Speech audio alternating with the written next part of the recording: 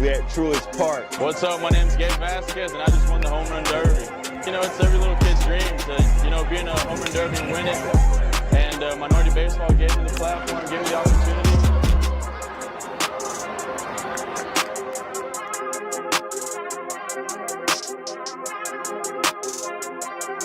Reggie Hollins of Minority Baseball Prospects, the president and COO. We're here live in Gastonia, North Carolina for our 2022 underclass All-American game.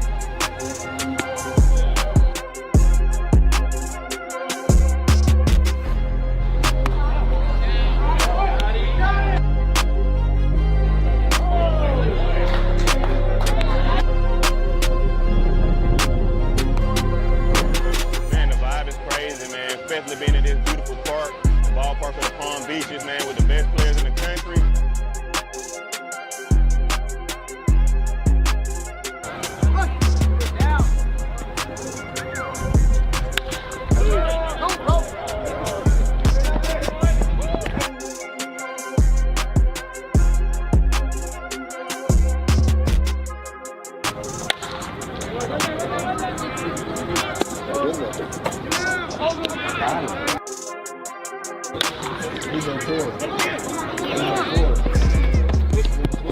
So you might be wondering, where do we go next?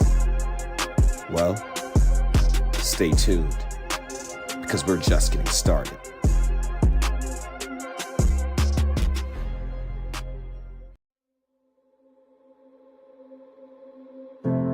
Community Catch is a new activation that we have here at TPA where we just want to share the love with a ball and a glove. So we want to do that. We want to engage with these kids as best as we can. We want to teach them to have love for baseball. There's a lot of people in this community that stand up for the kids here, and we want to come in and show the representation that they look just like us and they can be just like us. There's a lot of people here today. We got My Brother's Keeper. We're doing a partnership with them. We got people in the community that show up for the kids. We got former big leaguers and current professional baseball players. There's so much knowledge and so much love to go around. The biggest thing for today with the Players Alliance being here today is, one, of course, you have the kids, but then you also have the adult present. And one of the things we started seeing right now, as we try to get more kids playing, kids that look like us, we have fathers and brothers and uncles that are saying, okay, I haven't played catch with them, or I didn't play, how do I get involved with it? So we're showing you that you can come out even not having any baseball experience and still have a good time. If you look at most baseball movies historically, there's always a father and a son playing catch. We want to make Check, test 1 2, check 1 2. sure we Check, test 1 2, check, test 1 2.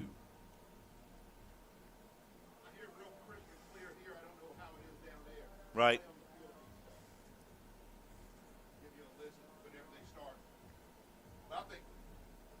You've got control right there for that, don't you? Yeah, you have that? Yes, right there.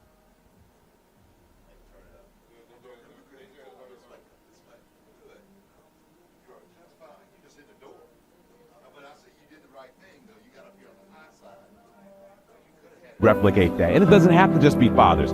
It's that person who you think is the father figure in your life. That could be big brother, that could be a neighbor, that could be uncle, that could be your father, whoever it happens to be, or in this case, former professional baseball players. And that's why we're here today. And I won't let you go.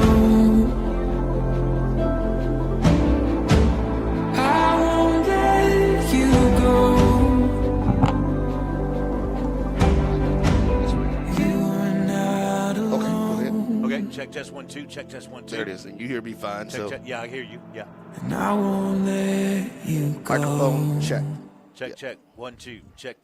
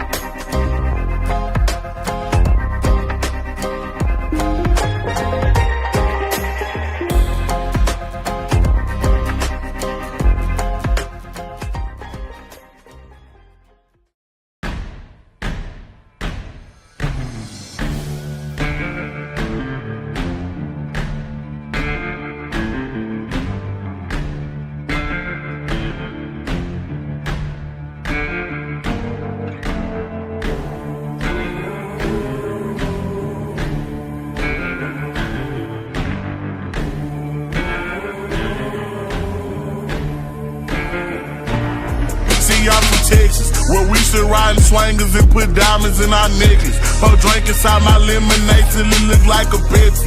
See, I come from the D where we got checks and we be flexing. If you ain't from my state, then you should know don't mess with Texas.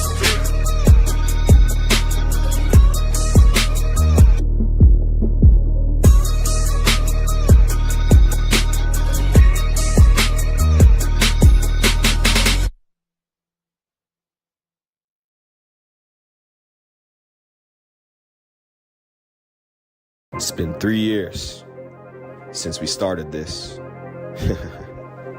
Time flies. But our vision is falling right into place. Let me show you what we've been up to.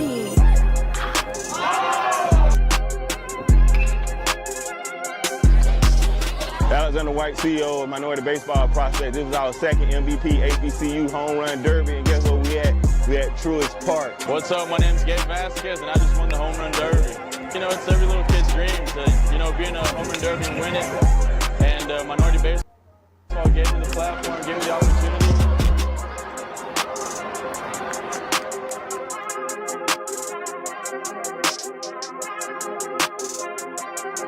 Reggie Hollins of Minority Baseball Prospects, the president and COO.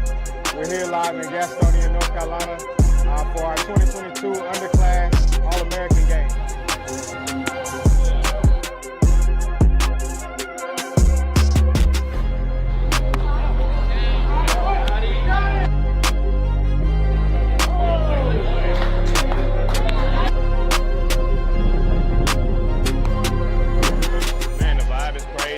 Especially being in this beautiful park, ballpark of the Palm Beaches, man, with the best players in the country.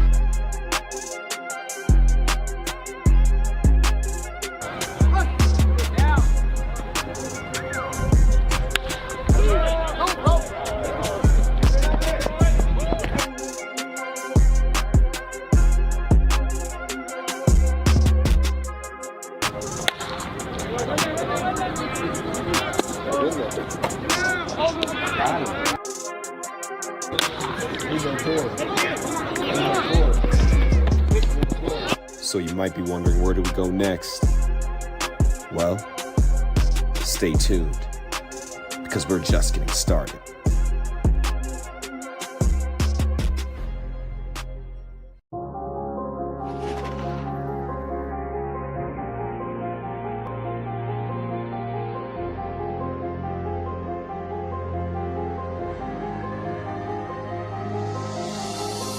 We're now into a year of existence. We've been doing camps and clinics across the country. We did a 33-city tour where we handed out COVID supplies, handed out food to those in need, and a lot of kids of color received their first bat and glove because of the Players Alliance. So you see the connections here, how all these guys came together and said, we see where we are, but we know we can do better. We know we can go further. The thing that the Players Alliance is doing is offering something that's far more powerful than equipment. Access is great, opportunity tremendous. Hope is a difference maker. We need more diversity in our game, not just on the field, but everywhere. Front offices, commissioner's office, everywhere. And those two goals continue to bring this group together.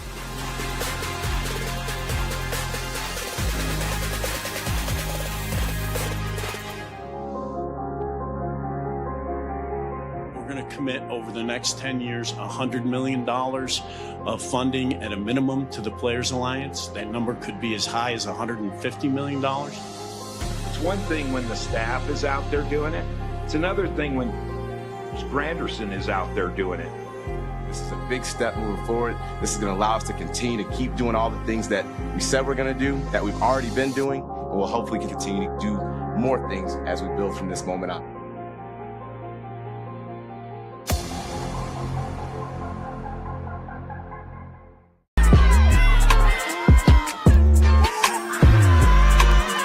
Larry. Alexander White, CEO, founder, Minority Baseball and Softball Prospects. You know, Minority Prospects, the brand, man. We're here with one of the best coaches in the country, man, Desmond Stiegel, man, of Maynard Jackson High School. We here at his home. Man, how you feeling today? First game, how you feel? I'm excited, man. With you. It's been 3 years since we started this. Time flies. But our vision is falling right into place. Let me show you what we've been up to.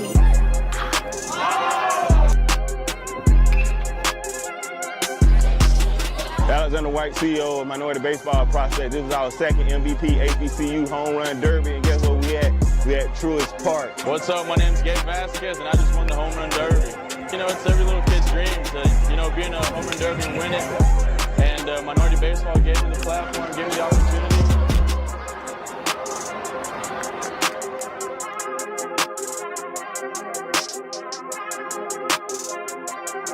Reggie Hollins of Minority Baseball Prospects, the president and COO. We're here live in Gastonia, North Carolina for our 2022 underclass All-American game.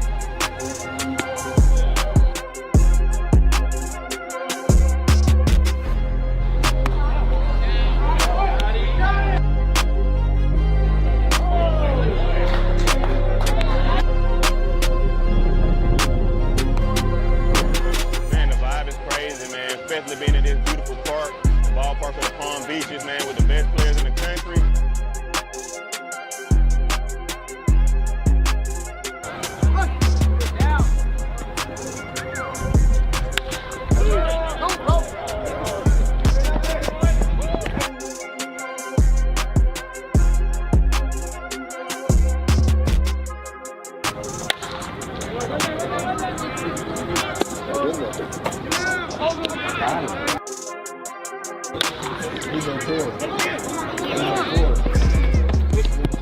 So you might be wondering, where do we go next?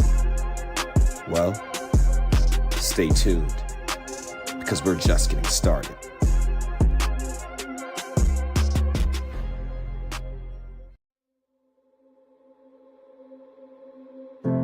Community Catch is a new activation that we have here at TPA where we just want to share the love with a ball and a glove. So we want to do that. We want to engage with these kids as best as we can. We want to teach them to have love for baseball. There's a lot of people in this community that stand up for the kids here, and we want to come in and show the representation that they look just like us and they can be just like us. There's a lot of people here today. We got My Brother's Keeper. We're doing a partnership with them. We got people in the community that show up for the kids. We got former big leaguers and current professional baseball players. There's so much knowledge and so much love to go around. The biggest thing for today with the Players Alliance being here today is, one, of course, you have the kids, but then you also have the adult presence. And one of the things we started seeing right now, as we try to get more kids playing, kids that look like us, we have fathers and brothers and uncles that are saying, okay, I haven't played catch with them, or I didn't play, how do I get involved with it? So we're showing you that you can come out even not having any baseball experience and still have a good time. If you look at most baseball movies historically, there's always a father and a son playing catch. We want to make sure we replicate that. And it doesn't have to just be fathers. It's that person who you think is the father figure in your life. That could be big brother, that could be a neighbor, that could be uncle, that could be your father, whoever it happens to be, or in this case, former professional baseball players. And that's why we're here today. And I won't let you go. I won't let you go. You are not alone. And I won't let you go.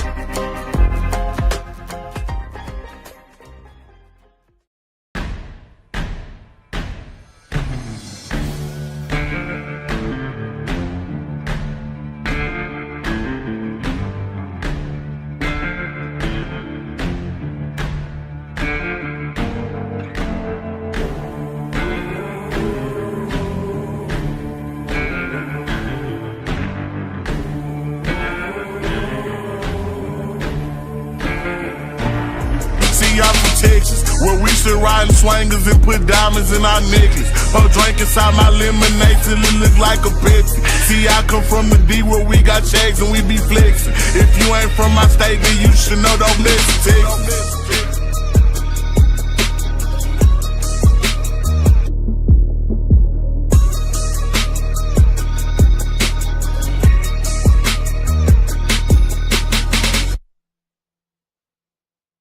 Presented by the Players Alliance in partnership with the City of Montgomery and in partnership with Minority Prospects. If everyone would stand for the singing of our Black National Anthem by Mr. Ronnie Henderson.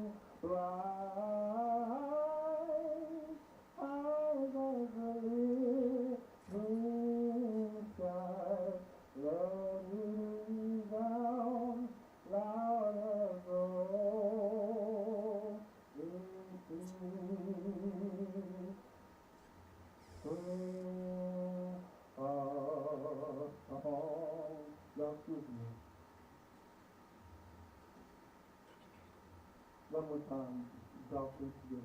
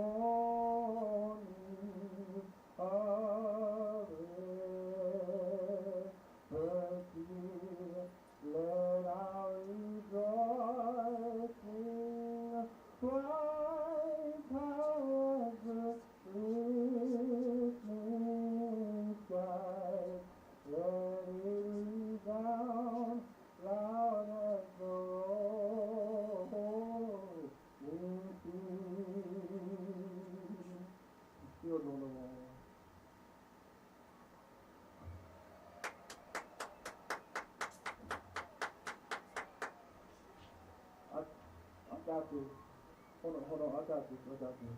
Lift your voice and sing, children of heaven, ring with the harmony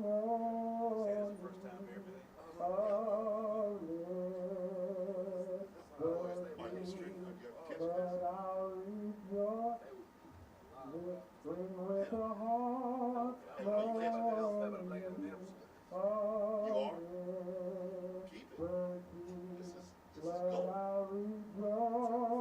This is not SC Top 10. No.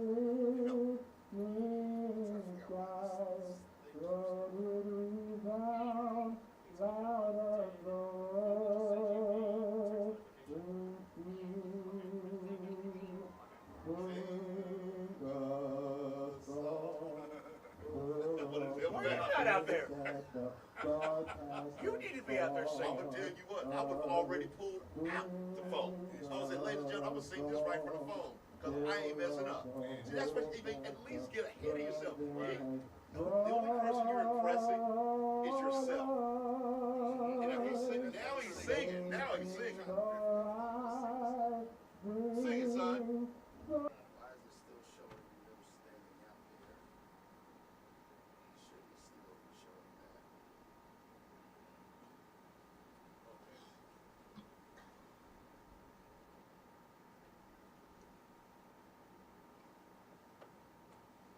My boy brought my house down.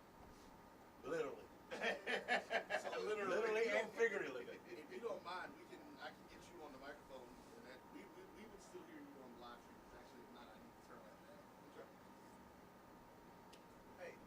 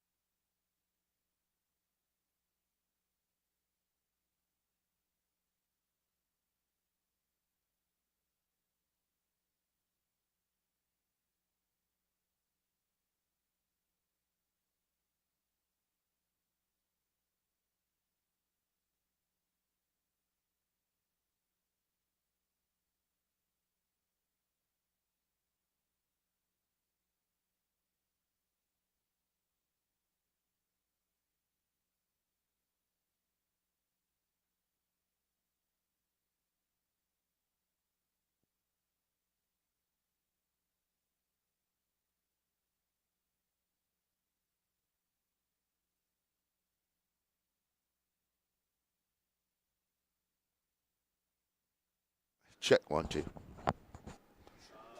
Hold on a minute.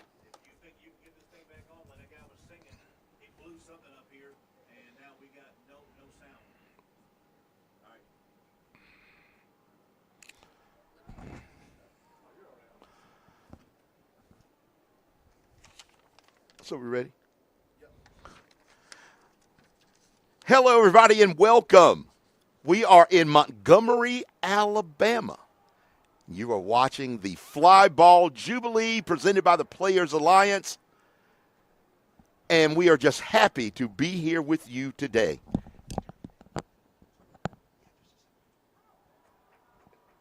What's the name of the field? And that's right. All right, here we go. All right, what you're seeing right now is the Home Run Derby, and this is the second home run guy up right now, 6'2", 238 pounds from Plano, Illinois. That's Jason Phillips.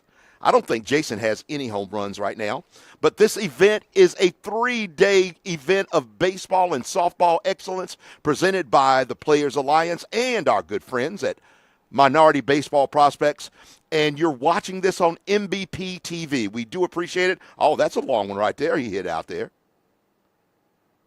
Think he got it over. I think that's one at least. That might be two. What do y'all think? What do you think watching today? Leave us a note on there. I think he just put another one out. Where's the breakers at? Right here, but the breakers are good. There should.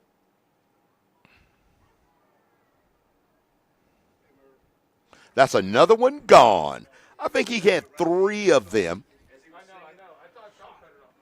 This is called the Dirty Derby, ladies and gentlemen. This is all part of the Jubilee Classic going on at Patterson Field, right near the campus of ASU, Alabama State University. Today we have an incredible opportunity to watch some great baseball players doing some good things. We have our home run derby going on right now. As soon as that is over, we've got 8 participants in that. And as soon as that is over, we will have a scrimmage between Tuskegee University and Alabama State. But that's only the start to the weekend. This whole weekend, again, presented to you by the Players Alliance, focuses in on a lot of great things. We've got another great game coming up for minority softball prospects, and I'll tell you about that in a minute. But coming up to the plate is R.J. Cope, 6'8", 240 out of Lawrenceville, Georgia.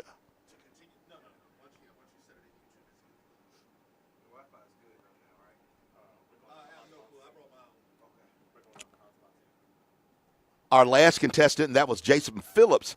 I know I saw him hit 3 out at least. So I don't have the official count right here, but these young men are in their fall season at ASU right now and at Tuskegee. And, you know, this is a big time for baseball. They get to use this fall time to tune up, get themselves ready to go into the winter workouts and different things like that. And fall is just a great time to watch some really good baseball. No home runs yet by JR, or RJ, excuse me.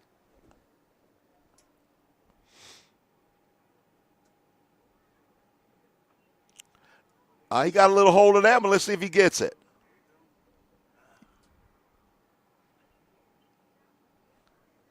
Did he get that? He didn't get that. I couldn't tell.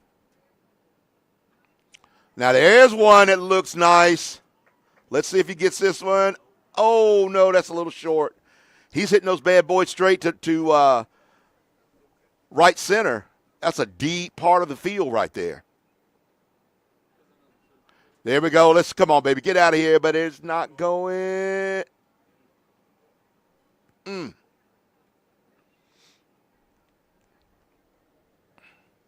R.J. Cope, ladies and gentlemen. You're watching MPTV, streaming it live from Patterson Field in Montgomery, Alabama. Capital City, baby. This is the Jubilee, FlyBall Jubilee weekend, presented by the Player Alliance. It is established. This is the first year of it. We're going to be doing it again and again and again. So please tell your friends, share this link if you don't mind. Share this with your friends. But I was telling you about some of the other things that are going on. Our softball extravaganza that's going to be going on tomorrow, as a matter of fact, and on the campus of ASU. They'll have a home run derby there as well. And we've got two teams, Tony's Promise versus Mamie's Magic. The teams are named in honor of Negro League icons Tony Stone and Mamie Peanut Johnson. Those ladies played in the Negro Leagues back in the day. So they're just giving them a lot of props. And these ladies are from some of the best colleges around, and we really appreciate them being here. We're getting ready to bring our next batter up in the home run derby in the Dirty Derby, as they call it. This is Ryston Durham, 6 feet tall, 170 pounds, from Lawrenceville, Georgia.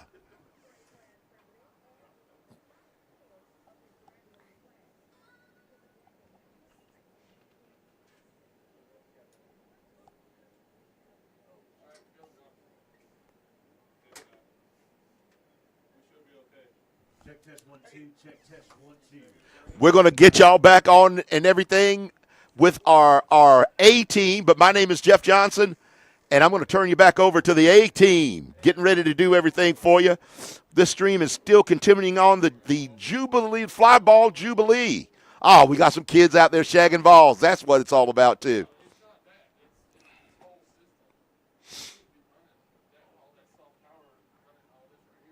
He gave that one a mighty blast, but just got under it a little much.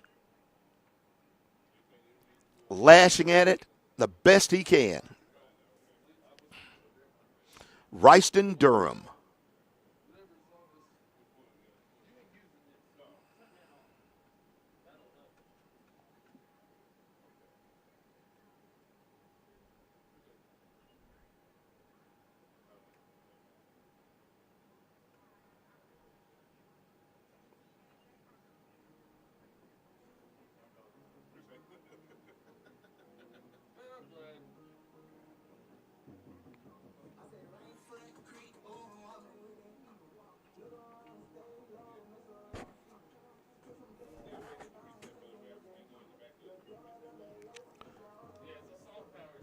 Got all of our music back. We had a little technical difficulty there for a little bit in terms of our power.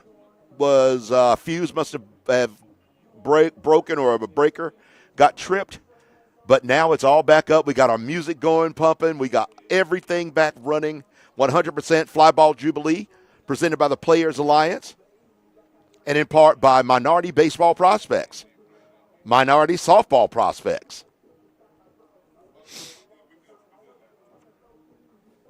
All right, there were no home runs by Keon.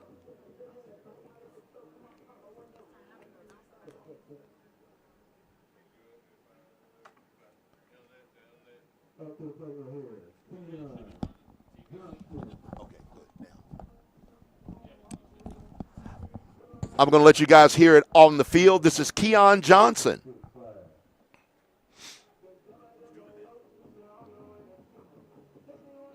That means one's gone. That might be two. Might be two. Nope, a little short.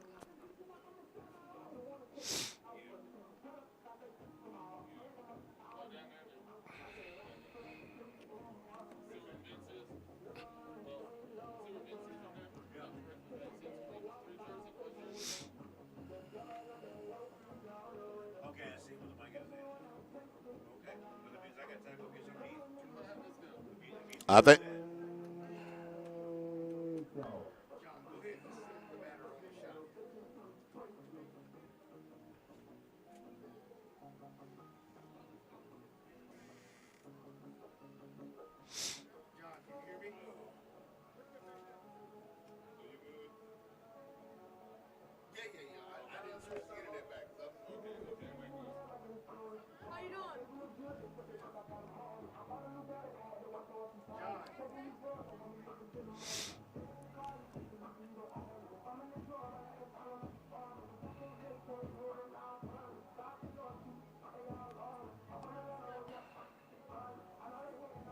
There's one.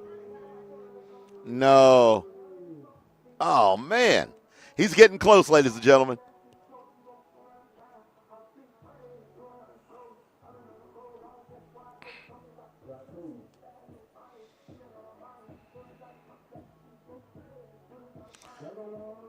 That was a nice swing. Let's see if he gets it.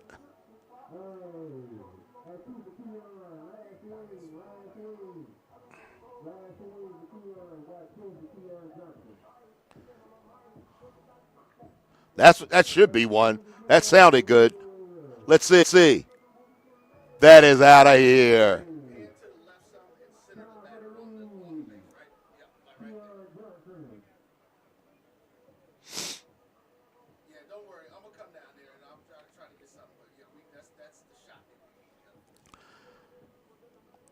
So far, by my informal count, we've got Jason Phillips with 3 home runs, Keon Johnson with 3, I think.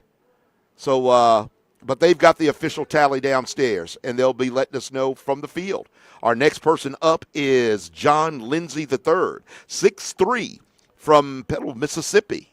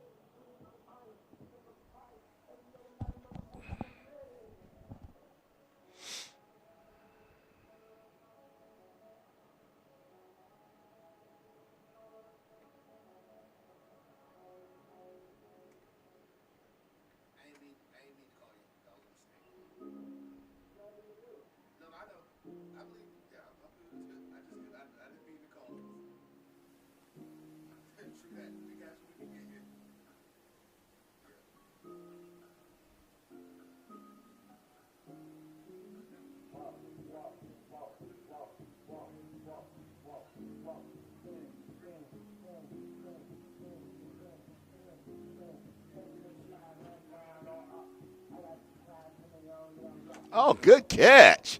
Good catch by the young men out in the field out there who's shagging balls for us. We do appreciate that.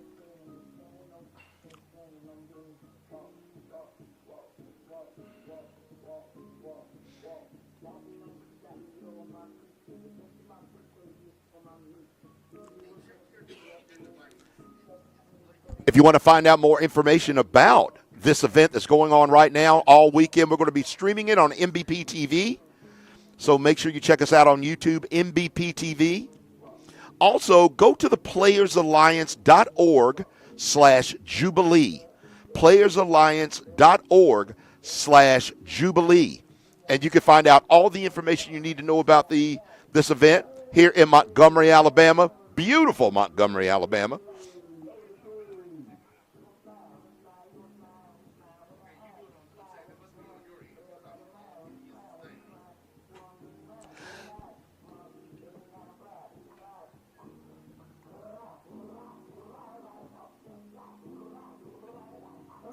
Yeah, looks like one there.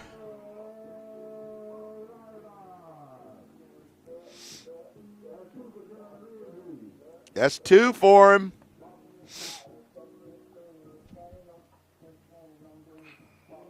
That was it.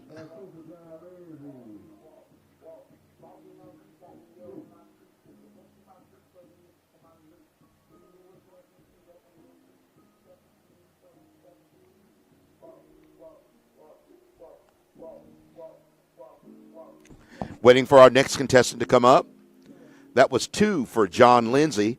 Malachi Washington, 6'1", 195 from Stone Mountain, Georgia, getting ready to come up here and hit the ball here in a second for us.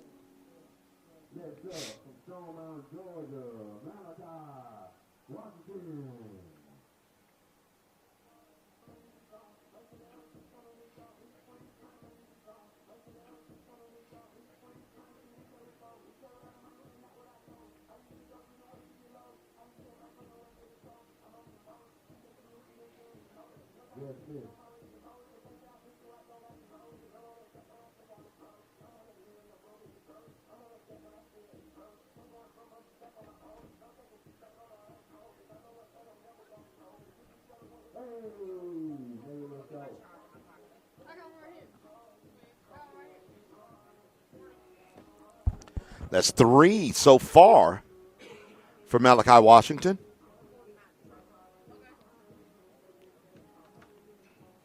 Swinging free.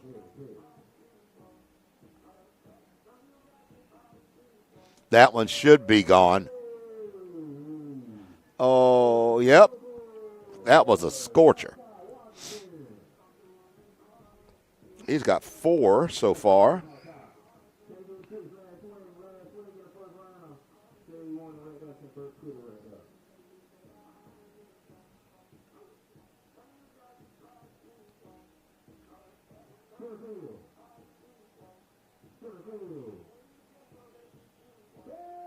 Wow, that was another blast by Malachi Washington. 5 home runs.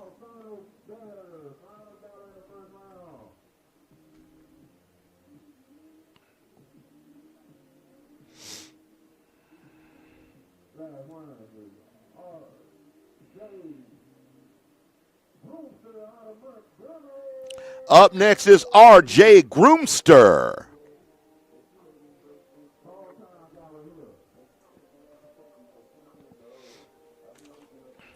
RJ is 5'10", 175 from right here in Montgomery, Alabama.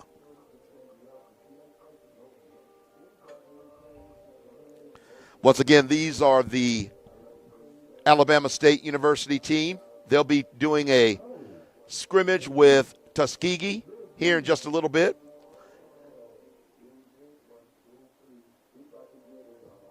It's all part of the FlyBall Jubilee presented by the Players Alliance.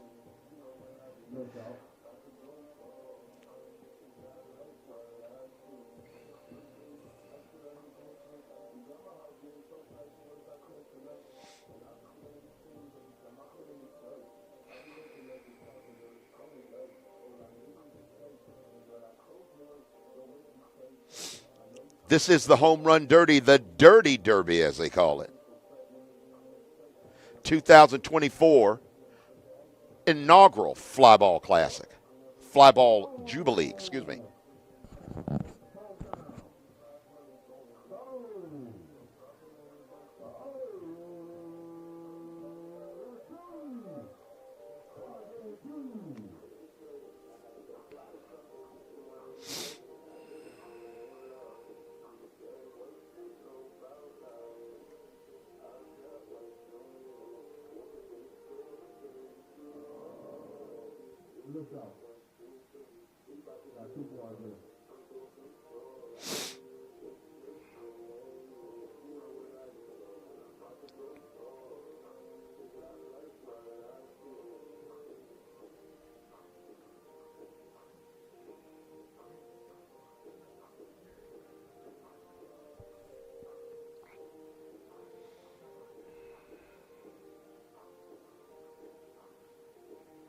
That looks like a nice one. Oh, right at the wall.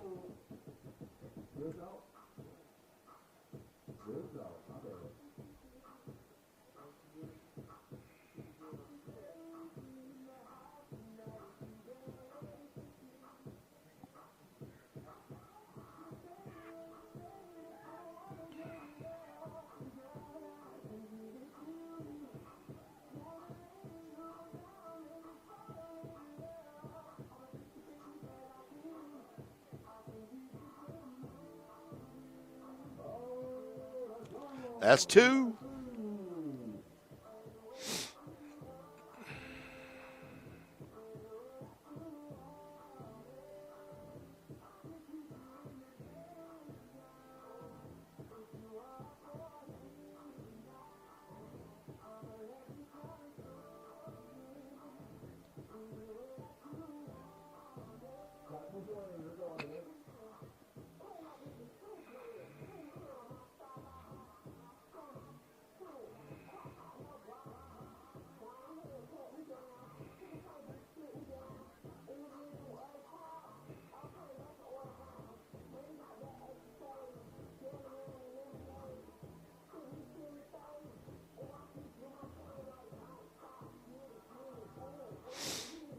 All right. All right. That was R.J. Groomster. He finished with 2 home runs, and I think we've got one more. Maybe not. Oh, yeah, we do. Justin San Miguel, 170, 5'11", Ocean Springs, Mississippi.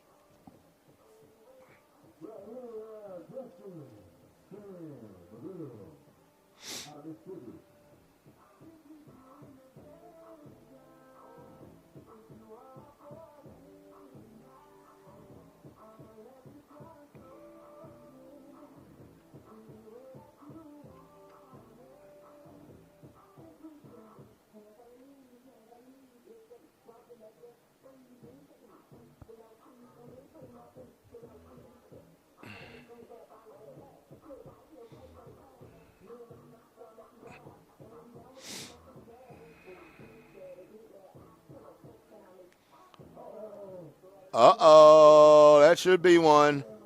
That was a blast by the lefty.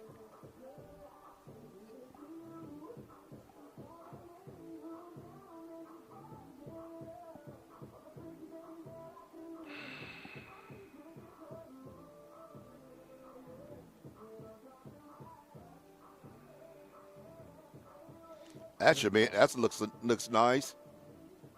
No.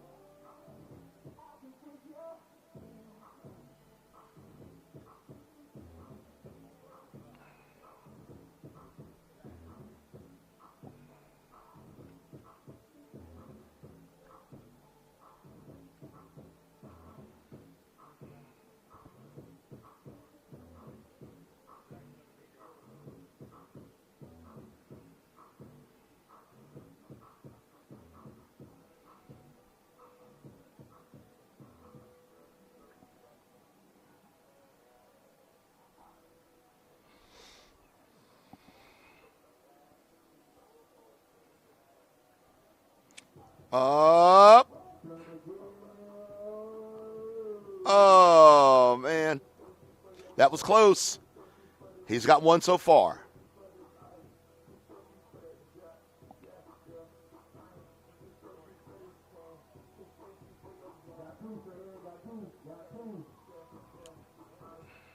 Two balls left here. He's trying to get one more. Oh, that one's out of here, hitting a 10 over there. Over in the ASU bullpen. He's saving up his energy for his last swing of the night in the home run derby, the Dirty Derby. He tried too much. Oh, they're going to give him one more.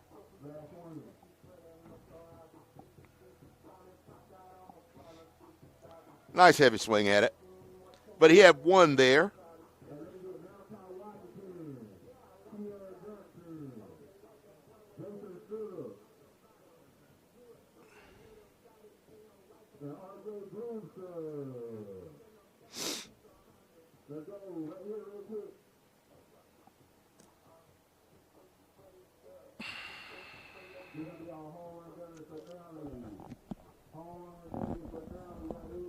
Home run derby finale coming up. Turn it over to Alex White, founder of Minority Baseball Prospects. He's our on-the-field guy, doing on-the-field things. Take a listen.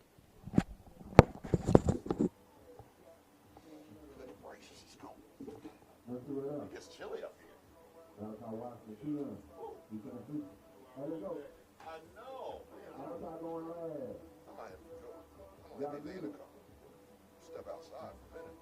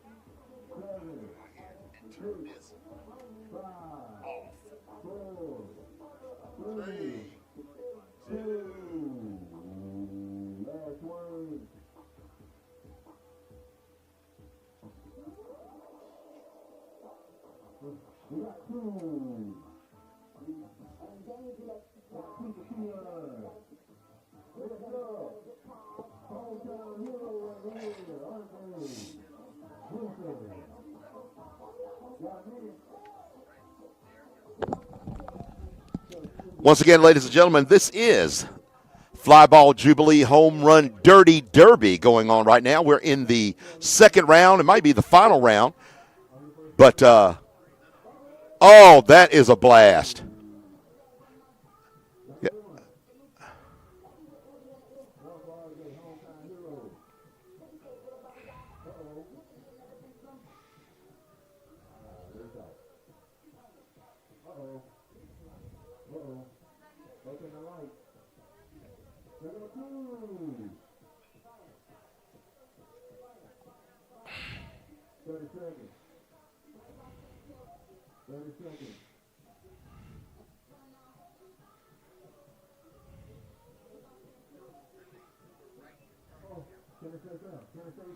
Will it? Oh, went foul. Another big hit. 15 seconds. See if he can get one out of here. It's gone. That's 3 for him. 7. Counting it down. 5, 4.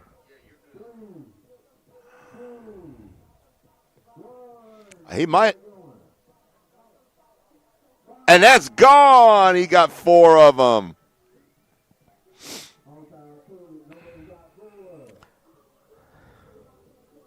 I think that might have been Malachi Johnson again, hitting like he has.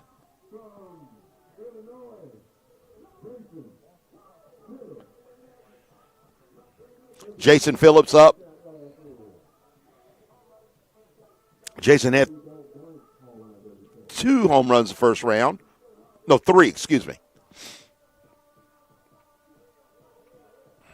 Heads up. Oh, what a great catch by that lady right over there. Fantastic. Should have seen it. One-handed. Nice drive out, and there's one.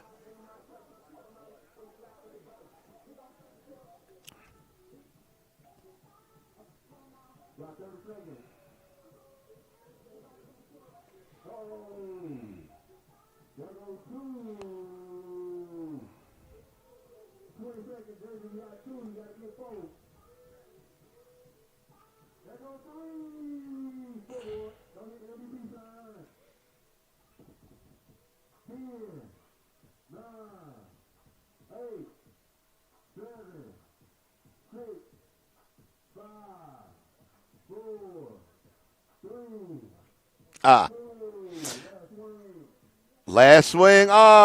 Didn't get it, but that was 3 home runs by Jason Phillips. Right after this, we'll have the actual scrimmage between Tuskegee and Alabama State.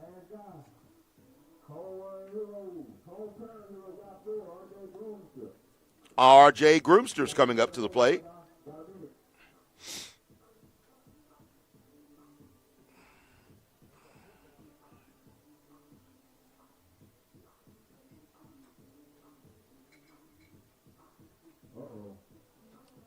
That's up in the lights and, oh, short.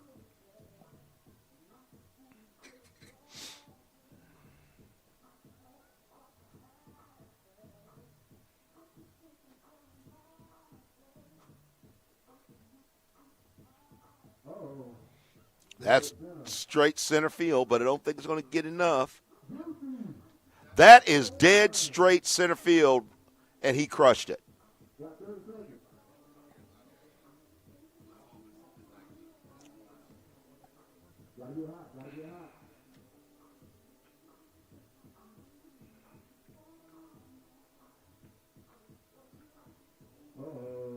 That is out of here.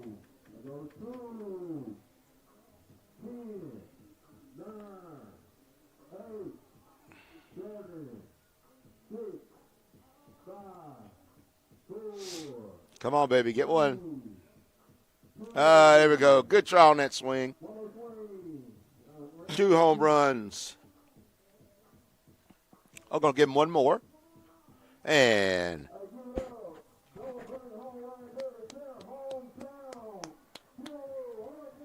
that's the end of the home run derby.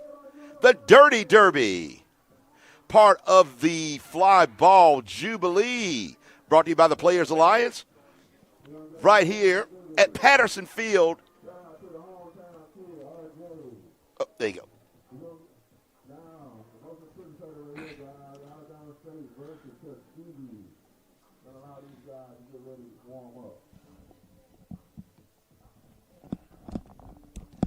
These guys are getting ready to warm up. We'll be back in just a minute with more. This is the FlyBall Jubilee Players Alliance.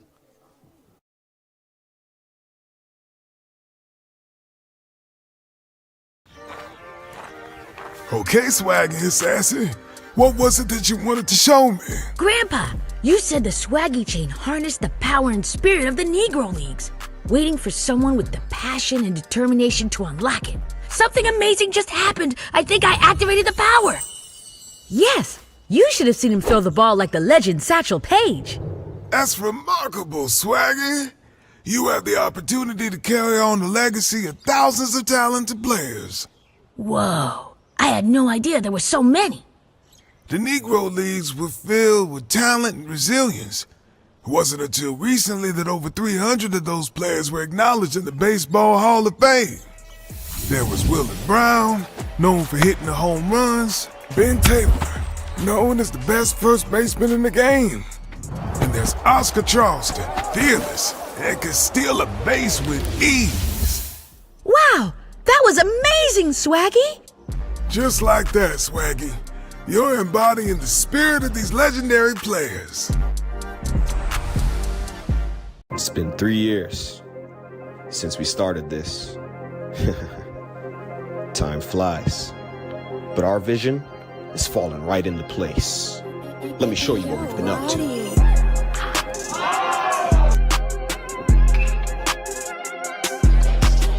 Alexander White, CEO of Minority Baseball Prospects. This is our second MVP HBCU home run derby, and guess what we at? We at Truist Park. What's up? My name's Gabe Vasquez, and I just won the home run derby. You know, it's every little kid's dream to, you know, be in a home run derby and win it. And Minority Baseball gave me the platform, gave me the opportunity.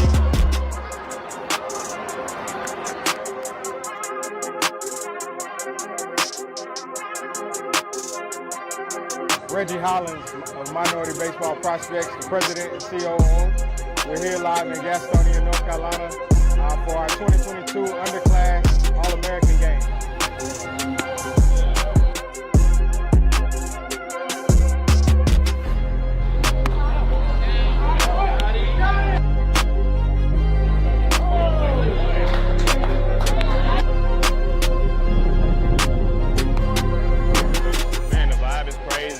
Especially being in this beautiful park, ballpark of the Palm Beaches, man, with the best players in the country.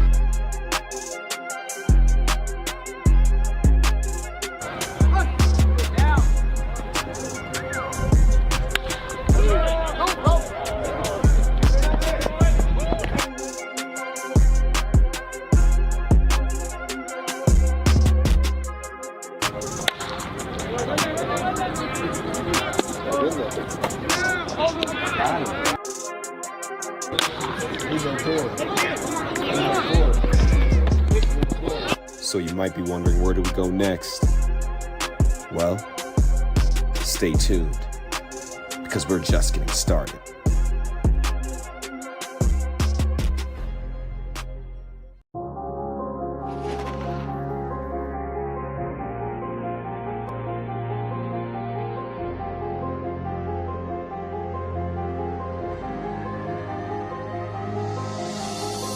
We're now into a year of existence.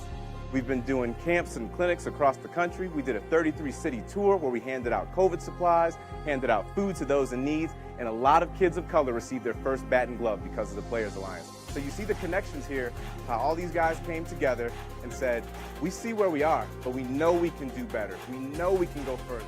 The thing that the Players Alliance is doing is offering something that's far more powerful than equipment. Access is great. Opportunity is tremendous. Hope is a difference maker. We need more diversity in our game, not just on the field, but everywhere. Front offices, commissioner's office, everywhere. And those two goals continue to bring this group together.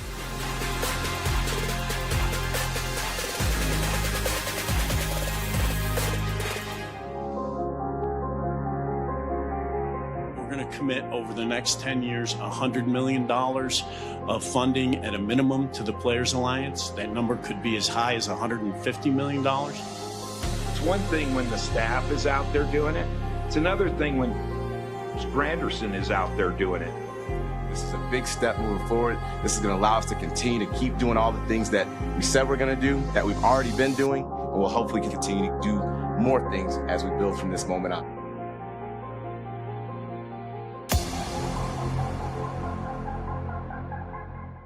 It's been 3 years since we started this.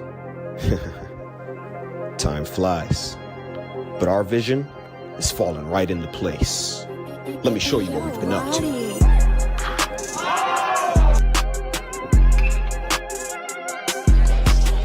Alexander White, CEO of Minority Baseball Prospects. This is our second MVP HBCU Home Run Derby, and guess what we at? We at Truist Park. What's up? My name's Gabe Vasquez, and I just won the Home Run Derby. You know, it's every little kid's dream to, you know, be in a Home Run Derby and win it. And Minority Baseball gave me the platform, gave me the opportunity.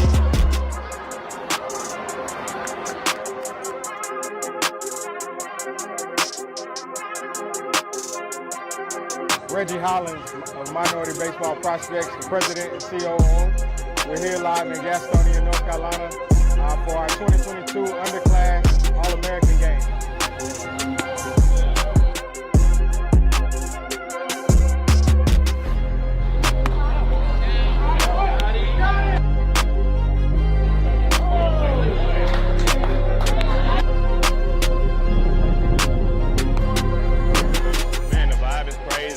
Especially being in this beautiful park, ballpark of the Palm Beaches, man, with the best players in the country.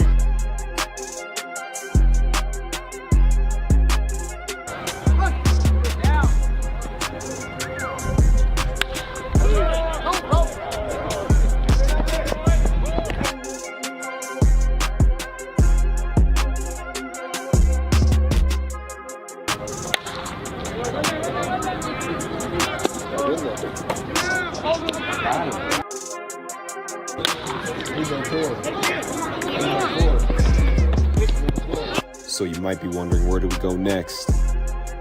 Well, stay tuned, because we're just getting started.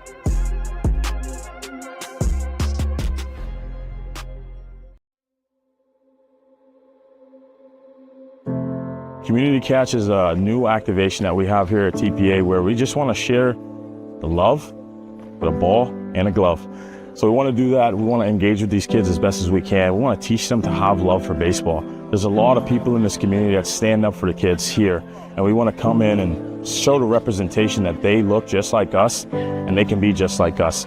There's a lot of people here today. We got My Brother's Keeper. We're doing a partnership with them. We got people in the community that show up for the kids. We got former big leaguers and current professional baseball players. There's so much knowledge and so much love to go around. The biggest thing for today with the Players Alliance being here today is, one, of course, you have the kids, but then you also have the adult present. And one of the things we started seeing right now, as we try to get more kids playing, kids that look like us. We have fathers and brothers and uncles that are saying, okay, I haven't played catch with them, or I didn't play. How do I get involved with it? So we're showing you that you can come out even not having any baseball experience and still have a good time. If you look at most baseball movies historically, there's always a father and a son playing catch. We want to make sure we replicate that. And it doesn't have to just be fathers. It's that person who you think is the father figure in your life. That could be big brother, that could be a neighbor, that could be uncle, that could be your father, whoever it happens to be, or in this case, former professional baseball players. And that's why we're here today. And I won't let you go. I won't let you go. You are not alone. And I won't let you go.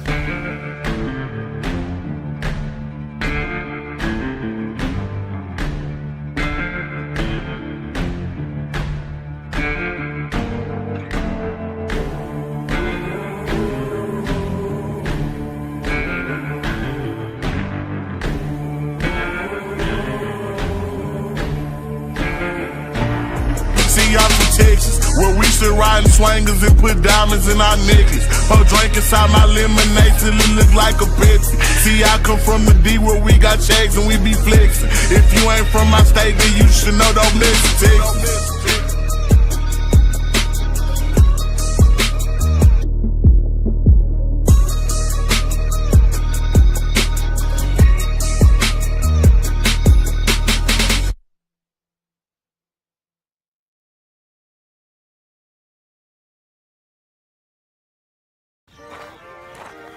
Okay, Swaggy and Sassy, what was it that you wanted to show me? Grandpa, you said the Swaggy chain harnessed the power and spirit of the Negro Leagues, waiting for someone with the passion and determination to unlock it. Something amazing just happened. I think I activated the power. Yes, you should have seen him throw the ball like the legend Satchel Paige. That's remarkable, Swaggy. You have the opportunity to carry on the legacy of thousands of talented players. Whoa. I had no idea there were so many. The Negro Leagues were filled with talent and resilience. It wasn't until recently that over 300 of those players were acknowledged in the Baseball Hall of Fame. There was Willie Brown, known for hitting the home runs. Ben Taylor, known as the best first baseman in the game. And there's Oscar Charleston, fearless, and can steal a base with ease. Wow, that was amazing, Swaggy! Just like that, Swaggy. You're embodying the spirit of these legendary players. It's been 3 years since we started this. Time flies. But our vision is falling right into place. Let me show you what we've been up to.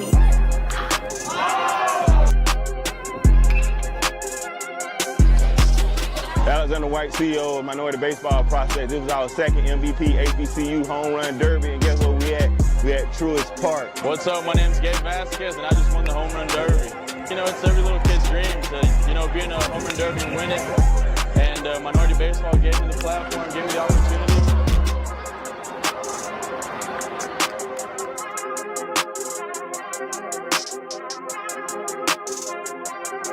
Reggie Hollins of Minority Baseball Prospects, the president and COO. We're here live in Gastonia, North Carolina for our 2022 underclass All-American game.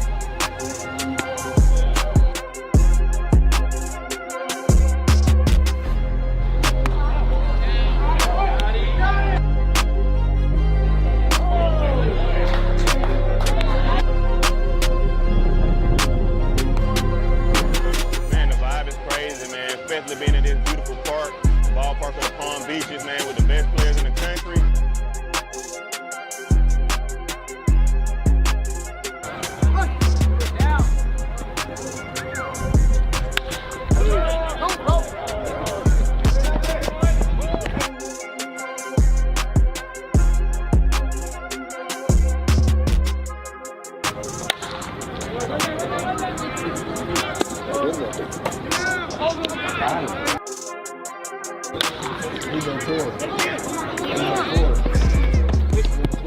So you might be wondering, where do we go next?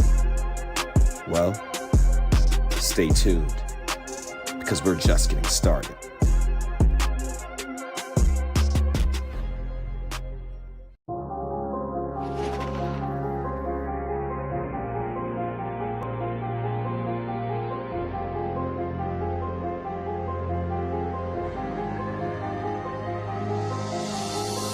We're now into a year of existence.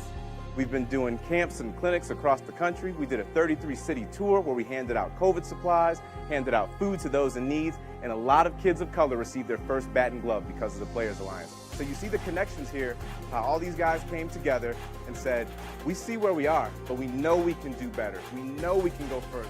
The thing that the Players Alliance is doing is offering something that's far more powerful than equipment. Access is great. Opportunity is tremendous. Hope is a difference maker. We need more diversity in our game, not just on the field, but everywhere. Front offices, commissioner's office, everywhere. And those two goals continue to bring this group together.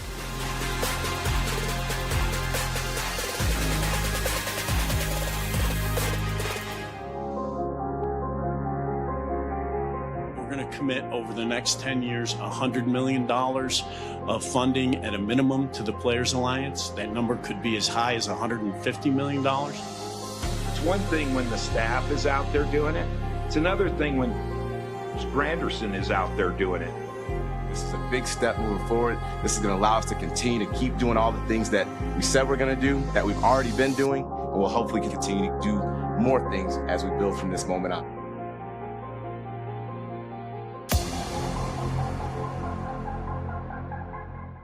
It's been 3 years since we started this. Time flies. But our vision is falling right into place. Let me show you what we've been up to.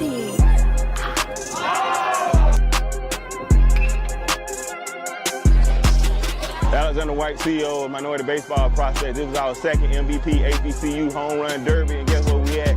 We had Truist Park. What's up? My name's Gabe Vasquez, and I just won the home run derby. You know, it's every little kid's dream to, you know, be in a home run derby and win it. And Minority Baseball gave me the platform, gave me the opportunity.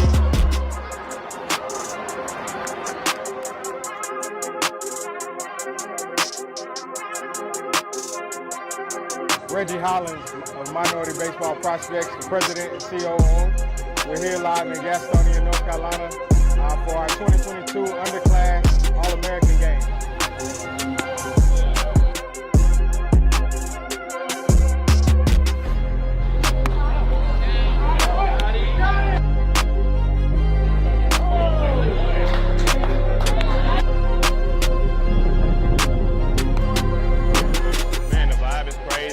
Especially being in this beautiful park, ballpark of the Palm Beaches, man, with the best players in the country.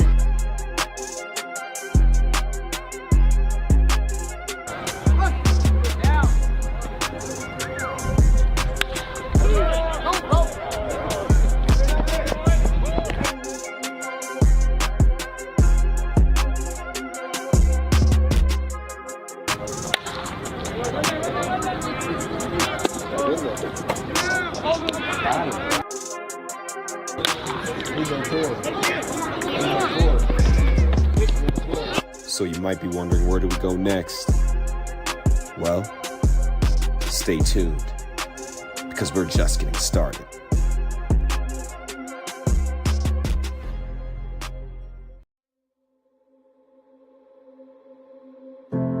Community Catch is a new activation that we have here at TPA where we just want to share the love with a ball and a glove. So we want to do that. We want to engage with these kids as best as we can. We want to teach them to have love for baseball. There's a lot of people in this community that stand up for the kids here, and we want to come in and show the representation that they look just like us and they can be just like us. There's a lot of people here today. We got My Brother's Keeper. We're doing a partnership with them. We got people in the community that show up for the kids. We got former big leaguers and current professional baseball players. There's so much knowledge and so much love to go around. The biggest thing for today with the Players Alliance being here today is, one, of course, you have the kids, but then you also have the adult presence. And one of the things we started seeing right now, as we try to get more kids playing, kids that look like us, we have fathers and brothers and uncles that are saying, okay, I haven't played catch with them, or I didn't play. How do I get involved with it? So we're showing you that you can come out even not having any baseball experience and still have a good time. If you look at most baseball movies historically, there's always a father and a son playing catch. We want to make sure we replicate that. And it doesn't have to just be fathers. It's that person who you think is the father figure in your life. That could be big brother, that could be a neighbor, that could be uncle, that could be your father, whoever it happens to be, or in this case, former professional baseball players. And that's why we're here today. And I won't let you go. I won't let you go. You are not alone. And I won't let you go.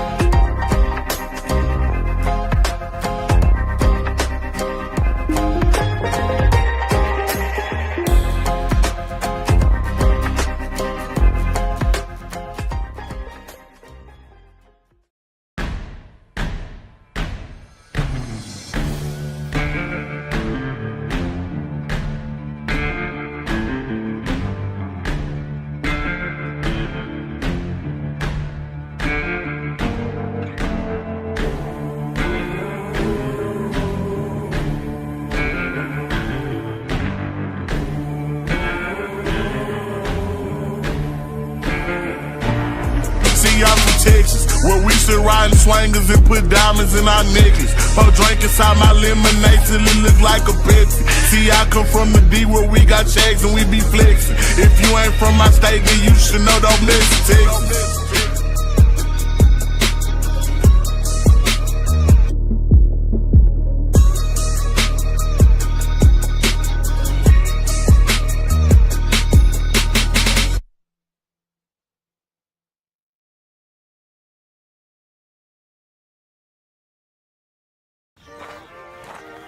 Okay, Swaggy and Sassy, what was it that you wanted to show me? Grandpa, you said the Swaggy chain harnessed the power and spirit of the Negro Leagues, waiting for someone with the passion and determination to unlock it. Something amazing just happened. I think I activated the power. Yes, you should have seen him throw the ball like the legend Satchel Paige. That's remarkable, Swaggy.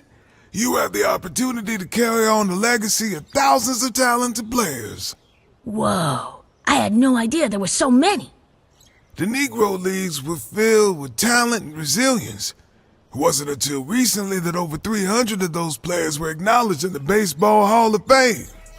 There was Willie Brown, known for hitting the home runs, Ben Taylor, known as the best first baseman in the game. And there's Oscar Charleston, fearless, and can steal a base with ease. Wow, that was amazing, Swaggy! Just like that, Swaggy. You're embodying the spirit of these legendary players. It's been 3 years since we started this. Time flies. But our vision is falling right into place. Let me show you what we've been up to.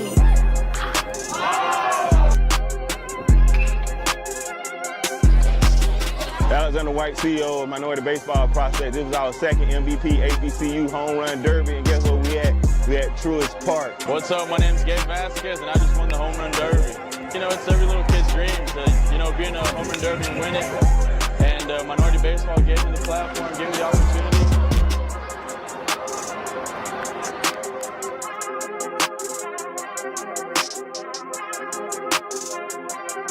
Reggie Hollins of Minority Baseball Prospects, the president and COO. We're here live in Gastonia, North Carolina for our 2022 underclass All-American game.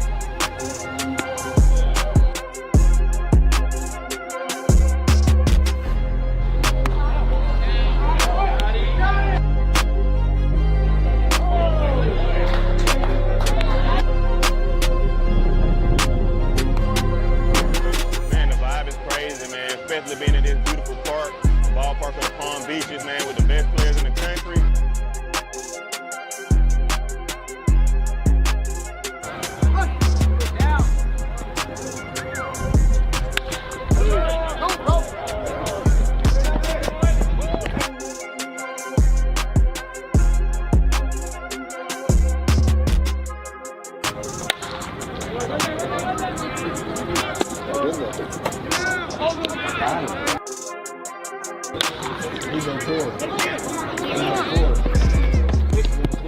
So you might be wondering, where do we go next? Well, stay tuned, because we're just getting started.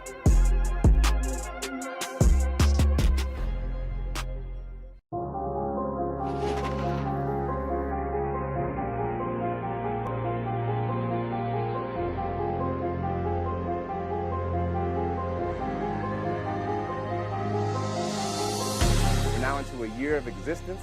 We've been doing camps and clinics across the country. We did a 33-city tour where we handed out COVID supplies, handed out food to those in need, and a lot of kids of color received their first bat and glove because of the Players Alliance. So you see the connections here, how all these guys came together and said, we see where we are, but we know we can do better. We know we can go further.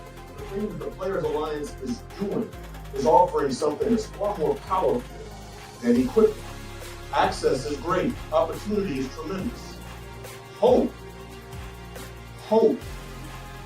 is a difference maker. We need more diversity in our game, not just on the field, but everywhere. Front offices, commissioner's office, everywhere. And those two goals continue to bring this group together.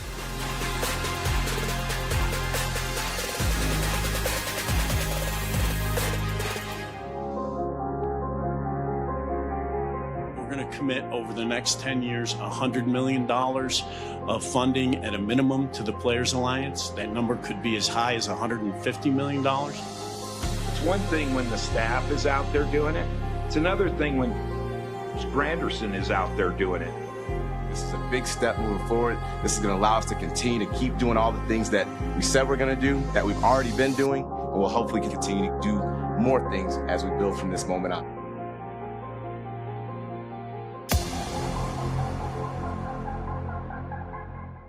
It's been 3 years since we started this. Time flies.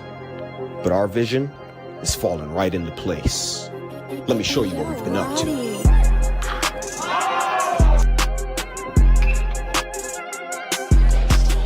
Alexander White, CEO of Minority Baseball Prospects. This is our second MVP HBCU Home Run Derby, and guess what we at?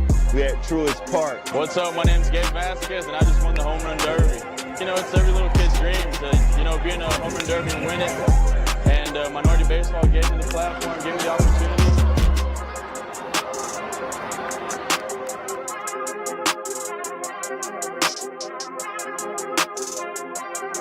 Reggie Hollins of Minority Baseball Prospects, the president and COO. We're here live in Gastonia, North Carolina for our 2022 underclass All-American game.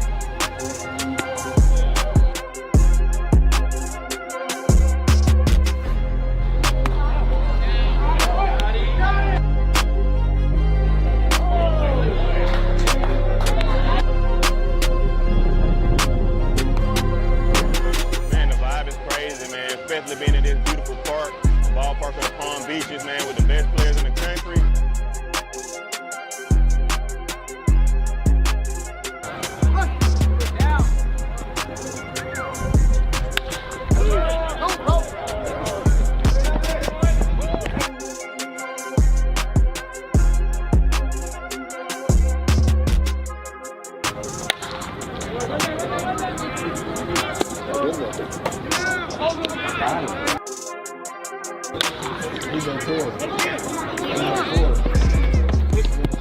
So you might be wondering, where do we go next? Well, stay tuned, because we're just getting started.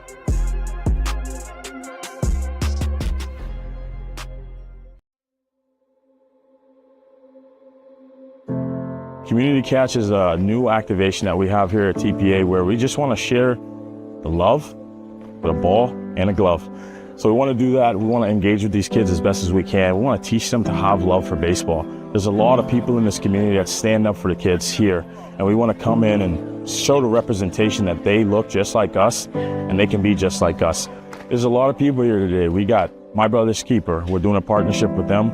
We got people in the community that show up for the kids. We got former big leaguers and current professional baseball players. There's so much knowledge and so much love to go around. The biggest thing for today with the Players Alliance being here today is, one, of course, you have the kids, but then you also have the adult presence. And one of the things we started seeing right now, as we try to get more kids playing, kids that look like us, we have fathers and brothers and uncles that are saying, okay, I haven't played catch with them, or I didn't play. How do I get involved with it? So we're showing you that you can come out even not having any baseball experience and still have a good time. If you look at most baseball movies historically, there's always a father and a son playing catch. We want to make sure we replicate that. And it doesn't have to just be fathers. It's that person who you think is the father figure in your life. That could be big brother, that could be a neighbor, that could be uncle, that could be your father, whoever it happens to be, or in this case, former professional baseball players. And that's why we're here today. And I won't let you go. I won't let you go. You are not alone. And I won't let you go.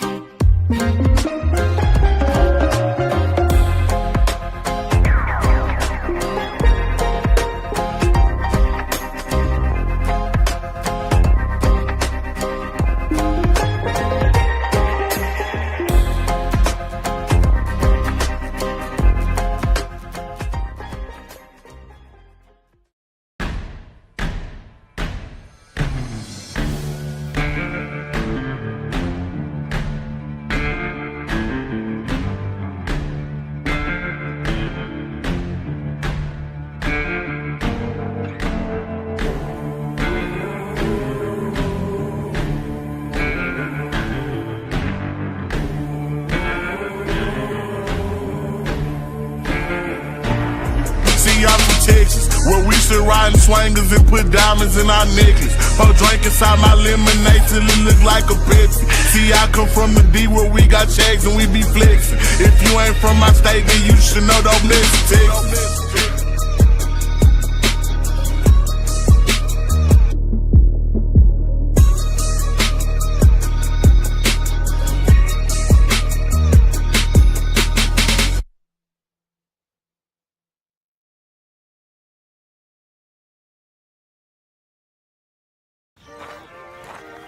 Okay, Swaggy and Sassy.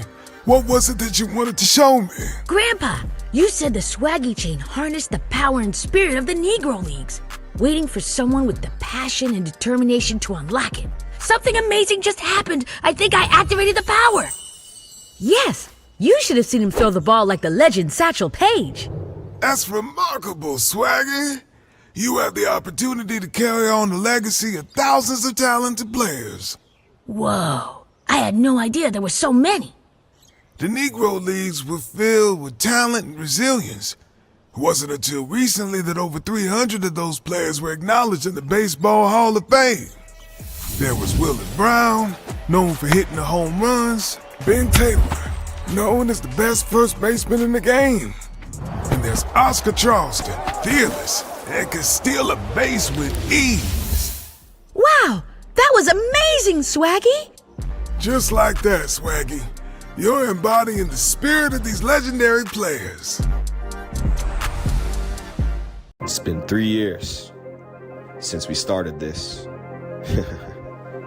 Time flies. But our vision is falling right into place. Let me show you what we've been up to.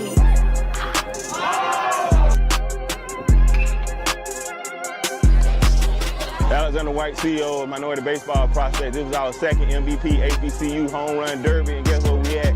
We had Truist Park. What's up? My name's Gabe Vasquez, and I just won the Home Run Derby. You know, it's every little kid's dream to, you know, be in a Home Run Derby and win it. And Minority Baseball gave me the platform, gave me the opportunity.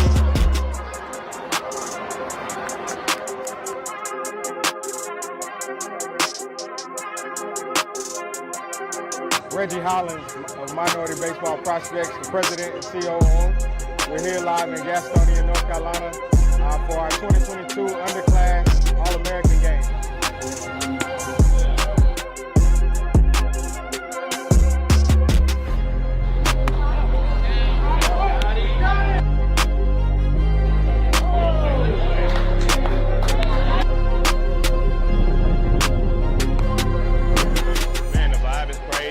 Especially being in this beautiful park, ballpark of the Palm Beaches, man, with the best players in the country.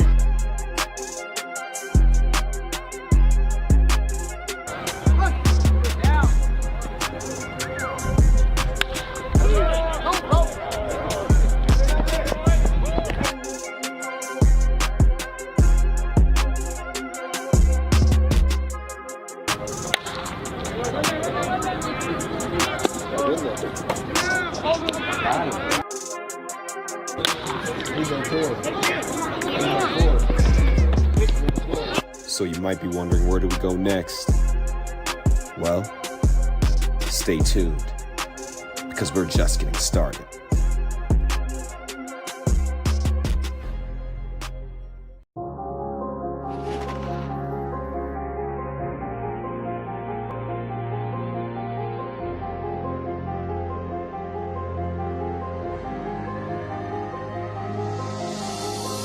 We're now into a year of existence. We've been doing camps and clinics across the country. We did a 33-city tour where we handed out COVID supplies, handed out food to those in need, and a lot of kids of color received their first bat and glove because of the Players Alliance. So you see the connections here, how all these guys came together and said, we see where we are, but we know we can do better. We know we can go further. The thing that the Players Alliance is doing is offering something that's far more powerful than equipment. Access is great. Opportunity is tremendous. Hope is a difference maker. We need more diversity in our game, not just on the field, but everywhere. Front offices, commissioner's office, everywhere. And those two goals continue to bring this group together.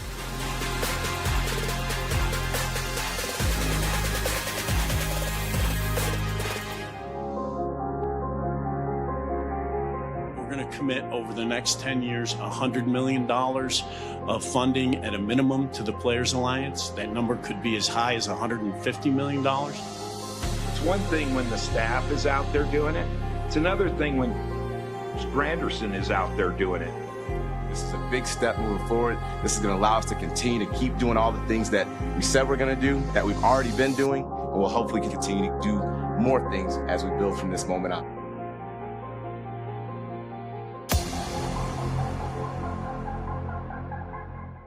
It's been 3 years since we started this. Time flies. But our vision is falling right into place.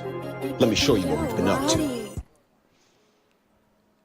Hello, everybody. Jeff Johnson here in beautiful Montgomery, Alabama, and we are at Patterson Field for the inaugural FlyBall Jubilee presented by the Player Alliance. And look, you've heard my voice many times before, but the gentleman sitting beside me, you've seen him play, and he will be the man bringing you so many comments, so much experience, Mr. Curtis Grant. Mr. Curtis, how you doing? I am doing well. I have battled through the hurricane, and I'm here, like you said, in beautiful Montgomery. It is clear, not a cloud in the sky. It is nighttime, but there's no rain in the forecast, so no rain, and we got baseball at Patterson Field. First strike. And they're swinging. They wanted to get us into the action early. They said, hey, forget the storm. Come on out. We got a good crowd. And you know what's good? It's a Friday night. And Friday in the South, football dominates. There's football across the street. It's actually football right across the street. But we got a good crowd here tonight. So that's what it's all about here. Two great teams here with a storied, just history. Both of them, Tuskegee and Alabama State University. Why are they so important to the Players Alliance, for them being here in this big event right off the bat? You talk about the history of this game and, yes, sir. And having just longevity and what black baseball means to the community, and you can't have that conversation if you don't include the HBCUs like Tuskegee and Alabama State.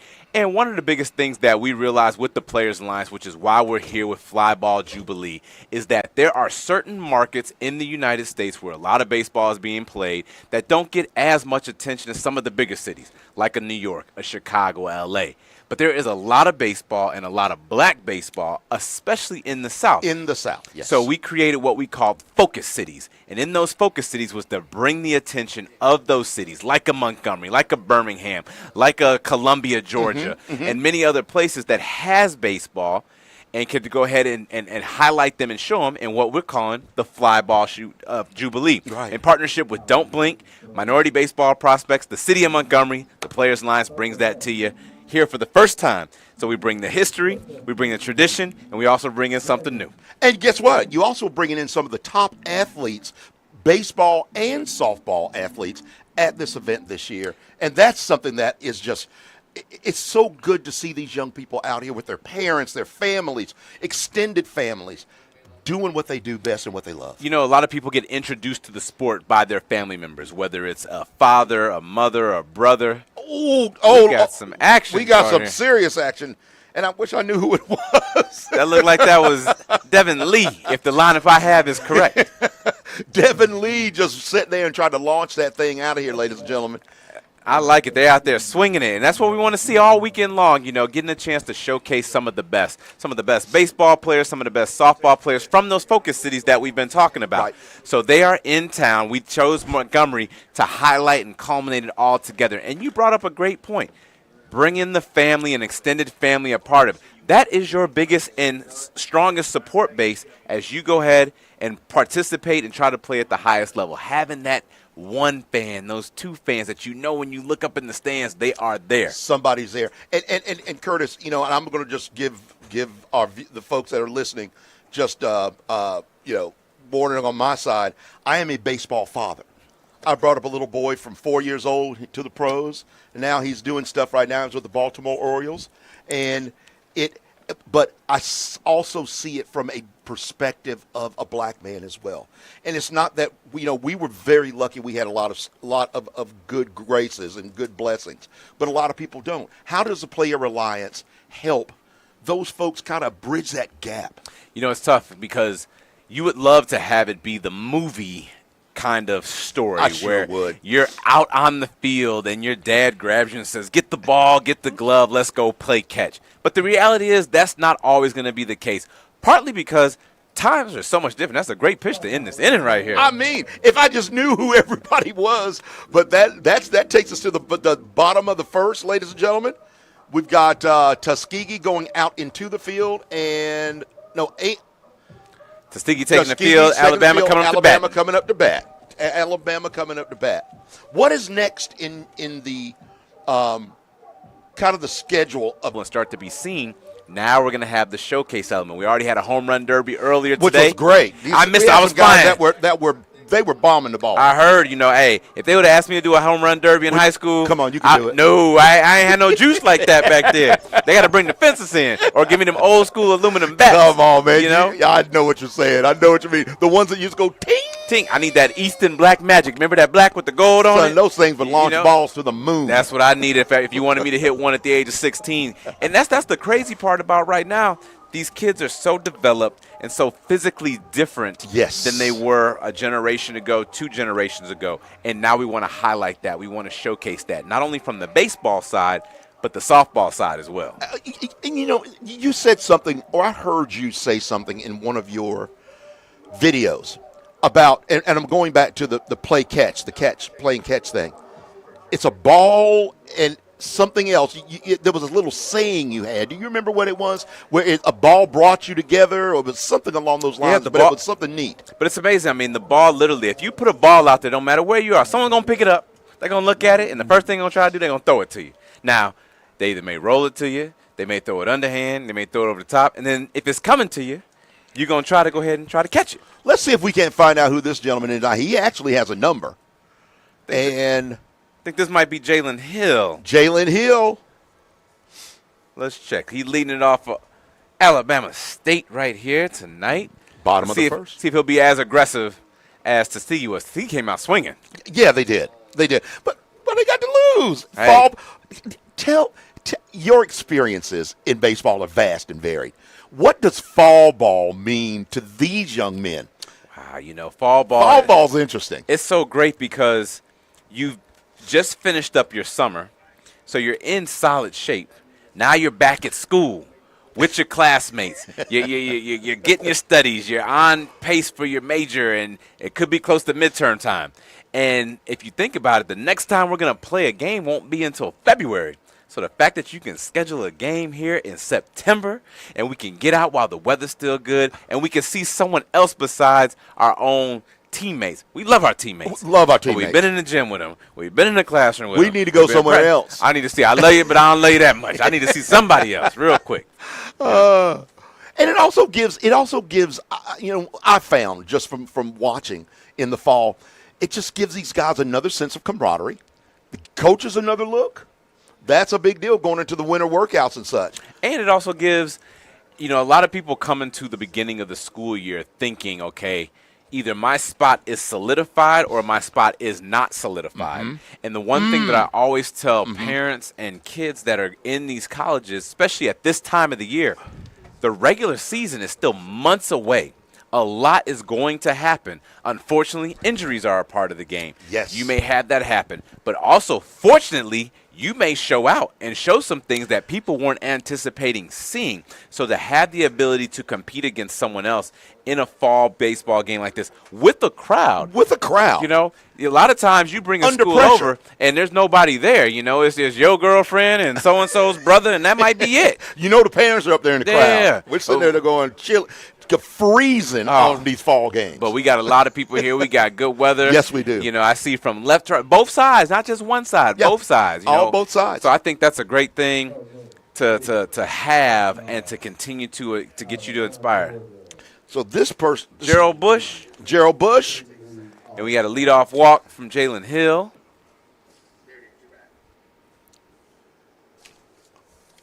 And here comes the first pitch from the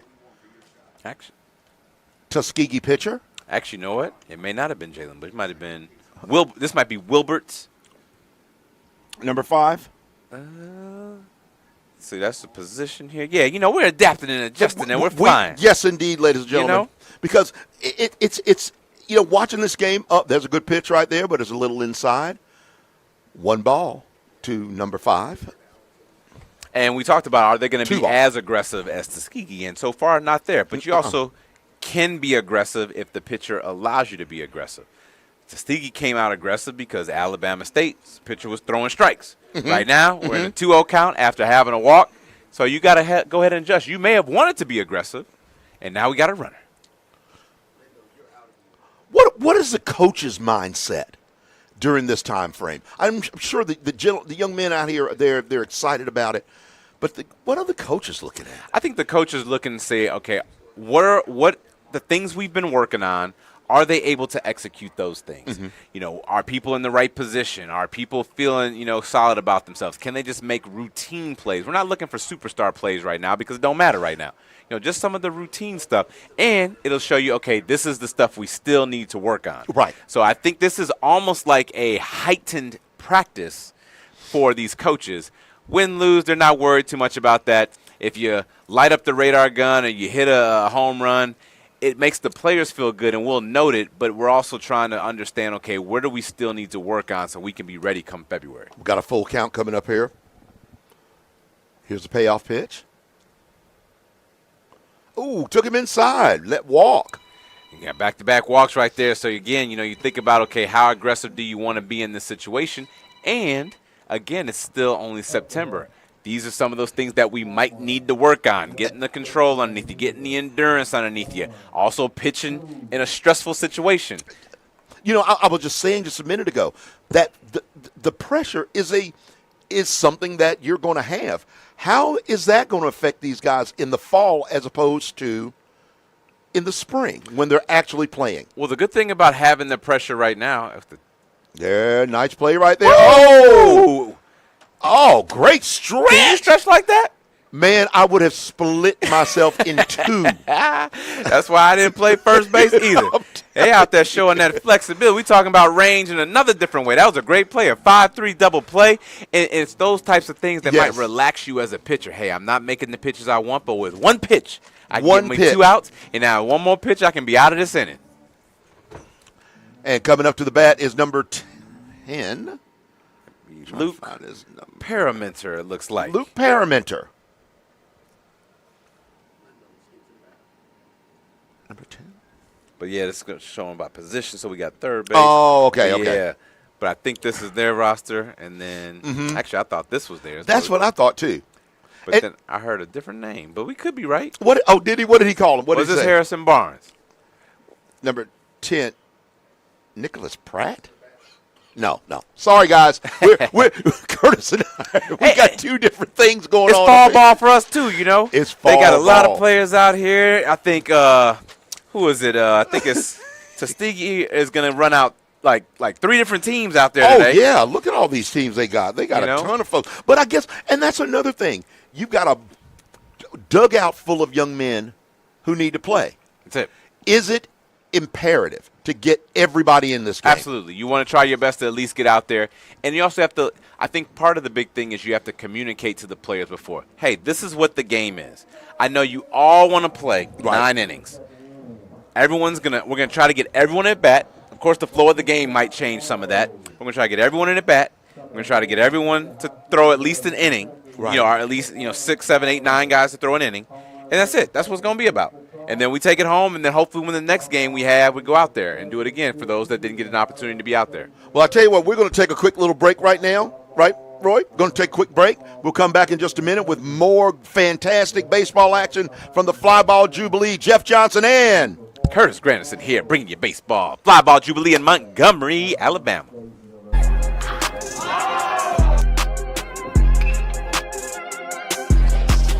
Alexander White, CEO of Minority Baseball Prospect. This is our second MVP HBCU Home Run Derby, and guess what we at?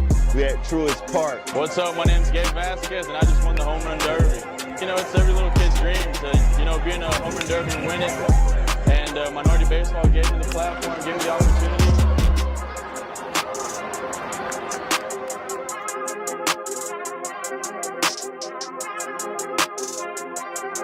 Reggie Hollins of Minority Baseball Prospects, the president and COO. We're here live in Gastonia, North Carolina. for our 2022 underclass All-American game.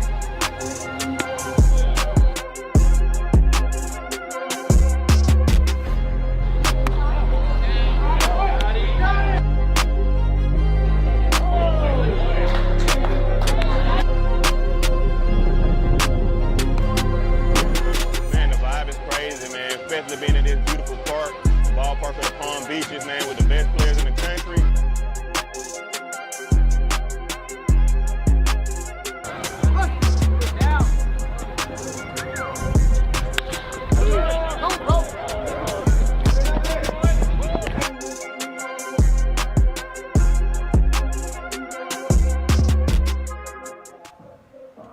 We're back, ladies and gentlemen. Patterson Field, Mobile. Why I keep saying Mobile? Montgomery, Alabama. It's an M.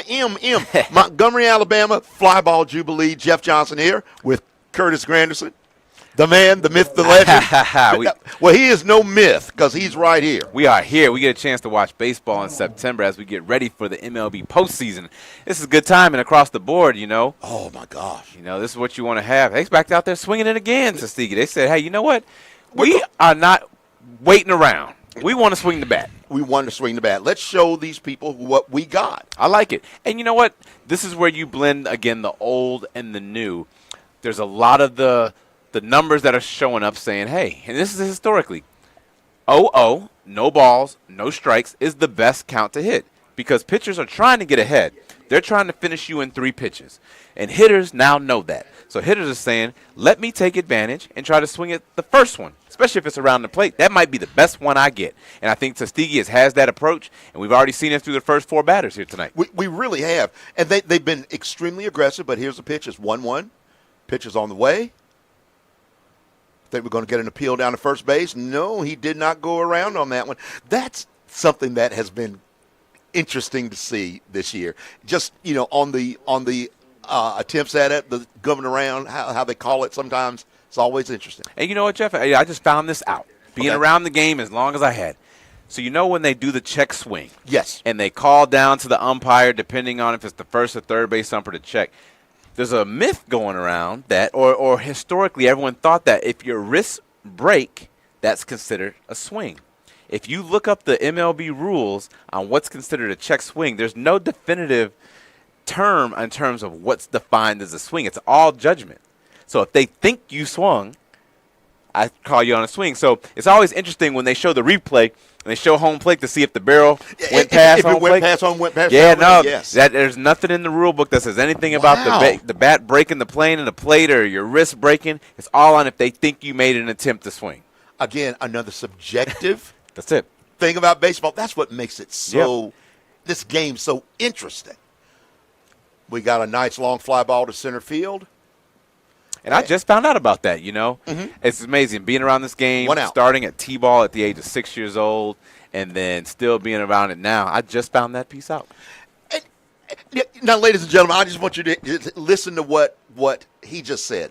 This gentleman has been in baseball how many years? Oh, wow. I mean, if you do. I mean, how many years? Yeah, over 30 years, you know, and still getting this chance to stay around it. And you're still learning. Still learning. And there's always developments and innovations and upgrades to this game across the board. I mean, we just saw this, you know, last year they changed the bases in the big leagues. They've added the pitch clock. They've changed the pickoff attempts. And now we're starting to see certain stats that we had never seen before, starting last year with Ronald Acuna going 40-70.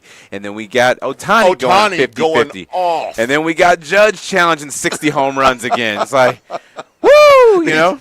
It is amazing. It's amazing. You know, you bring up a unique point, the knowledge quotient, knowing the game. How important is that up to a young player, baseball or softball, getting that knowledge, and where are they getting the knowledge from? You know, I think that's part of, again, just utilizing the technology you have. You definitely want to understand the game. You are not going to know everything on day one. But the greatest thing about it, and look at us right here. I got my phone, you got your phone, you got an iPad, we got a camera right here. Yep. There are ways to get the information. If you think about it, if you look at kids today, they know technology better than any generation out there. Ooh, great stop by the shortstop. Throw wasn't couldn't get there in time, but I tell you, it prevented that gentleman from going on over to second. Hey, and preventing it, again, talking about the technology side, the analytics. We hear so much about the analytics. Some people love it, some people hate it. That's one of the analytical stats that they talk about. It's those defensive run saves, knocking the ball down, preventing a potential extra base hit. That's a reward. Although you have a single, great hit, great play. Defensively, that's what the scouts want to see. And guess what? Set it up for the double play. Keep the ball in front of you. Keep it in the infield, knowing that the force is there for the double play. One pitch, get yourself out of the inning right here. And you walk off feeling good about that's yourself. What you want to feel. And as you're looking it up, trying to figure it out, you go to the technology that you have available for you. If you don't know where to look, start thinking of whoever your favorite players are. So for me, I was a Ken Griffey Jr. fan. He batted left-handed, I batted left-handed. So if I want to look and say, okay, what's a swing I want to emulate? Let me go. There you go. And YouTube, Ken Griffey Jr. There are so many different angles and footages where you can see it. I can pause it. I can fast forward. I can rewind it. I can go back. And I can also film myself.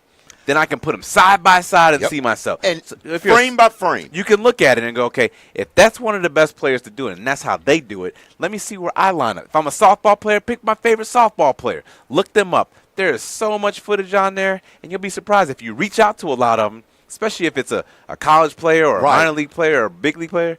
Everyone's living on social. You might get a response back. I have been very pleasantly surprised when I reach out to people like yourself, like other folks that are engaged. The response that you get back, because if you're sincere in your ask, you usually get stuff back. Do you find that the kids today, that are the same way when you were growing up, from having that sincerity of ask? I think they're sincere on it. I think they're afraid to ask more so than they really? used to be, for whatever reason. I feel like now more than ever, because we grew the individuals that are in my age group were the kids, and we were taught, generosity and hospitality and just being gracious. And now we're trying to provide that for so many individuals that we say, hey, reach out, call if you need to, text if you need to, email if you need to. Don't hesitate to reach out. Next thing you know, a year goes by, I was afraid to reach out. I was afraid to call. I was afraid to text. So I'm telling you. I don't know, especially with all the different ways to get a hold of people. Yes. Don't hesitate there. 2 outs right now, ladies and gentlemen. We're coming up, and no score right now in the top of the second inning in the FlyBall Jubilee Classic. It is a great crowd out here today. Players Alliance presented by them and our good friends at Minority Baseball Prospects as well. And this is one of the things that we really wanted to do with FlyBall Jubilee, is highlight again. Oh, we got to pass. Oh, pass ball. He might be going a little ways. Go. Keep going. Pick up your third base coach. Oh. All right, so we got to break this play down, right? Okay, here. Please do, because I love what you just said. All Pick right. up your third base coach. You only got 2 eyes on your head. You can't see everything. It's a big field out there. Whenever the ball is behind you, utilize your coaches in front of you. So you're the runner at first. The pickoff attempt comes, it goes past the first baseman. Now it's automatically behind you. I know I'm advancing to second base, but now I need to figure out, am I going to third? I can either turn and look behind me, which is going to slow me down, or I can keep my eyes in front of me and pick up my third base coach. Third base coach is either going to throw those big hands up there and stop you, or they're going to wave you on and bring you home. So again, as we talked about, what are some of the things we'll pick up in the fall baseball games? It's things like that. Things like this. We have to pick up where it is. Now, anything on the right side of the field, that's first base, second base, right field line, right center. As you start to run left on the field, you go home to first to second. Once you start moving this way, all that part of the field is behind you. Center field, left field, all that's in front of you. Use the 2 eyes that you got and you're your own coach at this situation. That's right. You coach yourself there. On this side of the field, you got to utilize your coaches. 2 outs, first pitch. Big swing right there. They're swinging it. Another first pitch hack up there. I mean, they're going after it. They're going to get their swings tonight. I love it. Get those swings for this crowd here. Again, one of the reasons why we brought FlyBall Jubilee down here was, again, to highlight black baseball. And not only do you have 2 historic black colleges playing baseball, but if you look in the stands, it has to be 99.8% black fans in attendance, mixed in with Latinos, with whites and Asians. Yes. But the majority of the fans here are black. So when you hear, oh, blacks aren't playing baseball, well, we got 2 teams out there playing, plus some prospects. And if you look over here to my right, we got some young kids over here that look like they about 4, 5, 6 years old. Now, see, that to me, that is the element that we got to continue to grow. And that the Players Alliance is so dedicated to doing. Bringing out, letting people see, letting them be around it. You know, those young kids need to be on with the next generation they're looking up to. And that next generation is the kid that's in high school playing. My goal and dream was to play in high school. When I saw the uniform they had, I wanted that. That's what they want. So you bring them with the high school kids. We have them here. What do the high school kids want? They want to play college baseball and pro. That's why they're watching this college game. Then you bring out the retired or the current Major League Baseball players. That's where we come in there. So you literally bring in generation after generation to see, okay, what's next? That's possible. There's people that look like me doing those things. I want to get those opportunities, and that's what we do at the Players Alliance. Well, y'all have been doing a fantastic job. We've got a 2-2 count, 2 outs. Oh, he reached it that one. He really didn't want to go, but it was a good pitch by the pitcher and sets them all down. We're heading to the bottom of 2. Score is 0-0. Jeff Johnson and Curtis Granderson, the FlyBall Classic, doing it live in Montgomery, Alabama for your love. We'll be back.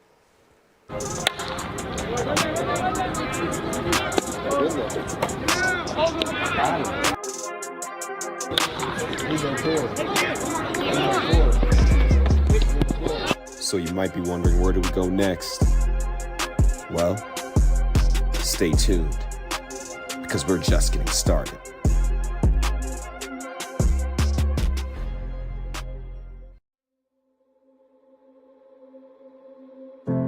Community Catch is a new act.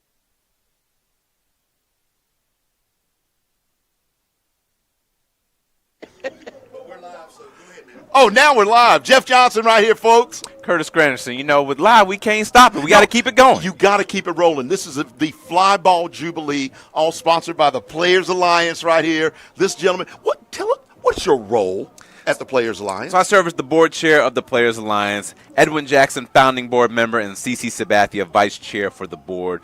We were there in 2020 when this whole thing was started. Edwin Jackson, Cameron Maben, and D. Gordon came together and said, okay, we got to do more for us in this game. And it was the middle of COVID, and everybody was sitting at home. We figured out how to get on video chats and start chatting with everybody. Next thing you know, we have a call with about 300 players. And they range all the way from as little as 9 years old all the way up to players at 60 years old. And we came and said, okay, how can we do more in our community to, again, uplift and highlight our game? And with partnership with Major League Baseball and the Major League Baseball Players Association, the Players Alliance was started, and here we are, 2024, doing a lot of the things that the players said they wanted to see have happen here with the FlyBall Jubilee in Montgomery, Alabama. The operative word, the main word, players. Why are they so important, and how active has they been in the launching of this and the growth of the Players Alliance? So the players have been absolutely amazing. When we hit the ground running and we did our cross-country tour, handing out COVID supplies and getting kids their first baseball bats and gloves, players from all over. And this wasn't just black players. Clayton Kershaw said, you're in Dallas. Can I come? Call me. We're there. Adam Ottavino in New York said, can I come? Kyle Schwarber, can I come? In addition to all the black players that you could think about from all the different cities across the board. So the players literally are the heartbeat of this. The things that you see, all the programming, all the initiatives, players. So, for example, we have Mamie's Promise and Tony Stone out there playing softball tomorrow. That came from us saying we need to have our own team. We didn't put it together that our first team was going to be a softball team. But the craziest part about it is that softball team we put together competed at All-Star in Seattle in the RBI championship. They ran the table and took home the championship their first time around. And let me just say, y'all, that championship is a huge deal. Was that the Jenny Fitch? That was the Jenny Fitch Classic. That's big time. That was big time. You had players from Cincinnati, from Chicago, from Kansas City, from Compton, all out there, and then the Players Alliance put this team together with a lot of players from areas where we are right now, from the South, from Texas, from areas that weren't always getting all the hype and attention, but we had talent, and we found that talent with thanks to minority baseball prospects and minority softball prospects, and we put together a squad. That squad went out there and handled business. Well, I was amazed when I was looking. I was going, man, this is serious. Y'all didn't lose a game. They didn't lose a game. The closest game was 7. They won by a margin no less than 7 runs. They were out there beating the crowd up, you know. It was so bad at the championship game, all the other teams got together and said, okay, maybe in strengths and number, we can cheer loud enough and maybe try to control the other team. They couldn't do it. You know, and I know we're getting ready to watch some more great baseball here, but that softball vibe is a little bit different. I really enjoy being able to go over there and watch. Softball is fast-paced, it's moving, it's and quick. They have fun. Oh, and they're loud as the game. Loud as they can be.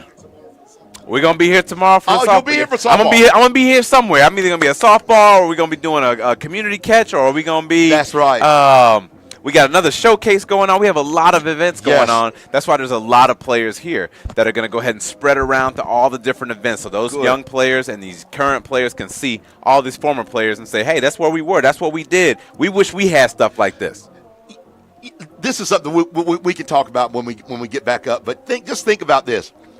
What are the changes that you've seen? And we're going to come back because we're going to go ahead and sit down. But I want you to think about it. And when we come back, we'll jump right into it. Are we about ready to go? We're ready to go right now. So we'll just go ahead and sit down. We're going to sit back down, do this, and I want them to think about the difference when you were getting up. Yeah. And now, when these young men are coming up. Sounds good. We are in the bottom of the second inning, ladies and gentlemen. FlyBall Classic, brought to you by the Players Alliance. And we have a spotter here from Tuskegee who's going to give us all the numbers and everything. Who's the pitcher out there, young man?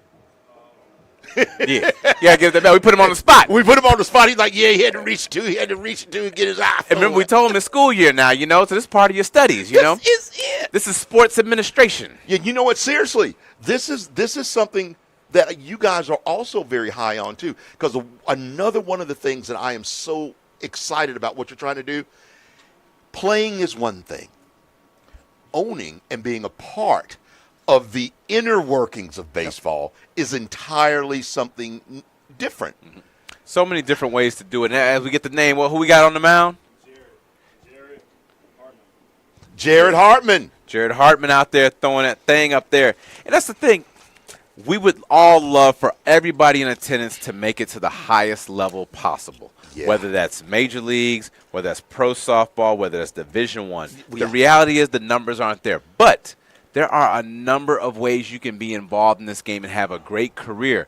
We have umpires out there, black umpires umpiring this game. We have broadcast, media, marketing, the music, the photography, all those different areas that make a game work.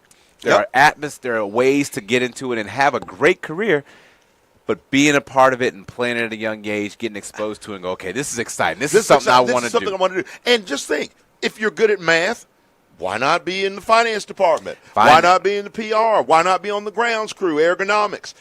So many things. And the good thing about baseball players, I'm going to brag about this, and I played lots of sports growing up. I ran track, I played basketball, I bowled, I did cross country, but baseball players, we will adapt. So if you put a baseball player in a role and they don't know it, let them sit and watch a little bit. Think about how many players come in and didn't switch hit, and all of a sudden they said, you're going to start switch hitting. What do? They figure it out. They figure it out. I started as an infielder, and I ended up in the outfield. Never played outfield. What I do? I figured it out. That's what baseball players do. So when you give us an opportunity, they are going to find a way to figure it out. That is just so true. I've seen it just happen so many times. I mean, literally, all the way from, well, not necessarily T-ball. T-ball is one of them. Y'all don't know what you adapted. All you want in T-ball is a juice bar. I wanted my nachos after the game. That's what I wanted. That was so great. Yeah, loved it. All right. We got a little foul ball action right there. We got one ball 1 ball, 1 strike. And, it's tough in these situations when you're trying to be aggressive, but you may not have a pitcher that's around the plate. And, again, this is what we're working on with fall baseball. You want to swing. You want to showcase. You probably got friends that haven't seen you play all season long, so you want to put on a show for them, but you still have to stay within yourself here. Get a pitch that you can hit, swing at strikes, because you're still working on stuff to get yourself ready for next season for the upcoming season. Yep. Here's the pitch. Oh, looks like a little infield fly. Who's going to get that? And I think okay, folks, infield fly they call. Talk about that play. I mean, here we are. Should the pitcher have gone off? He looked like he took control and tried to get it, but he didn't have it. So first and foremost, when we look at the field, we got 9 positions out there. Yes. And you go in terms who's in control. So the catcher controls the pitcher. The shortstop controls all the infield. Okay. The center fielder controls everybody. Right. So when you have a play like that, then you start looking at, okay, who's in control here? And the catcher can tell, hey, I want you to get it. I want you to get it. First base, second base, third base, come get it. Now, with the runner on first, you don't want to vacate second base. Right. But the most athletic person on the infield is the shortstop. Oh, we got a chance to get out of this. Very nice play. Looked like nope. Little slow to get it out of the glove. Yeah, that's all that was. Communicate, talk, and for the pitcher, it's always tough to make that play because you have the mound right there. Yeah. So you're battling. Ideally, the pitcher's trying to get out the way, but didn't nobody come in close enough to take it away from him. So ideally, you go third base. If shortstop can get in there, someone call it off. We should hear it from up here. You should. There should be no hesitation. We should hear, I got it, mine, ball, whatever they want to use to identify it with their team. We should hear it up here, and it should be clear. But they ended up getting the force out, so no harm, no foul right there. Man on first. Here's the pitch. Strike on the outside. Got a nice little two-seam action. We can see it right here. It's one of our first left-handed hitters, and we can see that movement that's going from the left side of the plate to the right side of the plate. That's that two-seam run. That's a good thing he's got. Yes, indeed. We don't know if that's by design or if that's purposely. They're setting up for another pitch outside. Fouled off. 2 strikes, no balls, and 2 outs. Now, this is where when you're the runner at first, you're trying your best to get yourself in the scoring position. And one of the best ways to do it, especially if you're not a base runner, you're looking for that ball down in the dirt. That ball that might give you the opportunity to advance to second base on a pitch, now putting yourself in scoring position. Base stealing is an art. Is that correct? It definitely is. Is that a statement that is as close accurate? To true as it can be, because I've seen very fast people that could not steal bases. Oh, my God. Okay. We've got a ball out to the left. Oh. Left field. Oh, he misjudged it. And looks like we're going to get a score from Alabama State. We got one on the board. We had with 2 strikes, did a good job staying at the big part of the field, hitting it to left, and it took off. Ended up beating the left fielder out there enough, and great base running from the first runner on first to score on that one. As an outfielder, so many times people say outfielders, we'll just throw somebody out there.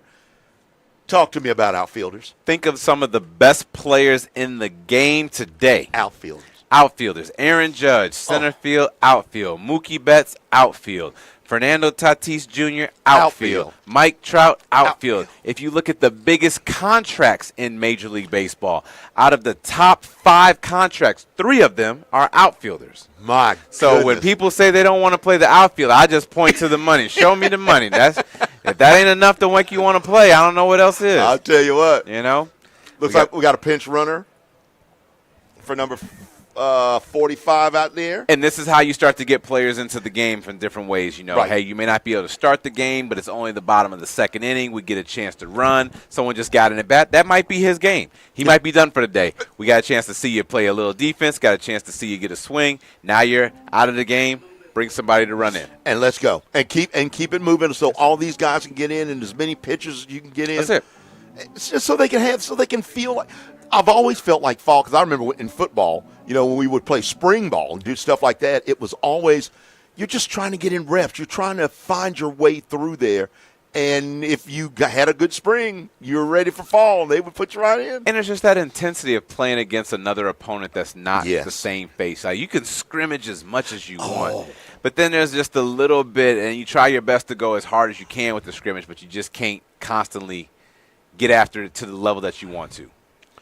Get somebody with a different color jersey at a different place, and that makes a game. And you haven't seen which way they move and how they go. Are they slow? Are they fast? Yep. You know, you haven't seen any of that stuff in practice, especially scrimmage.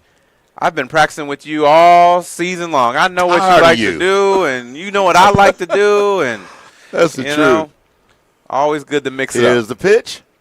Oh, outside. He thought about waving at it. Tried to go to the other side of the plate. He did. Yeah, he did. 2 balls right now. 2 outs. Top of the first inning. Third inning, excuse me. No, excuse me. Bottom of the second. I am losing it. I think it's all the water and the being scared of hurricanes and big winds. All righty. All right, we just talked about it. Yep. Let's see what happens. There we go. Woo! Catcher getting in, make a play, get themselves out of it. All right, folks. We're getting ready to go to the top of the third inning. We're going to take a little break. Me and Curtis will be back in just a minute. We got our fans down there yelling at us. We might have to get them up here sooner or later. They want to do the wave. They want to do the wave. You're watching the FlyBall Jubilee from Montgomery, Alabama. We'll be right back. Activation that we have here at TPA where we just want to share the love with a ball and a glove. So we want to do that. We want to engage with these kids as best as we can. We want to teach them to have love for baseball. There's a lot of people in this community that stand up for the kids here, and we want to come in and show the representation that they look just like us and they can be just like us. There's a lot of people here today. We got My Brother's Keeper. We're doing a partnership with them. We got people in the community that show up for the kids. We got former big leaguers and current professional baseball players. There's so much knowledge and so much love to go around. The biggest thing for today with the Players Alliance being here today is one, of course, you have the kids, but then you also have the adult presence. And one of the things we started seeing right now as we try to get more kids playing, kids that look like us, we have fathers and brothers and uncles that are saying, okay, I haven't played catch with them, or I didn't play. How do I get involved with it? So we're showing you that you can come out even not having any baseball experience and still have a good time. If you look at most baseball movies historically, there's always a father and a son playing catch. We want to make sure we replicate that. And it doesn't have to just be fathers. It's that person who you think is the father figure in your life. That could be big brother, that could be a neighbor, that could be uncle, that could be your father, whoever it happens to be, or in this case, former professional baseball players. And that's why we're here today. And I won't let you go. I won't let you go.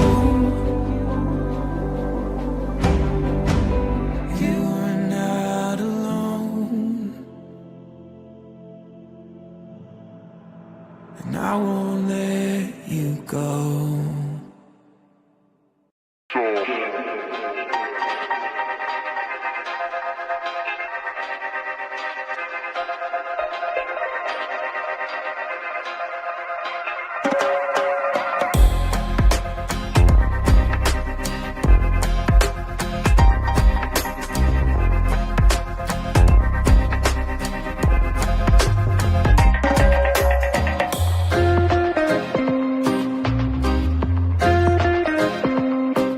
We are back, FlyBall Jubilee. Jeff is going to take a little break here. We got the founding board member of the Players Alliance, Edwin Jackson, joining us here, waving to the fans. These fans trying to get the wave started. They saw Edwin come up here. Welcome, Edwin. This is your chance at the booth. This your first time in the booth? Kurt, what's going on? I appreciate the intro. No, I've done it a couple times. All right. Couple guest appearances. So we're going to have a good time here. You know, we got Tuskegee and Alabama State playing. Alabama just scored 1 in the bottom of the second. Can Tuskegee answer? Tuskegee has been aggressive all game, swinging at a lot of first pitches. And obviously, here we go again, swinging at another first pitch. Edwin, you pitch for so many different teams and pitch at such a high level. When you start seeing opposition just swinging at first pitch, did it ever change your approach on the mound? Maybe, because now I'm like, if they ready to swing, let me see if I can throw something that's close to being a pitcher's pitch, and see if I can get a quick out. There you go. And aggressiveness.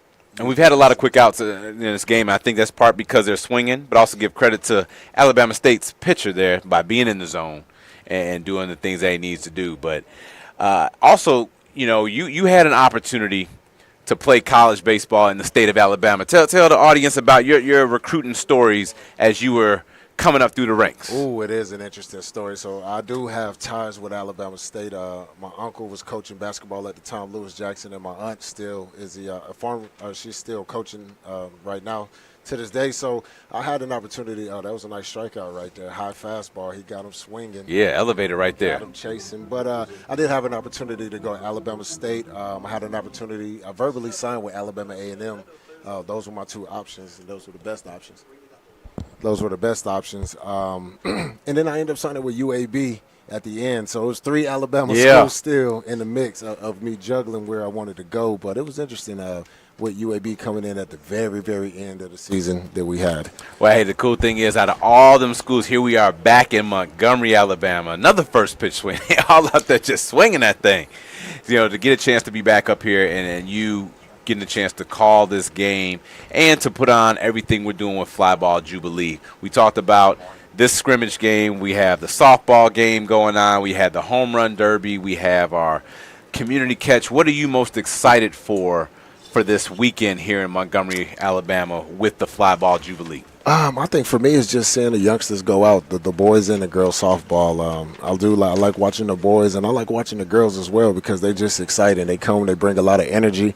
They feed off each other as well, and they cheering more than any sport that I've ever heard. Oh, I loved it. Like when we were younger, I feel like you had that in T-ball and high school even. Then you get to college and pro ball, they try to quiet you a little bit. I love that cheering side from the softball, so I'm excited about that. Nice little front door cutter right there. That was a nice pitch right there. You can throw that front door cutter, give the hitter giving up on the ball, and it come back over the plate in the inside corner. Now with the cutter, when do you start to develop that as a pitcher? When do you start teaching young players to start throwing cutters and two seams? You know what, Kurt? I would say the cutter is one that you can throw as early as you want to because it's just a fastball. It's just an offset fastball. You don't have to manipulate the ball. All you have to do is sit and throw it as hard as you want to and watch the movement. Oh, there's cutter right there. And we got the leadoff batter for Tuskegee, Ryan Monroe, with 2 outs for Tuskegee. See if he can get something going here.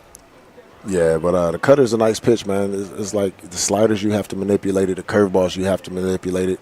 A cutter, you just think fastball and let it rip. So would you recommend, outside of throwing the fastball to get things started and you start to develop as a pitcher, that might be the next pitch to bring in, or do you throw the changeup in there or something off speed? I would say the only pitch that looks like a fastball that is not a fastball is the changeup. Yep. And I would throw the changeup. I would have pitchers throw the changeup because it is the hardest pitch to learn how to develop. It's hard for nice little slider right there. But it was hard for me as an adult to develop a changeup. So for the kids, the younger you can get comfortable with it and not slowing down your arm speed on a changeup, it's a devastating pitch. Now, is this not in pitch? Is part of the issue to throw a good changeup, you need bigger hands? I don't know if you need bigger hands. I think you can have small hands. Nice strikeout right there. You got that pitch. Inning, yeah. And we're going to go ahead and take it to the bottom of 3 here with Alabama State putting up another 0 for Tuskegee out there, pitching a gem up as it is. See if they can add on to it as they go. We'll take a break and come back at the bottom of 3.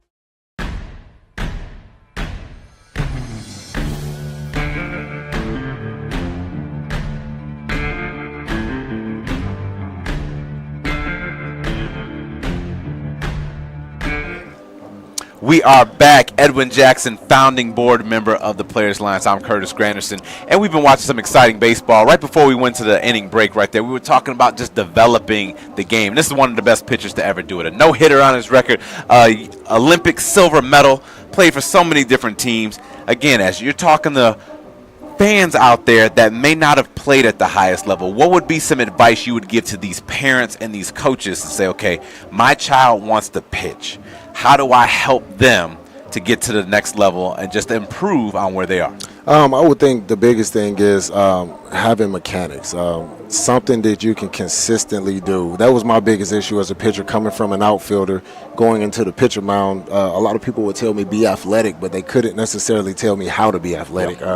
So, I mean, because you can go in the outfield, you can catch a ball, and you'd be like, how did you do that? And you'd be like, I just caught it. But on the mound, you have to have some kind of consistency, and that was always my downfall, was just staying consistent. When I had my flashes of excellence, it was like, okay, he's on a roll, and when he get inconsistent, now he kind of up and down. But just fine-tuning your mechanics at a younger age and understanding that you have to pitch to contact. Don't be afraid of contact. You want the pitcher, you want batters to put the ball in play. You don't want to be up there with a 5 or 6 pitch AB. If I can get you out within 3 or 4 pitches, I've done my job. I let the defense work behind me. I got a faster rhythm, which they've implemented the pitch clock to try to speed up the rhythm of the game. But and get your arm strength. Like, you don't have to be 10, 11 years old throwing sliders already. That is an excruciating pitch. Is very harmful to the arm if you're not strong enough. If you can develop a fastball changeup combination, it's the deadliest combination in baseball. As for a pitcher, it's the only thing that looks like a fastball that's not a fastball, and it has hitters' timings off. It's funny you say that because everyone said, what's the pitch you do? I did not like facing. It was the changeup. I did not like facing changeups. Do not throw them to me. Give me the fastball, though, but the changeup I definitely don't like. I wish I had that report. Right? Everyone always throw me the fastballs. But, you know, as we get ready to get back for this bottom of third, you know, you brought up a good point right there, how you changed from an outfielder to a pitcher.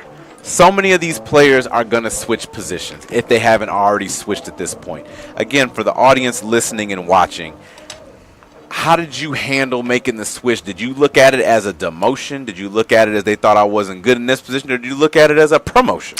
I wasn't biased to switching to a pitcher or not switching to a pitcher or just stand a position player. I pitched a little bit in high school. I probably had 20-something innings my senior year. Went for the bunt attempt right there. I had 20-something innings my senior year, so I did pitch a little bit. It just wasn't my main position. So when I was going to be a pitcher, I didn't really mind because I was in the National League. So I was like, I still get to hit. I can still run bases. I can still have a chance to score and help my team. So it wasn't that big of a deal for me to move to the mound. And that's cool. You know, we had that first bunt attempt and then come back and swing that thing afterwards. I like it. That was a changeup. Changeup right there. I can see the spin from up here. You know, that's that eye. You know, he's been playing a lot. He can see the pitches and see what's going on. But I like seeing the variety right there. Fall ball is the time to work on different things. He tried to attempt the bunt, popped it up foul, and then just, okay, all right, I'm going to swing after it. Great swing to center field, biggest part of the field, but I can live with that. And I think we're back at the top of the order here. I think this is Isaiah Landry going ahead and rounding things back off for Alabama State to get us in the bottom of the third with 1 out. Nice little changeup again. It's interesting you say that, Kurt, when this is time to work on things. I remember a spring training start. You know, I told the catcher and I told the pitching coach, I was like, okay, I'm going to throw all fastballs this game. It was only 1 or 2 innings I was pitching. I had been talking with Dave Stewart, and he was like, until you get comfortable using your fastball, nothing else, it matters. So he was like, I want you to go out this next start. It's early in spring. You're not throwing a lot of innings, and I just want you to throw all fastballs. It takes the thinking out of it, plus it makes you trust your fastball. Oof. That's a little two-seam running in on you there. Yeah, I like that, you know, because as much as I didn't like hitting the changeup and I loved hitting the fastball, I'm still going to get out on a lot of fastballs. And I think a lot of people have to remember that you can dominate as long as you're around the plate. Right. You know, right now, pitcher just fell behind 3-0. Now he has to fight to get himself back into the account. This is where we want to hit as the hitters. But as a pitcher, you know, you got to try to find a way to get yourself back into the account. Now you end up walking. We got to run on first base with 1 out. And looks like Wilbert Espelva, I think that's the name, is going to come up with the runner on first. You remember what happened with the last fastball I threw you, Kurt, huh? I was old. The wind was blowing out. Hey, you know, part of that was this is using the what we got in front of us. So to the audience there, we're playing in a game in Cooperstown, and we got, you know, just a combination of people that know each other out there playing, a lot of former greats, a lot of recently retires, but we have Russell Martin catching. Teammate, did you play with Russell too? I did. We were both teammates, and then Edwin and I were both teammates. And Edwin throws me first pitch ball, and I think either Edwin or Russ said, throw it again. So I'm like, all right, I heard him say throw it again. So I got ready for the fastball and took a big hack at it. We got a little slow grounder. Look at those pitchers fielding their position. Make a play first base. I like it. Kept it catchable. So we got a forced play at first 2 outs, runner at second, fielder's choice. And we still got some action here. This looks like we got Juan Cruz, the 3-hitter for Alabama State. Now, when you get yourself into a situation, runner in scoring position, 2 outs, the meat of the order is coming up. Do you change your approach, or is that approach already baked in because it's the 3, 4, 5 hit? As a pitcher, you are always one pitch away from getting out of an inning. You have to simplify the game on the mound. If you try to think too much, you're going to find yourself in even bigger trouble, and now it's going to be another run, and now you might have another man on second. They start trading places. Now, I noticed something right there. Pitcher came up, lifted the leg up, still looking at the runner at second, and then made the pitch to the plate for a strike. Did it ever throw you off, worried about the base runners out there? I could not come back looking at second. I was trying to focus as much as I could, so I would work on trying to vary my times to second. And now you see it looked like a balk. Yeah, it looks like he didn't stop there. I think he was so focused on that, like, hey, I'm going to look at second and make a pitch to the plate. But again, this is what we're going to talk. You're going to hear us repeat this a lot. That's what fall baseball is all about. Not only do you want to play, but it also shows the things that we definitely need to work on. Correct. I feel like if your motion is towards home and your head is back, you're trying to pick a ball up late. That's like if you're at the bat and the ball is coming and you try to look to first base real quick as a right-hander, then pick the ball back up as it's coming to you. You're not watching it the whole time. It's a nice pitch right there on the outside corner. Now, he went from the stretch with the runner at second, boxed the runner to third, and now he's working out of the windup. What makes a pitcher go back and forth between the windup and the stretch? I think it's just comfortability. He may be more comfortable in his delivery right now, going from the windup as he did. Nice strikeout right there. He looked real comfortable right there. Front door breaking ball. Hey, and they throw up a 0 right there. We're getting ready to go to the top of 4. Alabama State still leading 1-0. Tuskegee getting ready to come up to bat, see if they can put some runs. I think they're going to run the second line out there. They're running out with 3 different teams tonight, so we're getting ready for the top of 4. Looks like we're going to have a new lineup coming up to bat. See if they can get some runs on the board. We'll be back.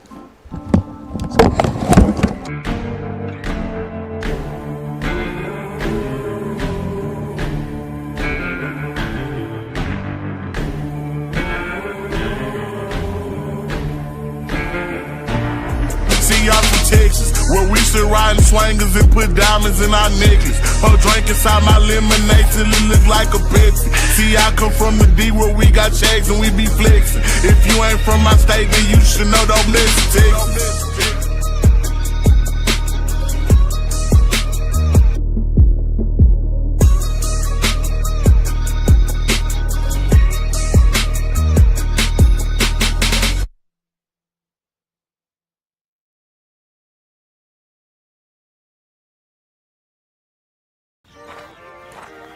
Okay, Swaggy and Sassy.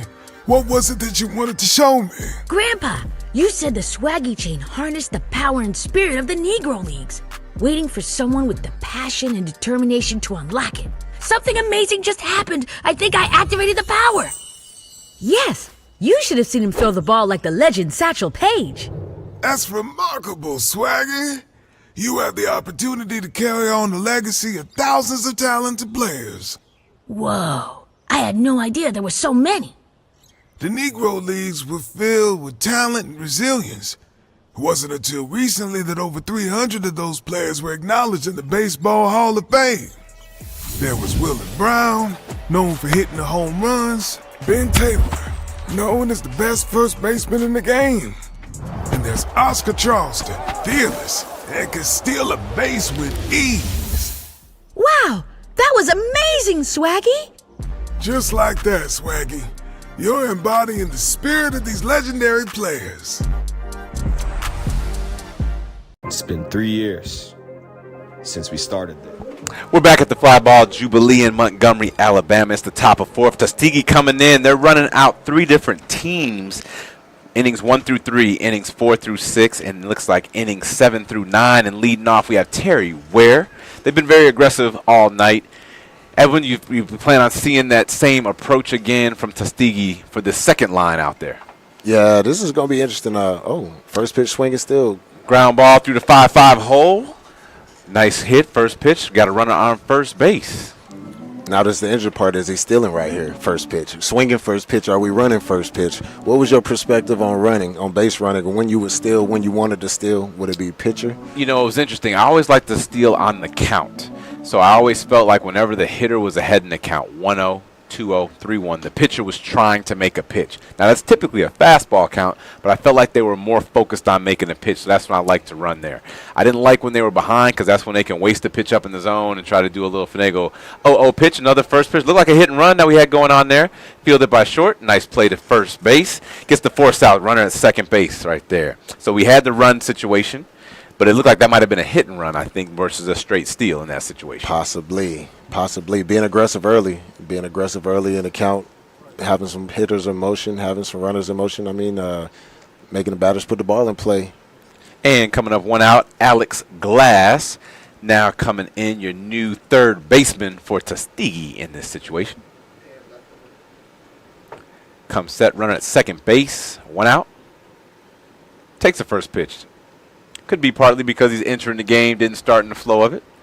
Nice take, first pitch slider. Probably not something ideal that he wants to swing at with a man in scoring position. 0-1 coming up.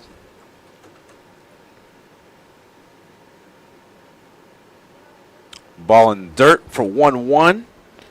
It was always interesting having all my position player friends, just getting perspectives on different things about baseball. When you want to run, what do you look for in a pitcher to make you run? What counts, what not to run in. So got a lot of chance to pick the brains of a lot of my friends. And even if they see something with me, as a pitcher, I never minded if an outfielder or a position player came and told me something I was doing on the mound. At the end of the day, you done studied more pitchers than I have.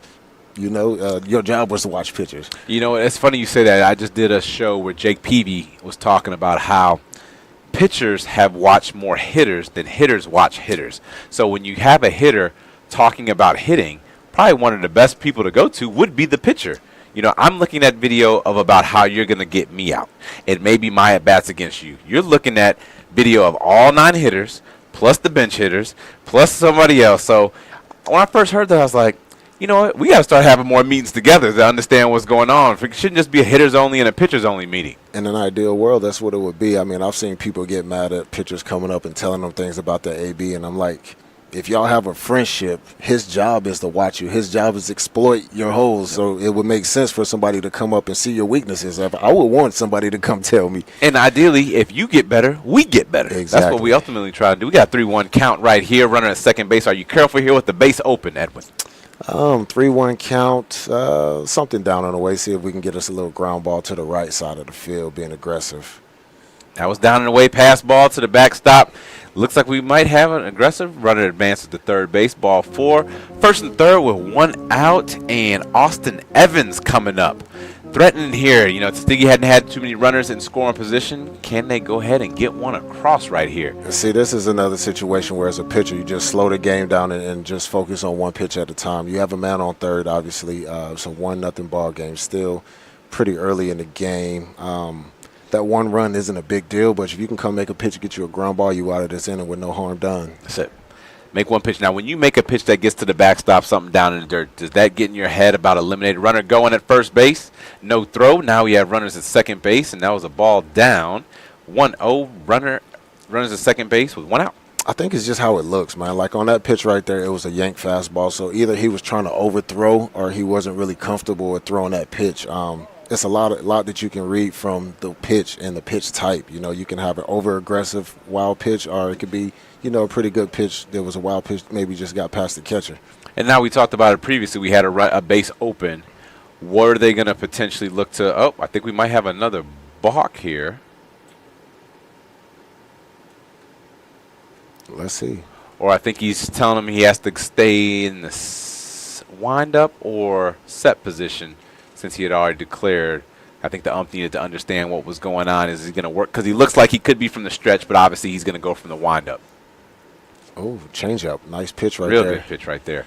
Now, again, you got first base open right now with a lefty up. The last situation we had first base up open with the lefty on deck. Does that change your approach in this situation? I'm staying aggressive early in the game. I'm staying aggressive. Obviously, I'm not sure what kind of hitter this is.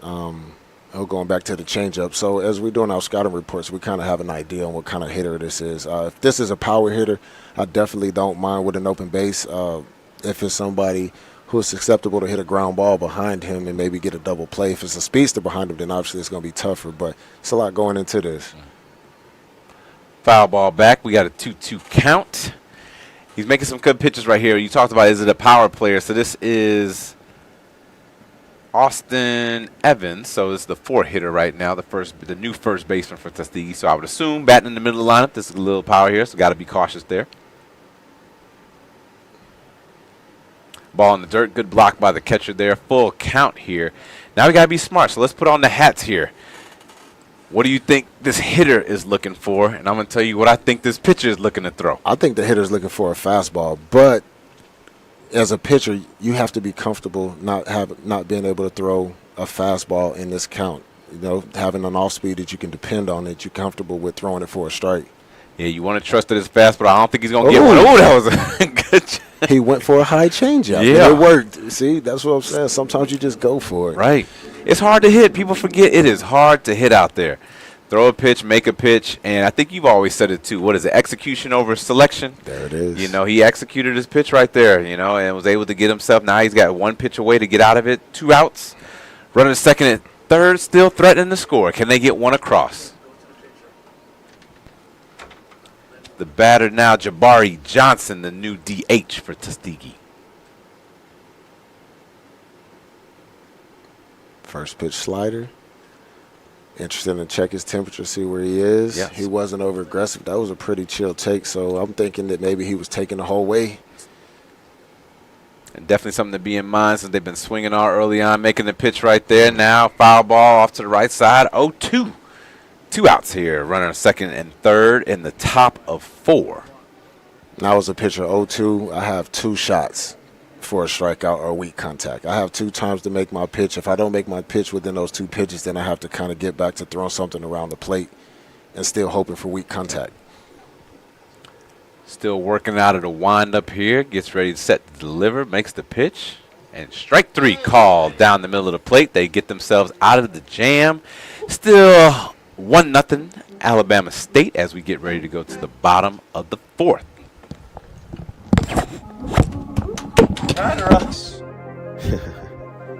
Time flies, but our vision is falling right into place. Let me show you what we've been up to.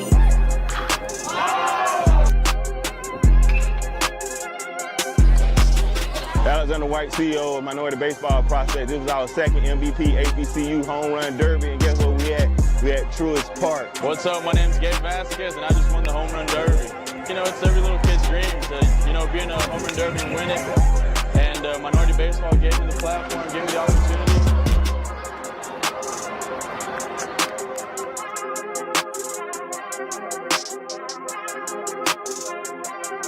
Reggie Hollins of Minority Baseball Prospects, the president and COO. We're here live in Gastonia, North Carolina for our 2022 underclass All-American game.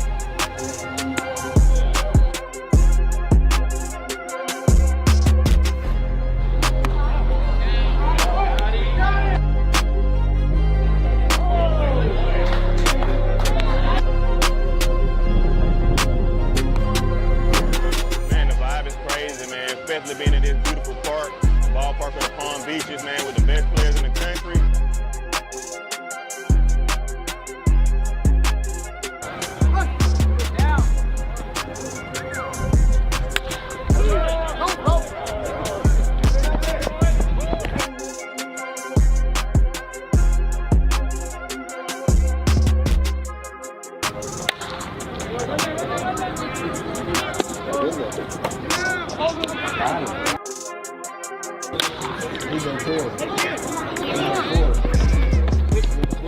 So you might be wondering, where do we go next? Well, stay tuned, because we're just getting started.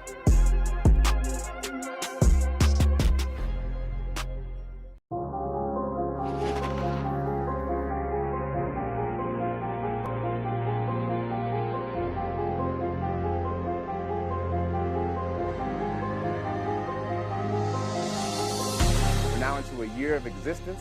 We've been doing camps and clinics across the country. We did a 33-city. Back at the FlyBall Classic in Montgomery, Alabama. We're still sitting here at 1-0 Alabama State as they come up. Tuskegee has a new pitcher in, Daniel DJ Williams, throwing from the right side, getting a chance to face Alabama in the bottom of the 4th.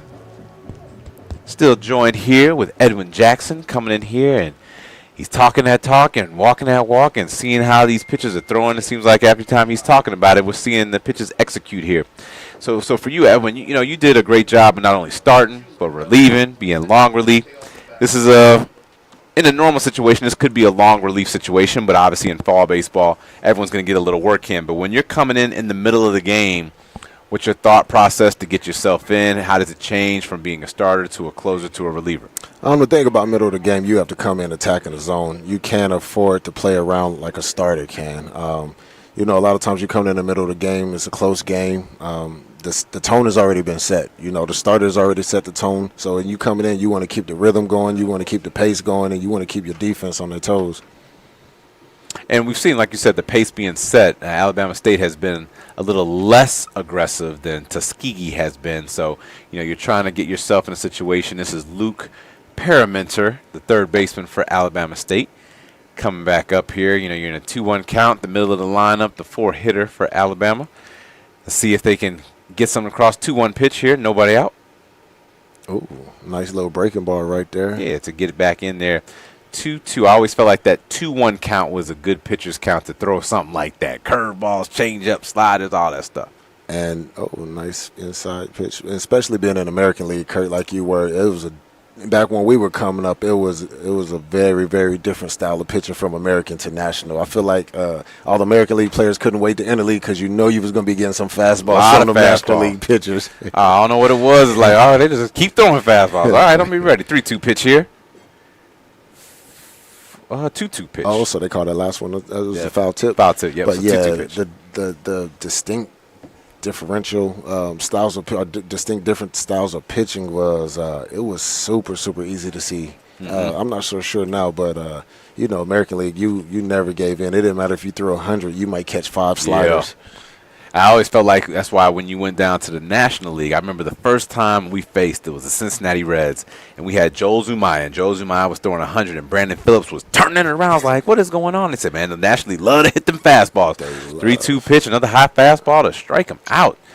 Great pitch right there by DJ Williams. 1 out.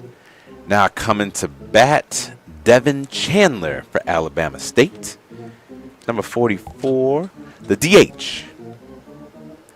I feel like the times when I did switch leagues, the times that I did struggle, maybe that was a reason too. I threw more fastballs. The catcher was calling more fastballs when I had just come from American League. But really mixing it up.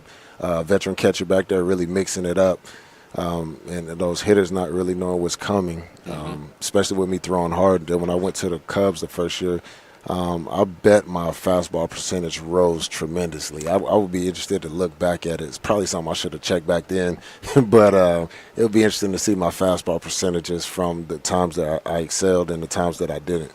It's funny you say that because, our vice chair, CC Sabathia, he made a move like that. He started his career with the Cleveland Indians and then was traded to the Milwaukee Brewers. So he went from American League to National League. And he always talked about how it was an easy transition for him because when he got down there, he could throw a lot of off-speed stuff, and he stayed to it. And especially once he got through the meat of the lineup, he knew the pitcher also was hitting.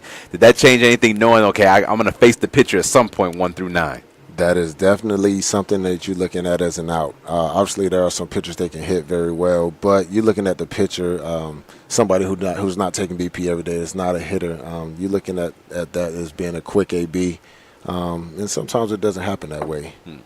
2-0 pitch right here. 3-0 pitch, starting to get a little erratic around the zone, see if he can calm it down. Just get back, work in the middle of the plate. Big field out here. We've only had a couple big drives out there. But a 3-0 pitch, you definitely don't want to walk anybody right here. Make a pitch, get back into it. Were you ever worried about hitters swinging 3-0? Was that always in the back of your mind, or you not so much? Certain hitters. I knew if I was getting to that 2, 3, 4 hitter, that they may swing. They may swing. And it may be 1 through 4 depending on the lineup. Because, Yep. you look at the Dodgers, they have Ohtani leading off sometimes. That's right. So, your 1-hole hitter is really a 4-hole hitter. But it's something that you keep in the back of your mind that some of those hitters definitely have the green light, and you kind of pick and choose and know those hitters. You better know them before you're going into the game. That's it. And just like that, back to a 3-2 count, making the payoff pitch here. Breaking ball up in the zone. Ball 4. Run on first base, which will bring up Michael Pryor. It's like you say, though, Kurt. Hitting is so hard, and sometimes pitchers give hitters too much credit. You get 3-0, you make a good pitch, they foul it off, and you like, why didn't I just do that 1-0? That's it. You know? Why did I put myself in a 3-0 count when it's really not that easy to hit? Even though some of those people are so good, they make it look very, very simple. It's a hard thing to do. Quick slide step there, 1-0, ball down and in, runner on first base. Pick to first, not in time. Just making them think about it. Looking like they're definitely worried about the running game. Quick to the plate, quick to first. Higher leg kick right there for a strike. 1 ball, 1 strike, 1 out. Run on first base. That could be the pitch to bring them back in this account. You know, sometimes it just take 1 pitch, 1 strike to really bring you back and hone you back into your rhythm. Pass ball there. Runner will advance to second. 2 balls, 1 strike. Checking to see if he went. He did not. Now we're pressuring. Alabama State with the runner on second base, looking to add to this lead, 1-0 here in Montgomery, Alabama for the FlyBall Classic, Tuskegee versus Alabama State. First-time players lines, don't blink, minority baseball prospects in the city of Montgomery together with the FlyBall Jubilee. Great crowd tonight, especially on a Friday here in the South. As you know, football dominates the South. Evan, did you play football growing up? I did. I played football all the way up into 10th grade. He put that in play. That's going to drop. That's going to play in. We got to play at the plate. No throw. Run across the board. 2-0 Alabama State. Little jam shot in between the shortstop and the center fielder. RBI single to go up 2-0. Those are the ABs that you have to get out of your head as a pitcher when you're kind of struggling to find a plate. Then you make a good pitch and somebody just bloop it in for a nice little bleeder. For the batter, obviously it's a single, so he doesn't care. It's a single with RBIs. For the pitcher, you like, man, I made a good pitch. I was struggling. I made a good pitch, and you know they put it in plate and it fell for a hit. You can't worry about that. You just have to come in, and this is where you lock it down and you keep that one pitch away mentality. Who is the one that's telling you about that? Is that your catcher? Is that your coach? How are you getting reminded, hey, that was a good pitch in that situation? It just ended up not getting the luck that you wanted. I think this come over time, as it happens to you more times than not. Obviously, I've had times where I let it get to me, and you learn from those mistakes. So those are the part of the game where you grow as a pitcher. Yep. And a good catcher is going to come out and remind you, hey, good pitch, keep it there. You know, so those good catchers are going to control the game, and that's what's important with a good catcher. They're going to keep the control of the game going, and they're going to control the pitcher. Fastball up, 2-0, 2 outs, runner on first base. Batter is Kyler McIntosh.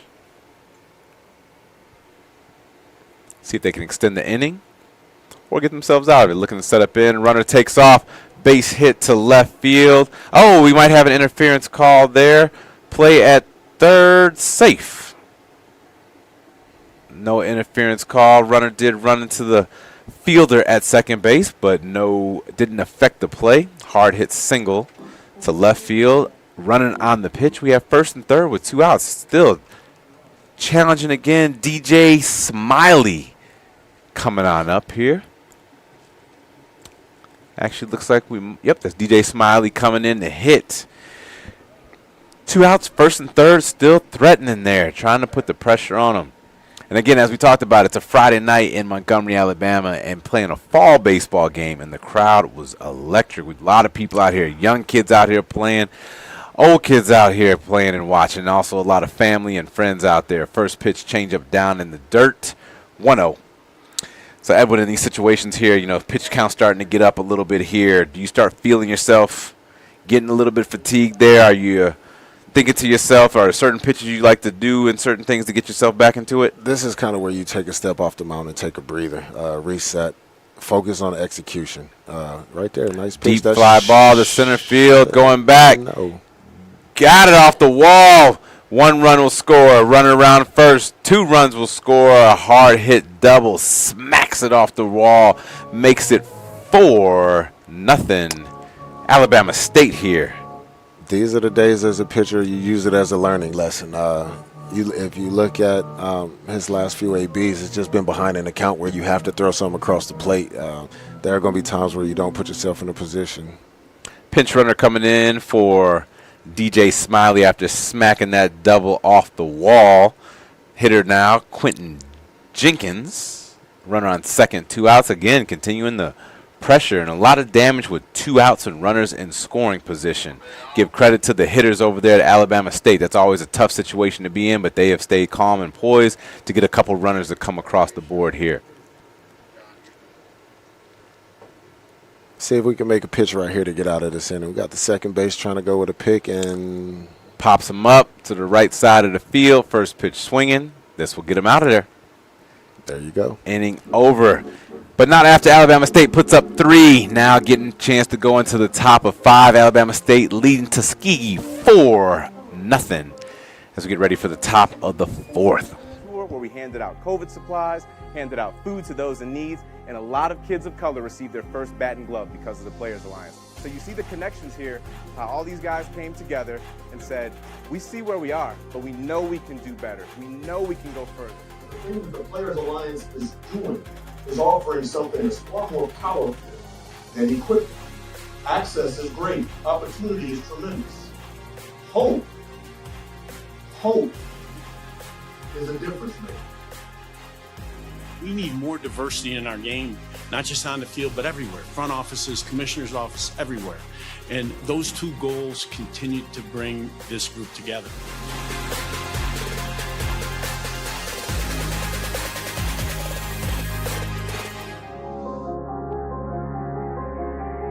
We're going to commit over the next 10 years $100 million of funding at a minimum to the Players Alliance. That number could be as high as $150 million. It's one thing when the staff is out there doing it. It's another thing when Granderson is out there doing it. This is a big step moving forward. This is going to allow us to continue to keep doing all the things that we said we're going to do, that we've already been doing, and we'll hopefully continue to do more things as we build from this moment on.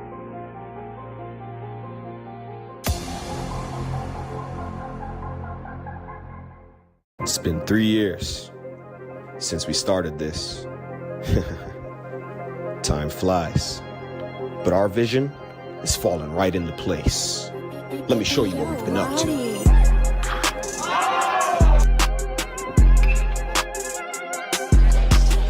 Alexander White, CEO of Minority Baseball Prospect. This is our second MVP HBCU Home Run Derby, and guess what we had? We had Truist Park. What's up? My name's Gabe Vasquez, and I just won the Home Run Derby. You know, it's every little kid's dream to, you know, be in a Home Run Derby and win it. And Minority Baseball gave me the platform, gave me the opportunity.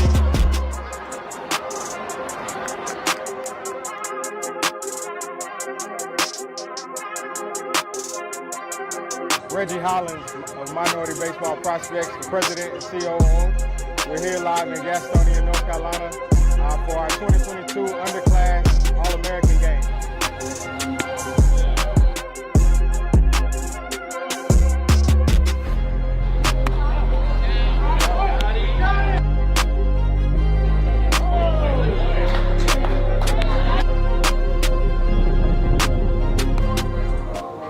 We are back at the top of 5 as a new pitcher coming into the game for Alabama State. Lefty throwing. We don't have a name, but they have a lefty over there. Tuskegee looking to bounce back after being down 4-0 here. We're going to see if they can get this thing going for them. How aware were you as a hitter, Kurt, after a long inning, your pitcher just went out there and had a long inning of not swinging at the first pitch or trying to battle back and have a great AB for the first one? You know, I always took into consideration that I needed to give my pitcher some rest. Now, if this is a normal game, there's a good chance that that pitcher is probably going to go back in the game. Because it's fall ball, there might be a new pitcher, so it might change a little bit. But, hey, I never minded hitting behind the count, so I was probably automatically taking at least 1 and possibly 2, depending on what happens. So we've seen him take the first 2 pitches here. Again, just a little more rest because I'm looking at if I can keep you fresh for the longevity of it, it'll help us. I may not be able to get the results I want here, but I'm looking at you keeping us in the ball game so that way maybe when I get my at-bat in the 6th, the 7th, and 8th, everything is still close. Right, because my thought process as a pitcher, I'm like, all right, they just had a long inning. Maybe I get a free strike right here on this first hitter. They shouldn't be swinging. It doesn't work like that all the time. But Oh, nice outside corner. But sometimes you pick and choose of your batters where you're like, okay, this is a good time to jump ahead in the account. Jump ahead in the count and try to get advantage in my corner as early as possible. Yeah, and sometimes I thought, like, man, they might give me a pitch right down the middle of the plate. 2-2 in the dirt. Now 3-2. But like you said, you didn't mind hitting behind an account. I feel like most good hitters don't mind hitting behind an account. And I feel like this is a very successful at bat. You know, we got 5 pitches here. I did everything I needed to do to hopefully give you a little bit of rest. Now the result, hey, one way or the other, it doesn't matter, but I've given you enough time to get some rest here. So 3-2 pitch. Swing and a miss. Strike 3. Good little outside fastball, arm side run. As you can see, Tuskegee them talking. You know, haven't seen this pitcher yet, so trying to get the information done. Rodney Mudd up the bat. Rodney Mudd steps to the plate, getting a little bit of advice.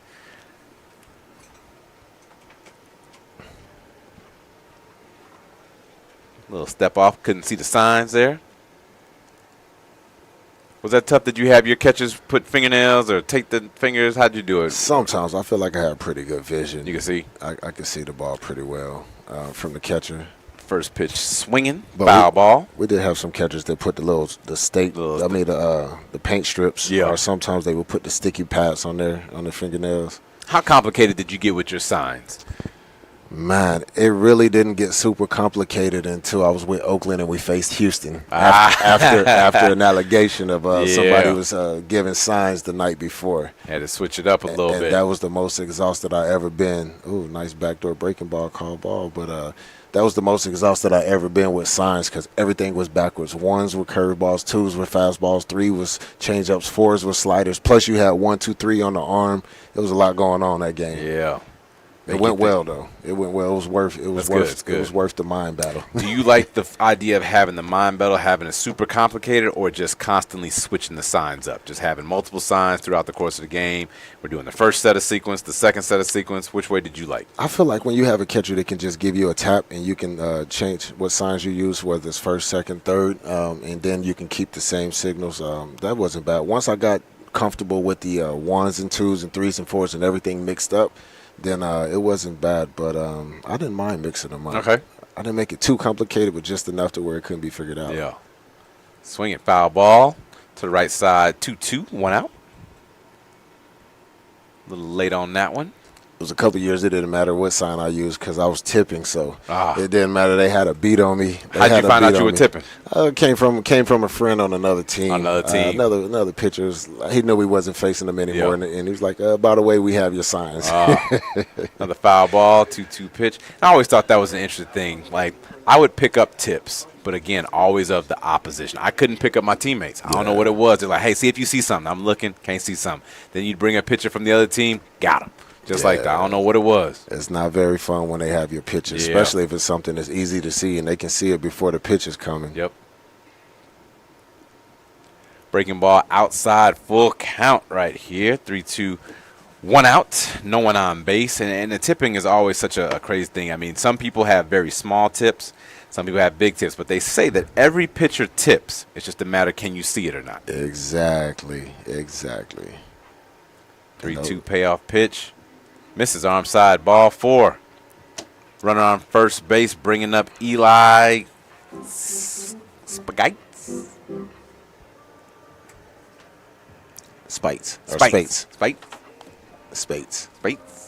Eli, runner on first. Man, I was going from the stretch. I mean, when I was going from the wind up, if I put my head down early, it was an off speed. If I stayed looking at the catcher, it was a fastball. Wow. So that was very easy to see. And then I go back and I replay ABs in my head of people hitting off me, and I'm like, he hit that like he knew it was coming. There's no way he hit that fastball inside 98 like that after he just swung at a slider like that. Yeah. So I go back and replay it in my mind, and I'm like, man, that's where it was, because a lot of times with bases loaded, I would go back to the windup. Yeah. And I got in trouble a couple of times where teams knew it was coming and they hit the ball. They didn't miss it. And that's the thing that shows that, athletes are creatures of habit, and you just fall into a pattern and a routine and just get going and have no idea. And good pick over there to first base. Safe, getting back in time.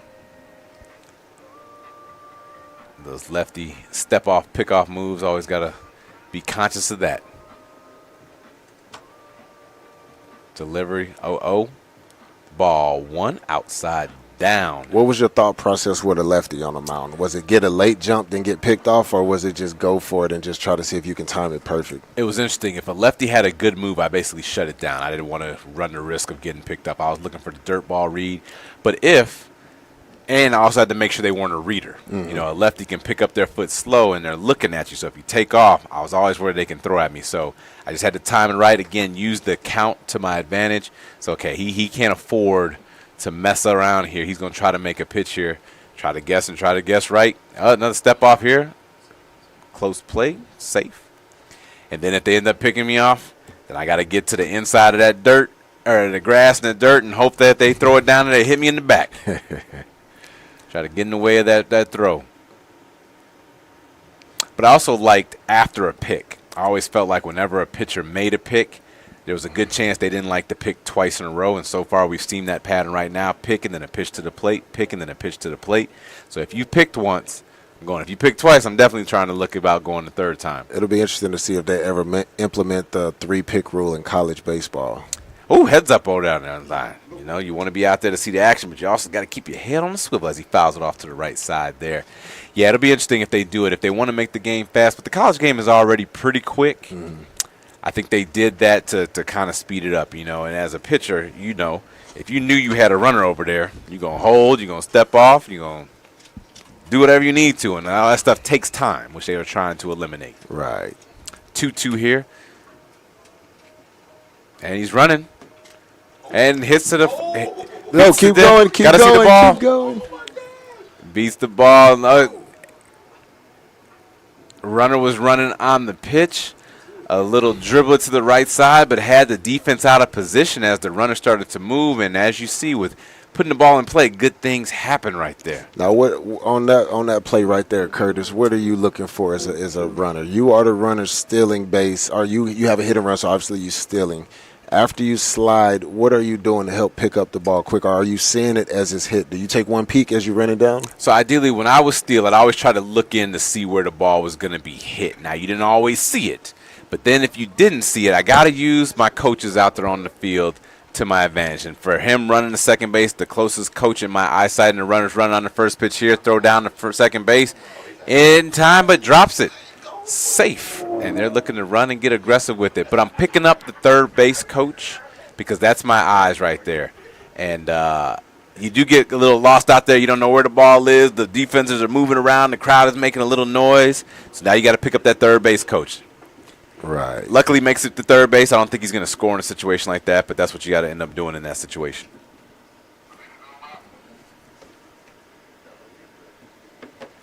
Runners on second and third.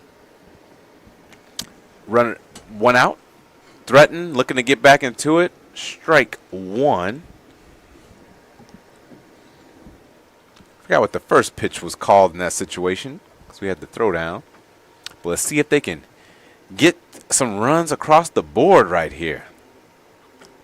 They got themselves set up in a pretty good position, man. That second and third, one out. Put the ball in play.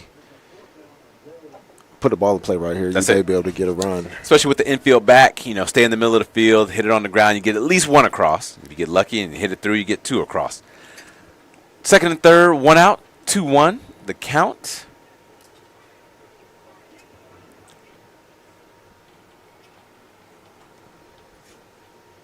Oh, good swing right there. Deep left center field. Getting back on it, caught at the warning track. Runners tag up, one run across.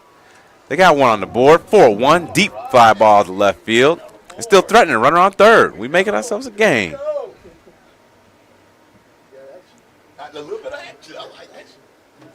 If there was one runner that you think could tag up on that ball and try to score, who you think it would be? Hey, that person is here today. His name is Nook Logan. Dude, I tried to set you up for that. Oh, man. I saw Nook run with the best of them. I've seen him score from first on a bunt. And you talk about there's two people I think that are the best on the bases. One currently is Shohei Ohtani, but one that I play with is Nook Logan from Mississippi. Natchez, Mississippi ran a 6'1". Is tall, lengthy, and could get leaning with the best of them.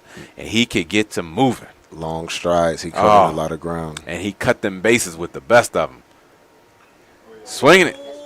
Foul ball. He got the head out. They trying to get out there. 2 strikes, runner on third here. 2 outs. Still threatening here. See if they can get another one to come across to cut into this lead. That's amazing that some players can take that ball right there and score from second. Oh, man. That is fast. Yeah, fast and moving and cutting it with no hesitation. Got to read it right. Got to get the good jump. Got to cut that base and just stay going. Oh, heads up. Get out the way. But you know what's interesting right there, Edwin? We talked about how hitting, we give a lot of credit there. Even on that play, the chances that the fielder is going to catch the ball, hit the cutoff man, make a good throw, the catcher's going to catch it, and tag it all in the same time. A lot has to go right. So if you think about it, you could be more aggressive. Think about the top outfielders and how many putouts they have at home plate. You might lead the league with 7 or 8. So as good as arms are, base hit to the right side, deep in the out. Save right there. We got some action going on there. 4-2, beat it out. That was hit it to the right side, deep.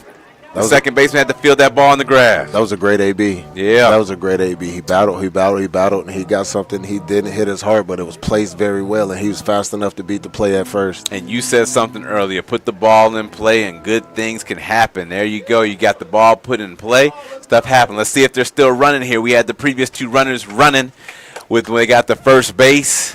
2 outs here. Let's see how aggressive they are in this situation. This right here is a batter. Now you're looking to do damage right here. You're looking for that first pitch, something you can get going, get some momentum on. Got to look there, and the pitcher was thinking about it with the step off, and now this is a perfect time. He stepped off but didn't throw. I'm going. First pitch, I'm going right there. I would have been running right there. I would have been running. He wasn't going to throw it twice over there. We just saw it. He already fell into the pattern, and now he's trying to save his arm. That step off and throw like that, that's a hard throw. I know you don't do it much on the right-hand side, but that's a tough throw to make. Foul ball off to the right side. And now we're definitely running. 2 outs. Worst case scenario, if I get thrown out, I get to reset you at the bat right here. It's tough to get a good base runner with that throw. Even the people that have a strong move like that, y'all are so quick. You don't mind a bang bang back in first. But I'm running right now. There he goes. Ball out. Good throw. Ooh, good throw. Safe is the call. That was a good throw right there. Came out there hot. Man, that was a good slide. Yeah. That was a good throw, too. When he let go of the ball, I thought it might be an out. But that was a great slide. That was a great slide. He made up for it with that throw right there because he got a good jump. Yeah, he did. Now we got to run on second base. 2 outs. Still threatening. Tuskegee trying to get back into this thing. We got ourselves a ball game, folks. Oh. Foul ball straight back. I like the pitchers coming at him, though. Let's do it, He's challenging him. I mean, it's fun. It's fun sometimes up there, mano-a-mano. Let's see who has what today. Have you ever had a pitcher just throw you all fastballs? I'm sure there has. I had to think about some. One of the best to do it was Bartolo Colon. You knew what you were getting. There was no tricking. Change up to get out of the inning, but not before getting 2 across. 4-2 as we go to the bottom of the second. They cut into that lead. Can Alabama State answer on the bottom half of this inning? There we go. That was fun. Man, the vibe is crazy, man. Especially being in this beautiful park, ballpark of the Palm Beaches, man, with the best players in the country.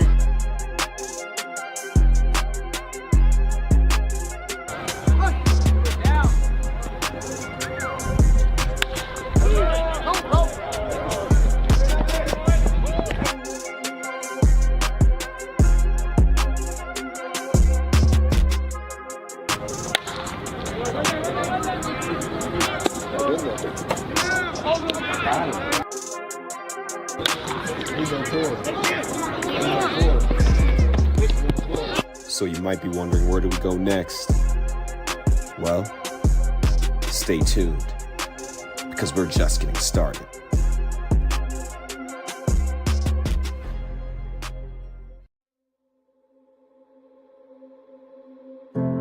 Community Catch is a new activation that we have here at TPA where we just want to share the love with a ball and a glove.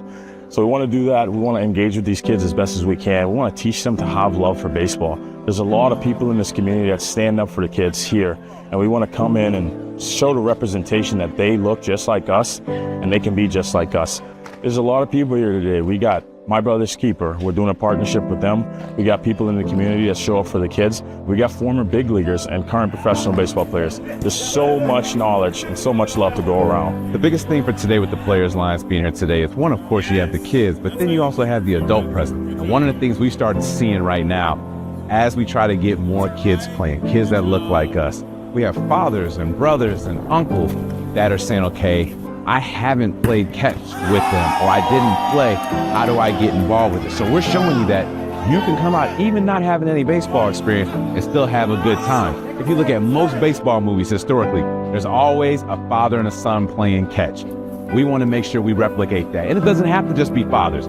It's that person who you think is the father figure in your life. That could be big brother, that could be a neighbor, that could be uncle, that could be your father, whoever it happens to be, or in this case, former professional baseball players. And that's why we're here today. And I won't let you go. I won't let you go. You are not alone. And I won't let you go.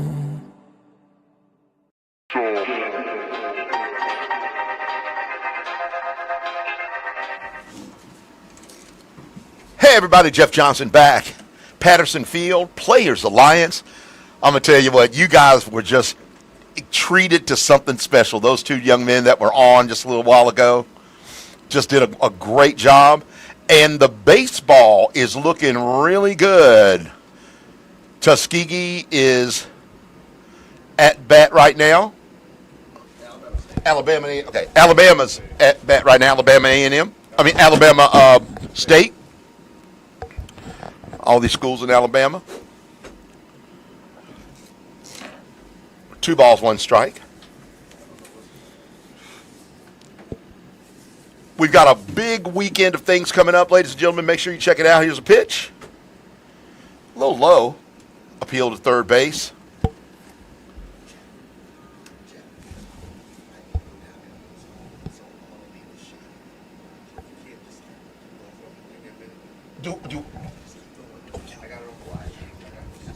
All right. That's ball 4. Puts it in a big walk. Oh, let me get back here. Sorry about that, folks. All right, we're back at the top of the inning, I think, or the top of the order. Jalen Hill, senior pitcher, number 1. Man on first base. Here's a windup. Here's a pitch. Caught that outside corner. Strike 1.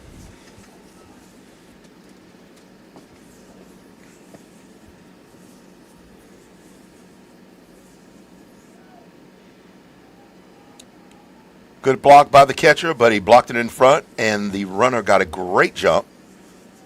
Made his way to second base. Counts 1-1.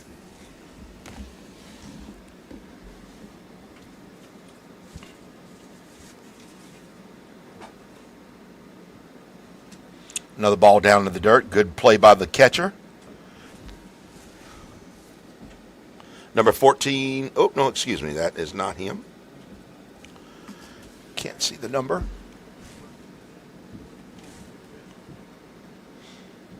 Two and 1. He took a healthy cut at that one. He knocked his own self down. 2 balls, 2 strikes. No outs. Bottom of the 5th inning.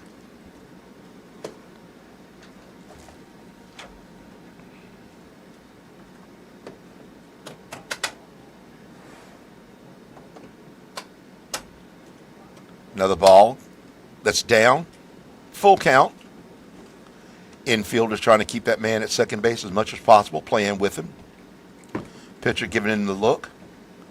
But I think the pitcher's all staring right down on this full count pitch. Another good turn on it, but turned it foul.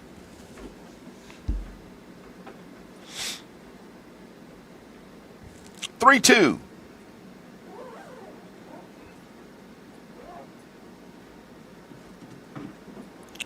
Pickoff attempt at second. Pitcher just ate it.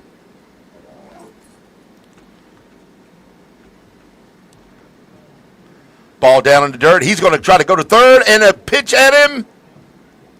And that runner gets in and is safe at third. And drew the walk as well. So we got men on the corners, no outs. The score 4-2 in favor of Tuskegee. In favor of Alabama State. In favor of Alabama State. Yes, my fact checkers are looking at me going, what's wrong with you, man? Let's get the right numbers. Sorry about that, folks. It's, during the fall season, a lot of times, the different institutions will give the players, a jersey with something on it. Sometimes they're not the right one. Sometimes they're not the right numbers. Unfortunately, we don't have numbers on one of the jerseys, and we have numbers on the other ones, but we'll call our best. This is the FlyBall Jubilee, Montgomery, Alabama, Patterson Field, historic Patterson Field. Brought to you by the Players Alliance. Here's the pitch. And we got a guy, he's going on to second, and he is safe.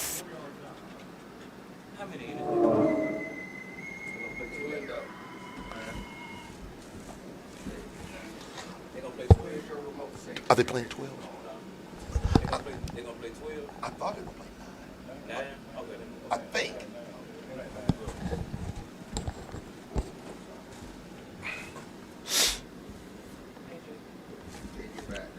One strike.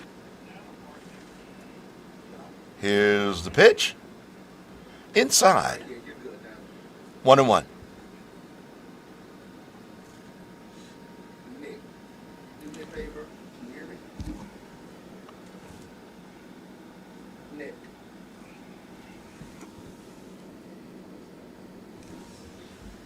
And we've got a little bit of a break in the action.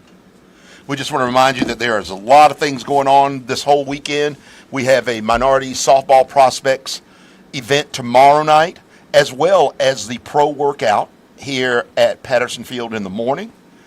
A lot of seminars, some other seminars and different things the Players Alliance will be doing with the players and the families as well. Because again, the players can do something, they're out there playing the game, but they got to have those supports, and we really appreciate all the parents and family that comes out to the game. Here's a pitch. A little high. 2-1.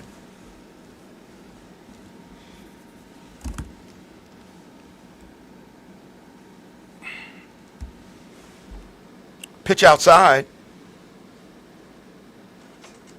Actually, that was 3-1 and sent him down to first base. We've got the entire pond covered with ducks.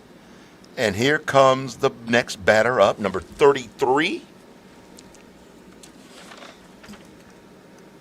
That's Jordan Peterman.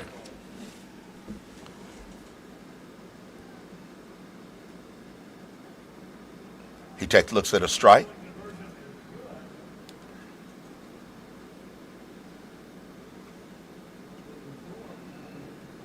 The ball's a little outside there. 1-1. Bases loaded once again.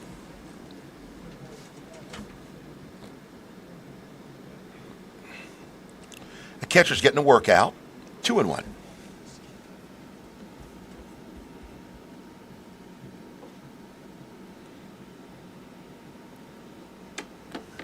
Brought a ball inside on him. He took a mighty cut at it. It's 2-2.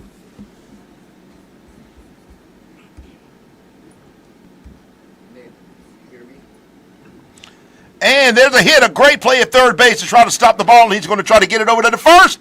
Great stretch by that first baseman to get that man at first base, but a great stop and throw from the third baseman. 1 run scores. Scores now 5-2 in the bottom of the fifth. 1 out.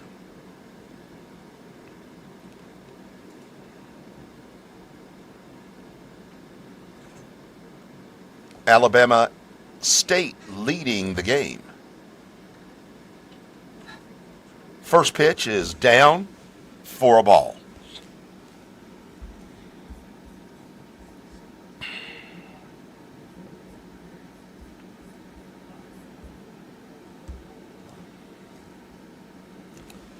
Player digs in. Here's the pitch. Chops it over to third again, but foul. Crowd's thinned out just a little bit here, ladies and gentlemen, but it's okay. It's definitely a big weekend event. A lot of stuff going on in the area. Right behind us is a big high school football game going on as well. That was a swing on, and 1-2 is the count. Foul ball back to the backstop. 1 ball, 2 strikes, 1 out. Yeah.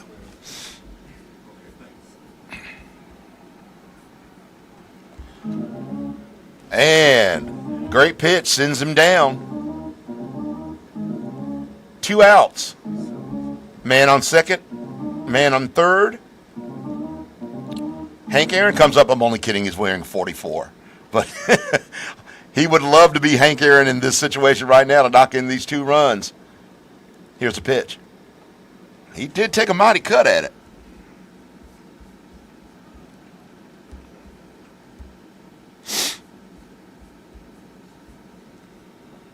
Another pitch. That's a ball. 1-1.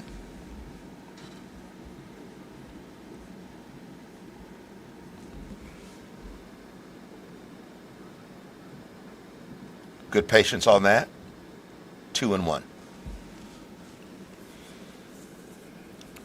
Base runners are dancing out there. Inside, and he's going to try to get it, make it home, and it is going to get him. He's going to be out. The hesitation from that third base runner, he ran right into the out. That brings us to the top of the 6th inning. The score, 2-5 in favor of Alabama State. We'll be right back.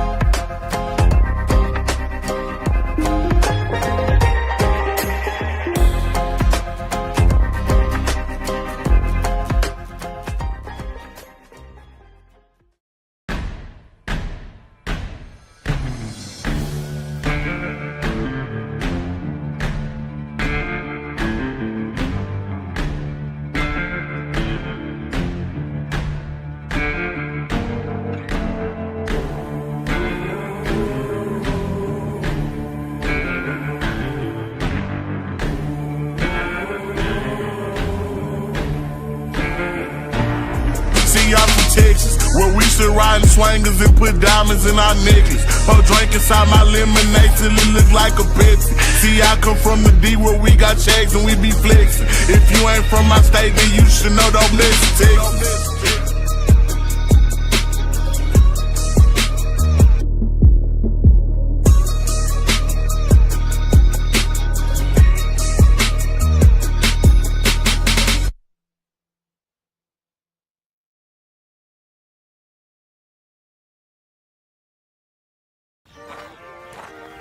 Okay, Swaggy and Sassy. What was it that you wanted to show me? Grandpa, you said the Swaggy chain harnessed the power and spirit of the Negro Leagues, waiting for someone with the passion and determination to unlock it. Something amazing just happened. I think I activated the power. Yes, you should have seen him throw the ball like the legend Satchel Paige. That's remarkable, Swaggy. You have the opportunity to carry on the legacy of thousands of talented players. Whoa, I had no idea there were so many. The Negro Leagues were filled with talent and resilience. It wasn't until recently that over 300 of those players were acknowledged in the Baseball Hall of Fame. There was Willie Brown, known for hitting the home runs. Ben Taylor, known as the best first baseman in the game. And there's Oscar Charleston, fearless, and can steal a base with ease. We are back, ladies and gentlemen. The FlyBall Jubilee. Montgomery, Alabama, historic and relevant and beautiful Patterson Field. Jeff Johnson here with you. This event is brought to you by the Players Alliance, doing great things for a lot of great people. In the top of the 7th inning, I think. 1, 2, 3, 4, 5. Or 6. Top of 7th. First pitch by the new pitcher on the mound right now is number 35, Jared Harmon.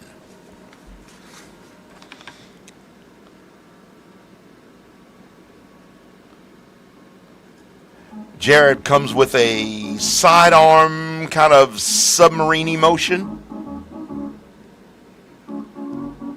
Got a weak hit right there, or weak at bat. Catcher pops out, throws it to first base, 1 down.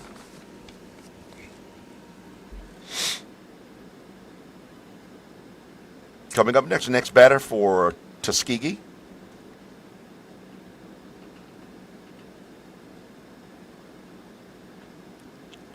And he laces one right into center field for a base hit. Making that large turn at first base.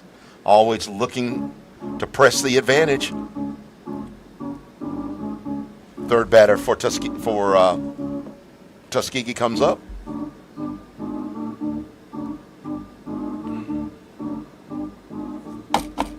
Go, Apps, go. Sorry. I had to say that. I went to Appalachian State University. Just heard that too much in my life.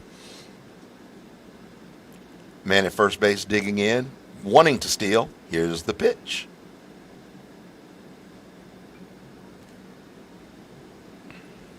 Fouls it off. 1 strike.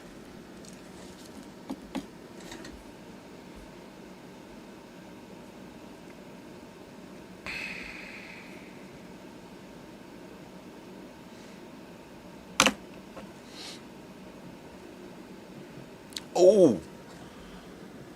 Strike 2 on swing and a miss. Remember, tomorrow from 11 a.m. until about 1 p.m., we've got our Focus City Showcase. Should be a lot of fun out here at Patterson Field. Come by and check that out.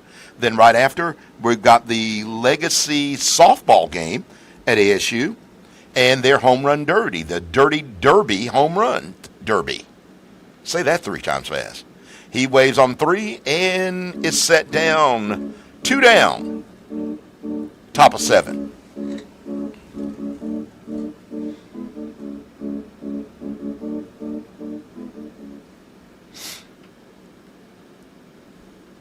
Our music maestro is doing fantastic work. Got that organ game going good, the jingle game going good, the stinger game going good. The music game is on point. Here's a pitch. Foul back. Strike 1.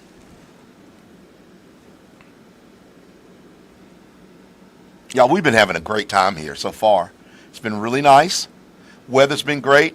And we are praying for all of those folks that are anywhere in the flooded areas.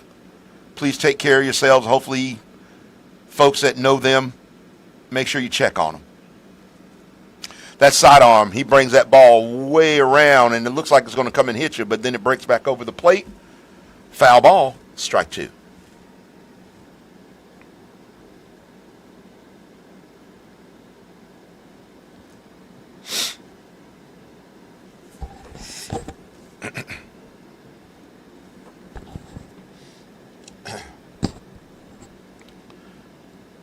Lined up the pitch.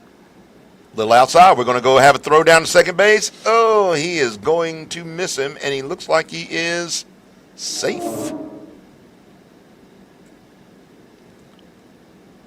lot of speed on that team. They get around on you. A lot of speed on both these teams. Very athletic teams. 2 strikes, 1 ball, 2 outs. Top of the 7th.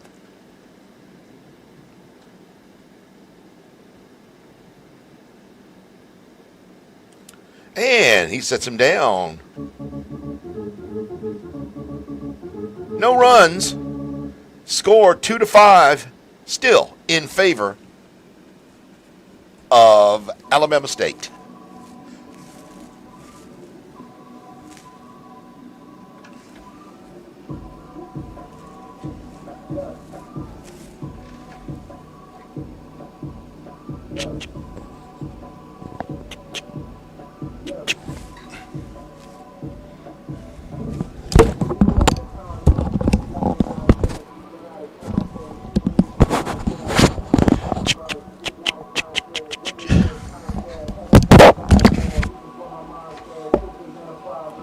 Get fixed.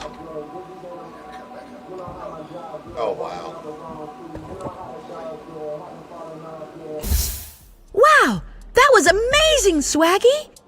Just like that, Swaggy. You're embodying the spirit of these legendary players. It's been 3 years since we started this. Time flies. But our vision is falling right into place. Let me show you what we've been up to.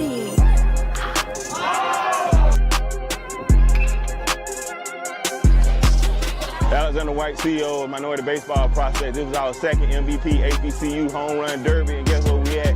We had Truist Park. What's up? My name's Gabe Vasquez, and I just won the Home Run Derby. You know, it's every little kid's dream to, you know, be in a Home Run Derby and win it. And Minority Baseball gave me the platform, gave me the opportunity.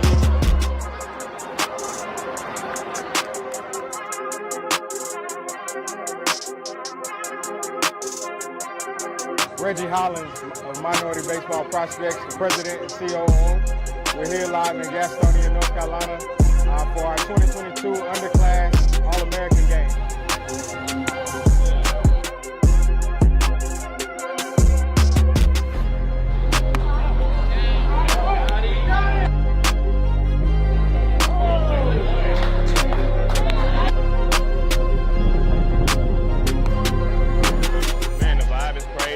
Especially being in this beautiful park, ballpark of the Palm Beaches, man, with the best players in the country.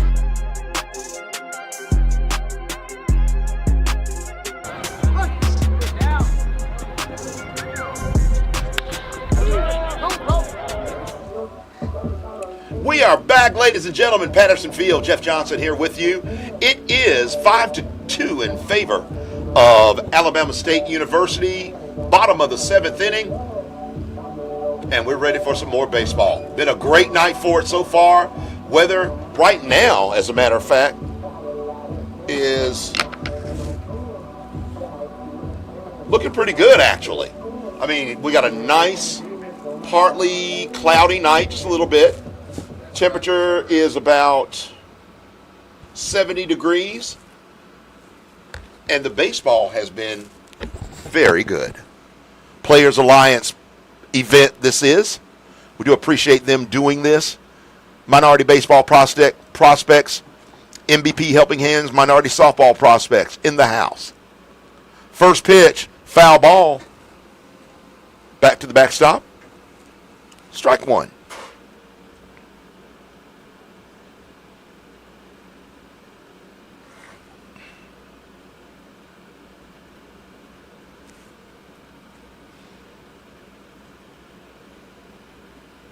Young man on the mound. Lefty. 1-1.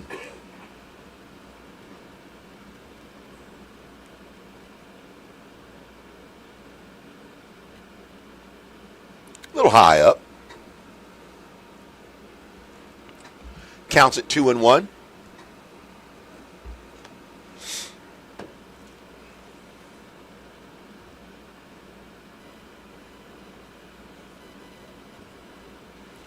Inside. 3 balls, 1 strike.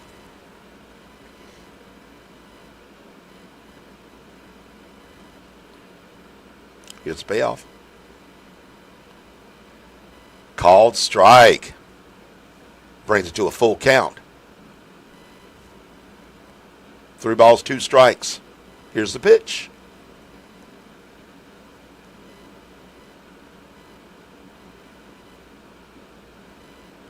Outside, draws the walk.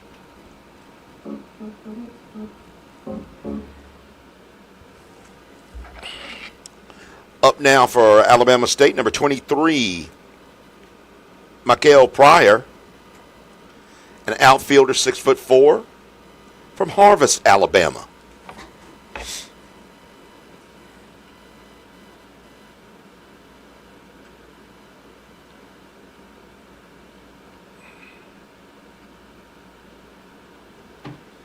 Ball 1 on that pitch.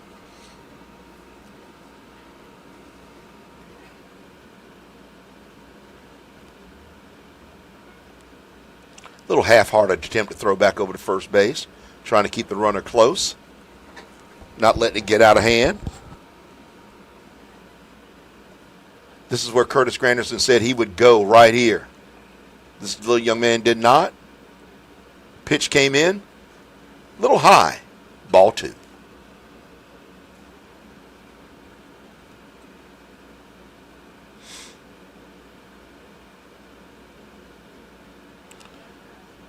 Got through the 5-hole of the catcher. Easy move over to second base for the runner there. 3 balls, no strikes. Almost made a little throwing error, throwing it back to the pitcher. But had folks behind him to make sure it wasn't going to get too far. And that player on second base was not going to get over to third. I want to say a quick congratulations to Mark Church for making his major league debut against the Angels today, Texas Ranger. Good luck to that young man. Wonderful guy. Wonderful family. Great baseball player. Mark Church. Let's go, Mark. And drew another walk. We've got men on first and second. No outs.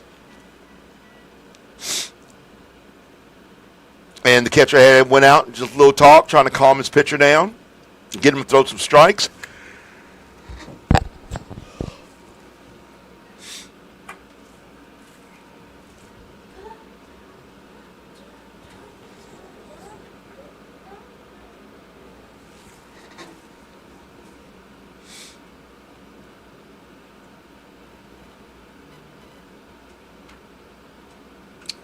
And we're getting ready to come back here.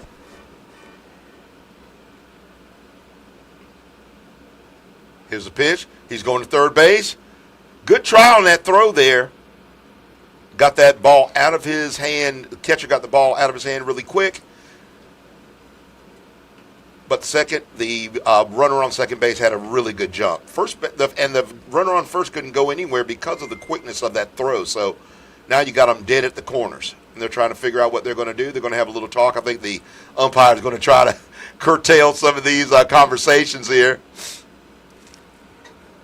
But we'll see how it goes. Yeah, the umpire said, hey, let's keep this thing going.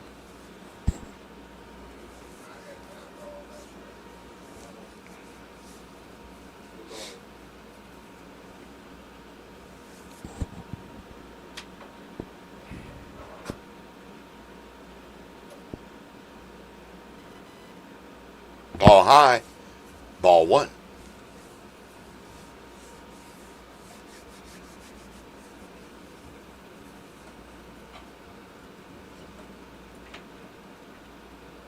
Leave your shot on plate.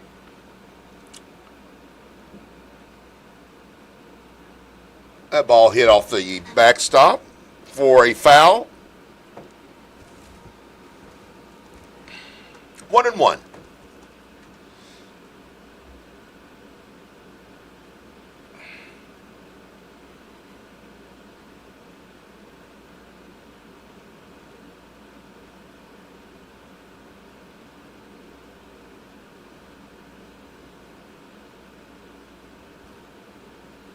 Here's the windup. Runner at first base. Looks like he's going to try to go somewhere, but he's not. Ball is down and inside. 2 balls, 1 strike. Man on first, man on third.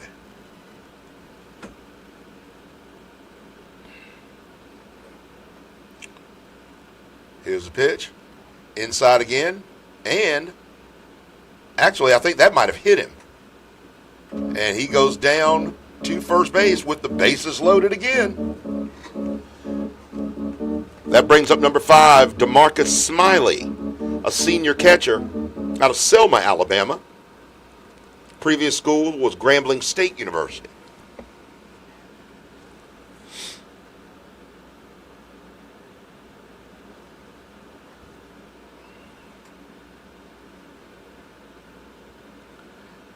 He just got hit in the back, and he scores a run. And I think we'll see. I think this... Nope. Going to leave him in. I mean, he only has a certain amount of time that he can pitch anyway, so they got to leave him in and give him a chance. Going to have a pinch runner going out for the gentleman on first base.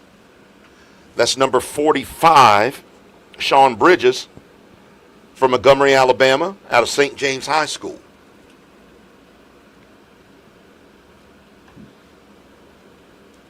Six to 2 is now the score.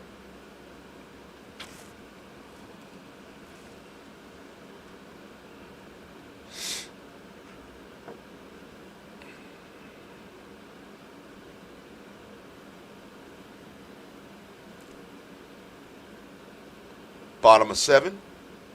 1 run scored. 6 to 2. And we're going to have a visit from the coach.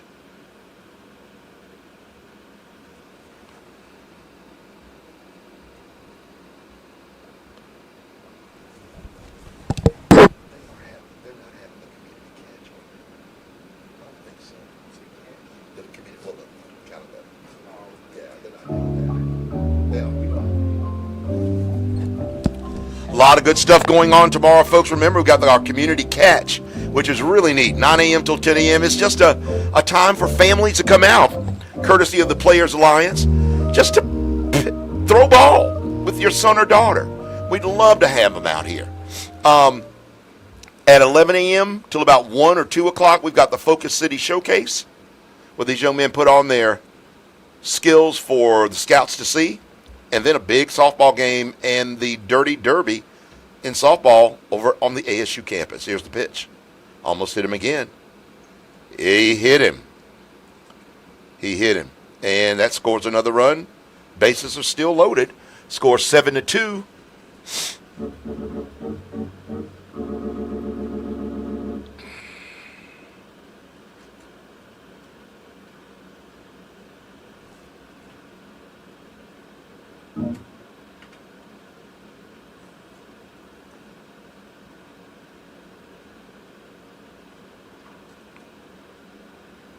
That's a nice pitch right there. Strike 1.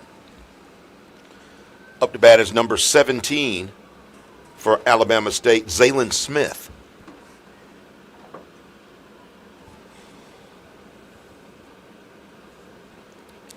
Zaylen Smith from Douglas, Georgia, Coffee County High School.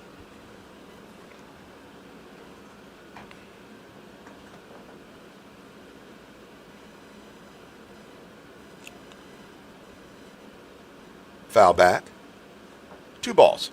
2 strikes, excuse me. Strike 2.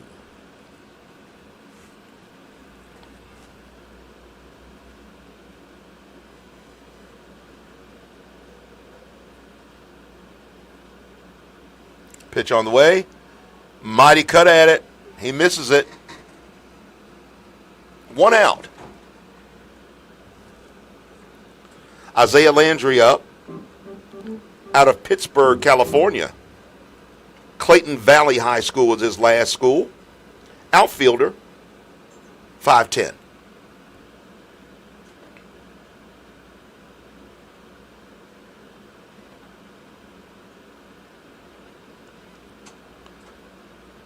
Isaiah watched one go by, strike 1. Call strike.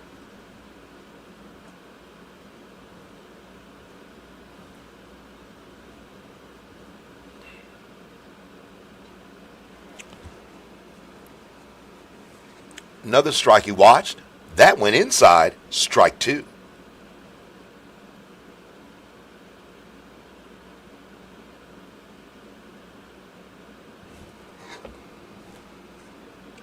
Ball way down in the dirt and outside. 2 balls, one ball, 2 strikes.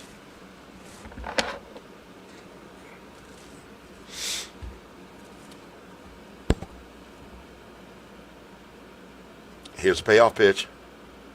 He wanted to lurch out there after it, but he did not chase. Left that ball outside, 2-2.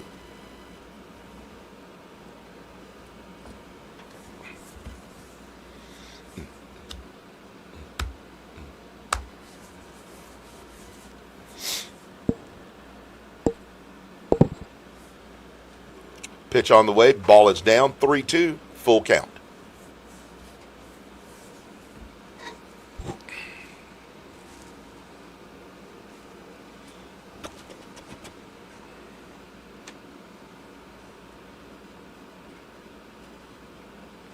Whoa, got up a little high there. That's a ball. Walks in another run. Score is now 8-2. 3 walked-in runs.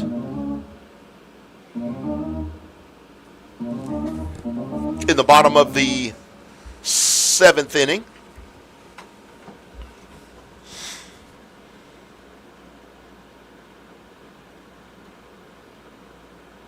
One out.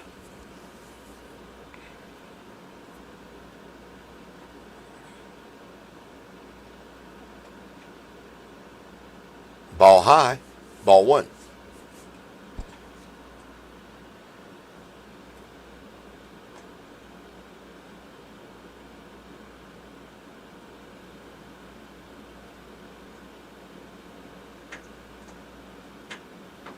Strike 1 right down the middle. To number 5, Wilbert Espinal. He's a junior utility player from Marietta, Georgia. Murray State College was his last college. A nice hit right between first and second base. Scores 1 run. Another run's coming to the plate, and he's going to be out at the plate. Good try, good speed, but a great throw from right field. Good play by the catcher to receive that ball. Good throw. And the Alabama State player was hustling. He was close to it, but just a good play all around.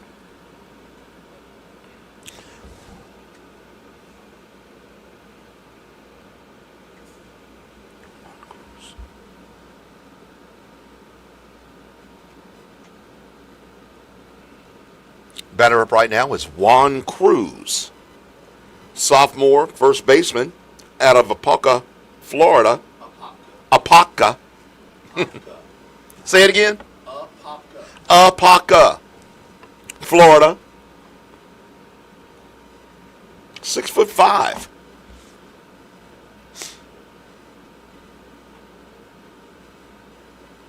Guys at the corner. Strike. 2 balls, 1 strike. And as I said before, runners on the corners.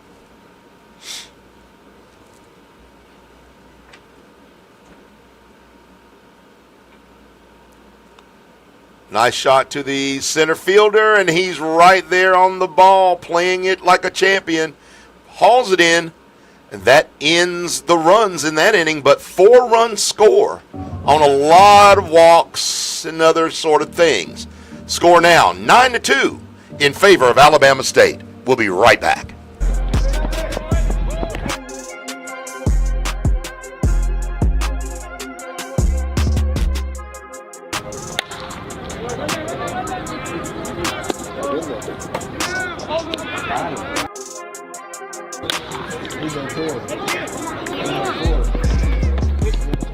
So you might be wondering, where do we go next? Well, stay tuned, because we're just getting started.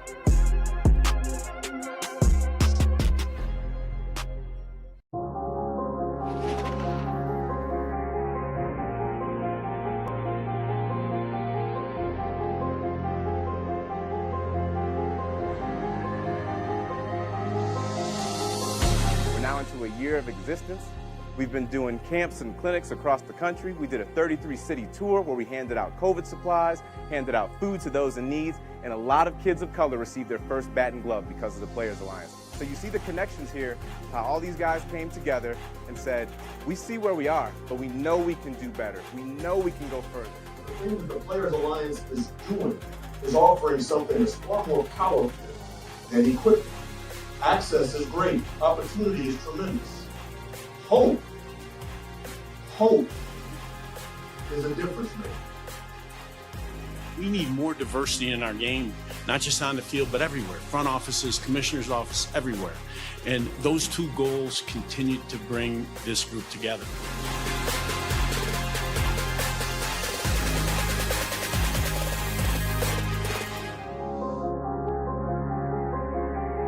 We're going to commit over the next 10 years $100 million of funding at a minimum to the Players Alliance. That number could be as high as $150 million. It's one thing when the staff is out there doing it. It's another thing when Granderson is out there doing it. This is a big step moving forward. This is going to allow us to continue to keep doing all the things that we said we're going to do, that we've already been doing, and we'll hopefully continue to do more things as we build from this moment on.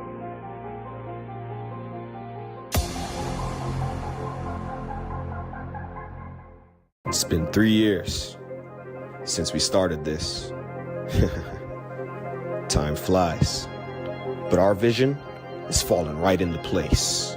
Let me show you what we've been up to. Top of the 8th at Patterson Field. Jeff Johnson here with you. FlyBall Jubilee player brought to you by the Players Alliance. Tuskegee's back up to bat. Alabama State in control of this game so far. This scrimmage game, because it is a scrimmage game.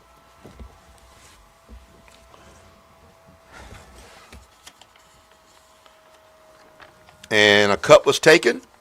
I think it might have been a foul tip, but it's strike one. That is number 37, Shadi Colon. He's from Rio Grande, Puerto Rico.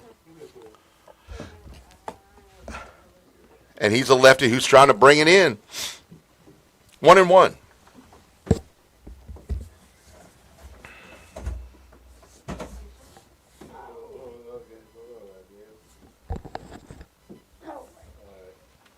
And another cut on that one. 1-2.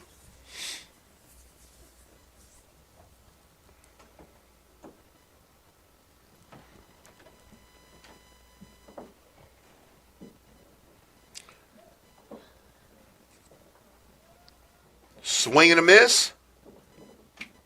Strike three. One down.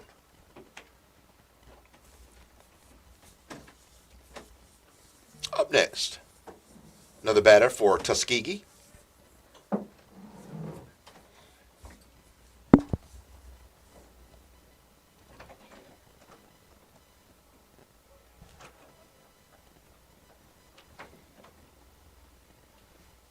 Okay, don't know if he called it just strike one on that one.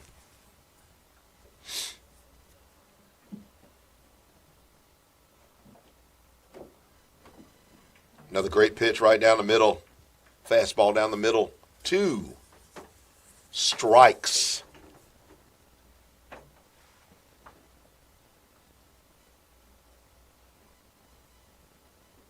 Strike 3, giving it a wave.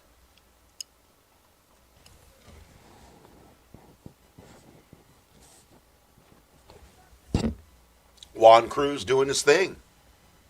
Coming in, making good pitches, making batters miss.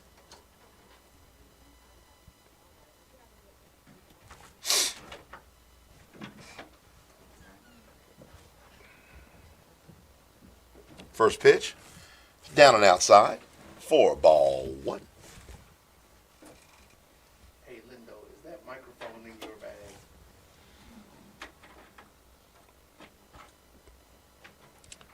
Pitch floated outside for ball 2. 2 outs, no man on base. Top of the 8th inning. Lindo, I was asking, is the microphone inside of your bag? And here's a pitch down. 3 balls, no strikes, 2 outs.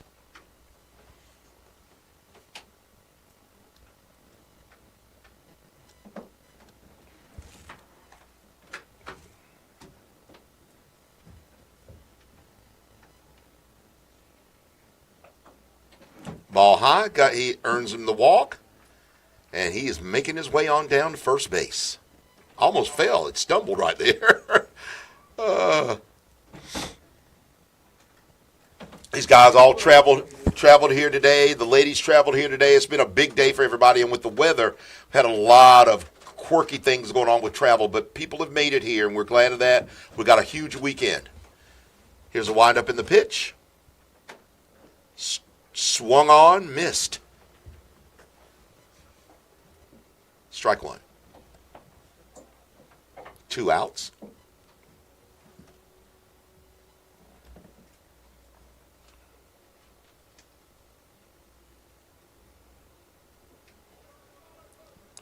Another swing on pitch. Strike 2. But the ball got away from the catcher, moving the runner at first over to second.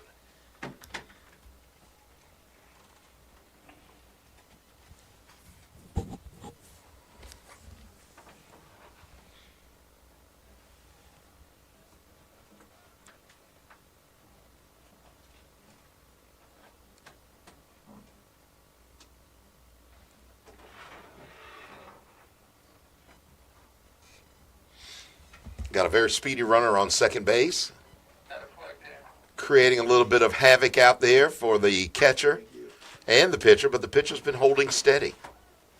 1 ball, 2 strikes, 2 outs. Top of the 8th. And he got a wave, and that will set them all down. No runs for Tuskegee right there. Alabama State, 9. Tuskegee, 2. We'll be back in just a minute.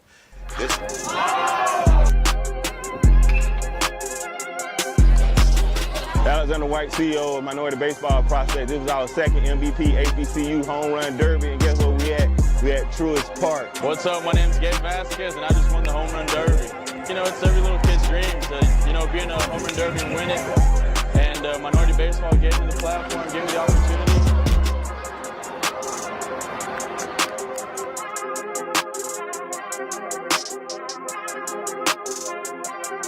Reggie Hollins of Minority Baseball Prospects, the president and COO. We're here live in Gastonia, North Carolina for our 2022 underclass All-American game.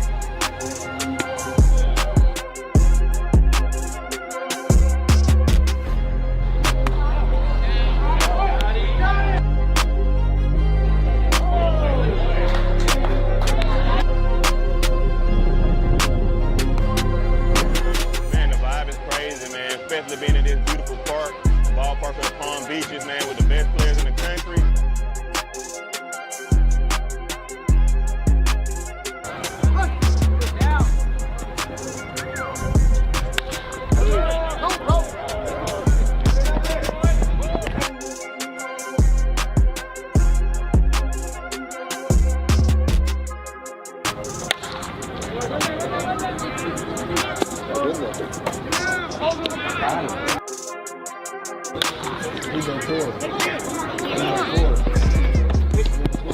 So you might be wondering, where do we go next?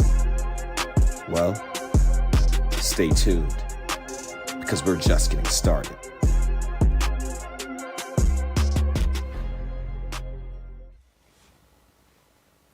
We're back, everybody.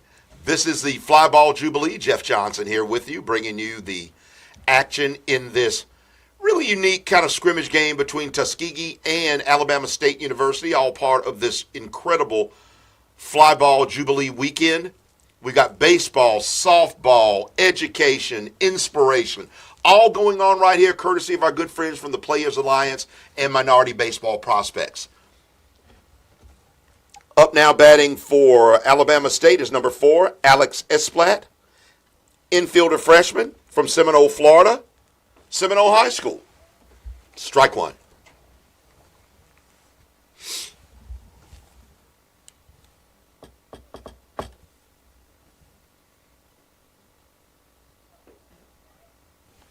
Ball was a little bit down from the Tuskegee pitcher.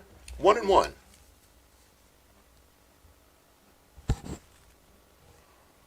Here's a pitch. He beat it out to first base, a hard hit, but boy, that first baseman was right on it. Got it, and we're having some throwing errors on the infield throw around. But hey, it's fall ball. But even in fall ball, you still want to make sure you're crisp, that your infield and everybody feels. But of course, everybody's still feeling each other out. So, you know, you're going to have little mishaps every now and then. Up now is number 24, Cameron Douglas, out of Woodstock, Georgia. He went to Georgia State University. That was his previous school. Played ball there. So here we go. Ball through. Pass ball. Ball 1.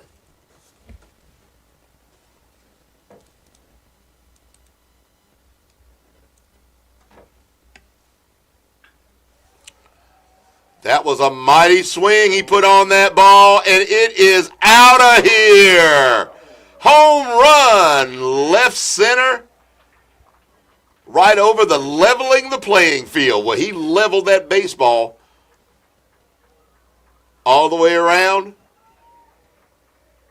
talking to everybody as he comes around and touches home plate. Score 10-2 right now in favor of Alabama State University.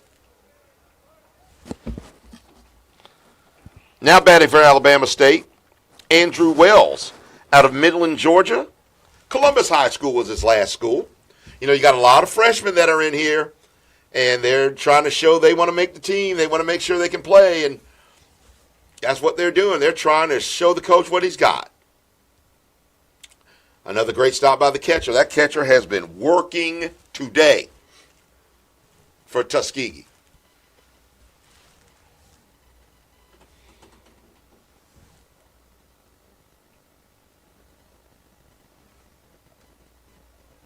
Ball 2.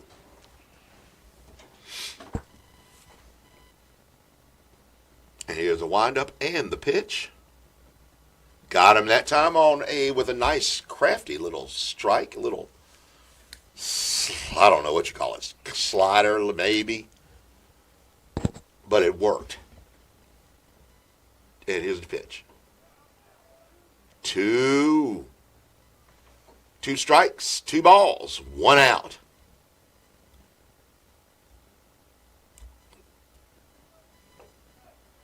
That ball's a little up, brings it to a full count. 10-2 is the score. Bottom of the 8th inning.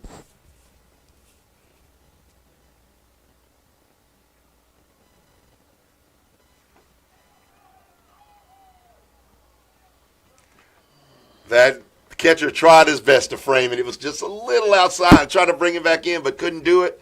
Sends him walking down to first base. 1 out. Up now, number 25 batting is Jorge Bello, sophomore out of Orlando, Florida. He went to Mount Verde Academy.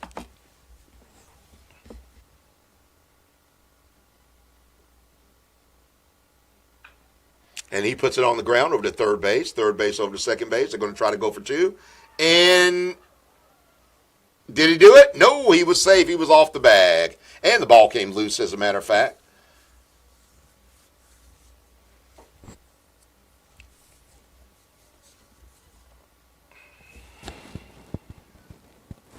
Number 9, Mason Grube will be playing now. He's a freshman. He's a catcher out of Knoxville, Tennessee.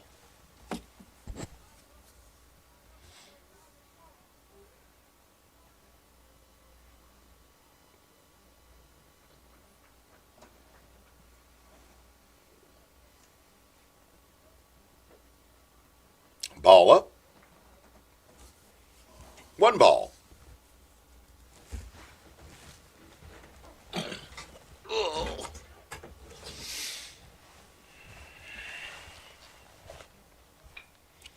He puts it right between the shortstop and the third baseman, moves a man over to second base, and on his way to first base right now. 2 outs. And that brings up number 19. 13. That brings up number 13, Tyler Holmes, another freshman, trying to get those freshmen in as much as possible. Tipton, Georgia, Tift County High School, his previous school.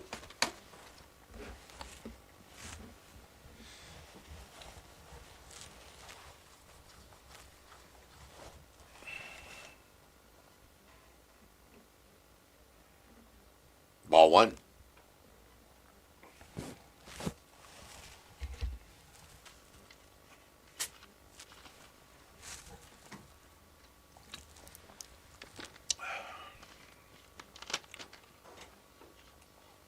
Strike on the outside corner of the lefty. Oh, down two. Got him leaning. Nick, go to the batter. Pitcher trying his best to hold the second base or hold the runner on second base. Here's the pitch, a little high. 2-1.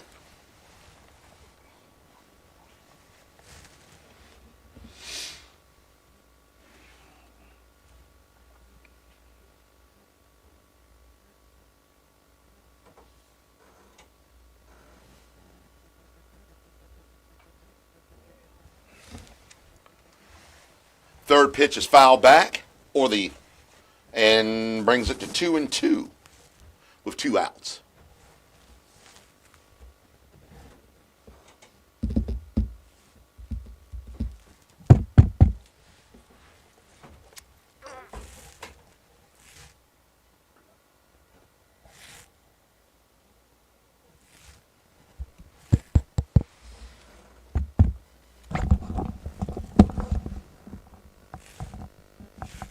Why am I hearing that one? Oh, don't worry about it. All right. Oh, punched it right through first base to second base. Going to throw it over to third as much as he could. And he's going to stop it. He's still running on the second while they were trying to make that long throw. That throw from the right fielder. If he wouldn't have thrown it, he would have been stayed right there at first. But he made the attempt. Runner from first moved over to second. Now they have runners at second and third. And an opportunity for number 17, Zaylen Smith, out of Douglas, Georgia, to bring in a run. 11-2 is the score now.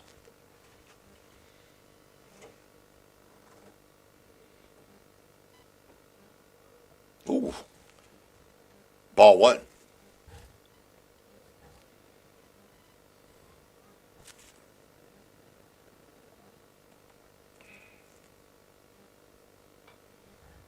Foul back. 1-1.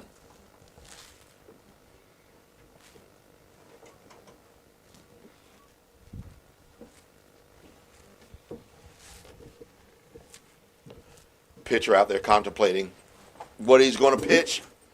Try to get this young man out. He's got the pitch. Here it is. Try to get a curve going there, but nah. 2-1.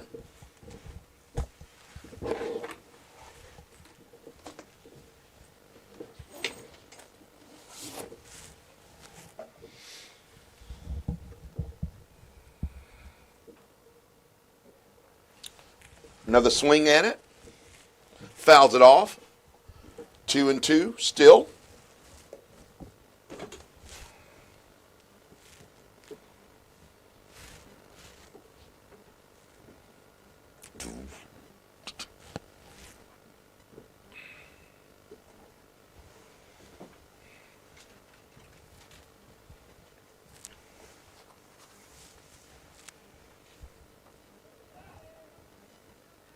And he got him there, set him down. He wanted to go after it, but he did make the swing. And that brings us to the top of the ninth inning with the score 11-2. You're at the FlyBall Jubilee in Montgomery, Alabama. We'll be back in just a minute.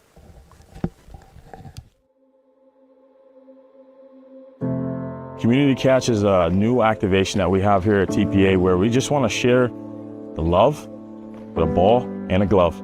So we want to do that. We want to engage with these kids as best as we can. We want to teach them to have love for baseball.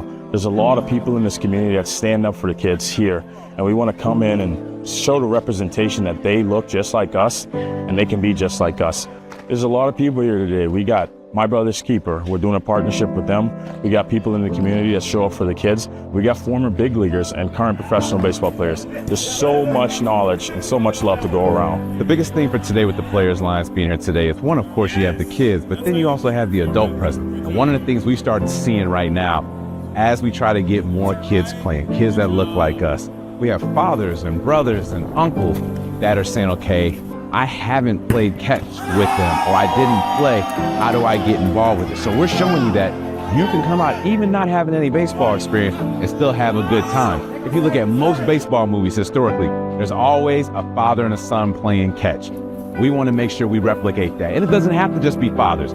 It's that person who you think is the father figure in your life. That could be big brother, that could be a neighbor, that could be uncle, that could be your father, whoever it happens to be, or in this case, former professional baseball players. And that's why we're here today. And I won't let you go. I won't let you go. You are not alone. And I won't let you go.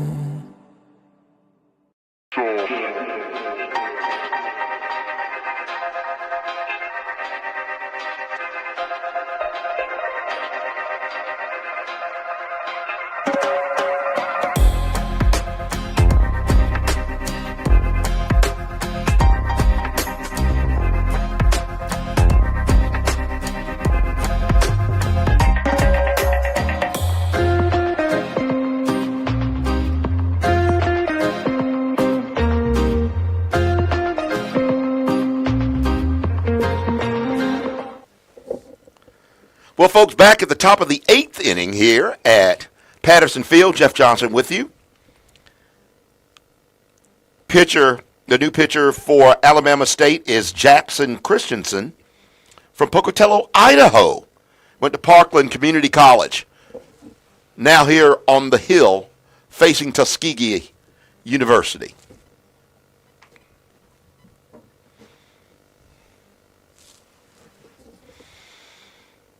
And he is a junior, so we'll see if he's got some experience here.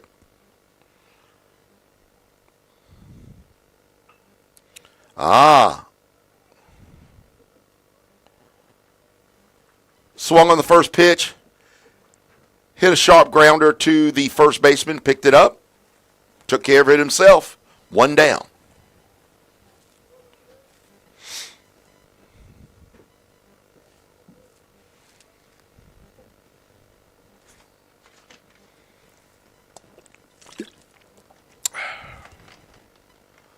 Had a little shot of Coca-Cola right there, ladies and gentlemen, but there's a swing and a miss. Strike one.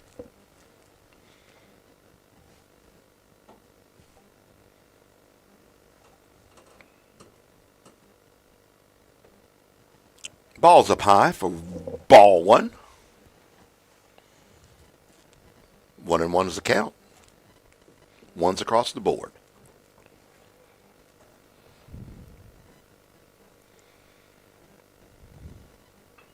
And it hits the ball back up the middle. Shortstop chases it, charges it, and tries to barehand it. Doesn't make the barehand. And that is should be a hit.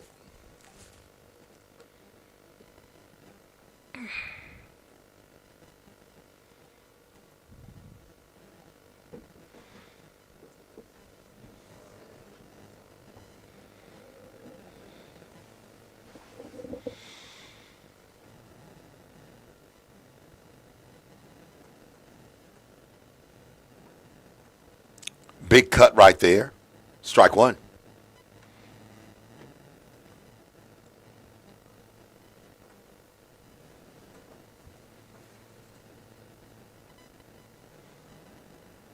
Base runner trying to inch his way, and he goes.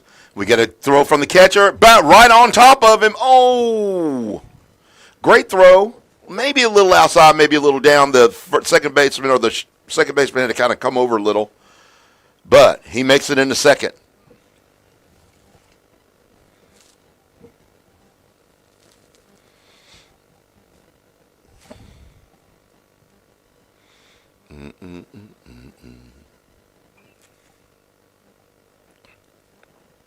Swing foul back.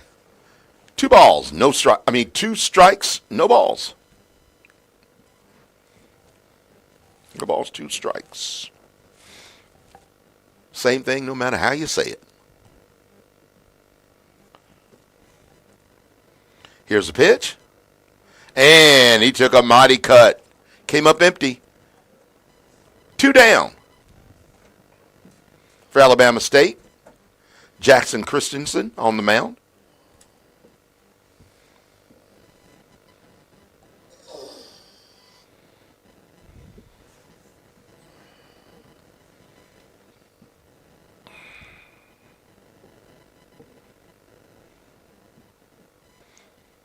First pitch by Christensen, a strike.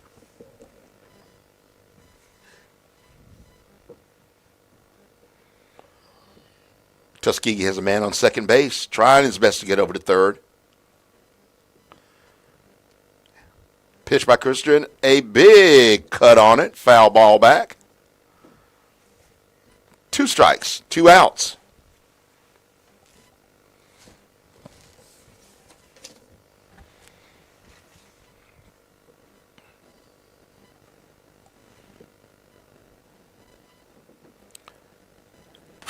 Christensen comes set, looks down, throws the ball, hits it right back up to the shortstop. Shortstop hands it and throws it over to first base, and that ends that top half of the 8th inning. We move to the bottom of the 8th. Score 11-2. We'll be back.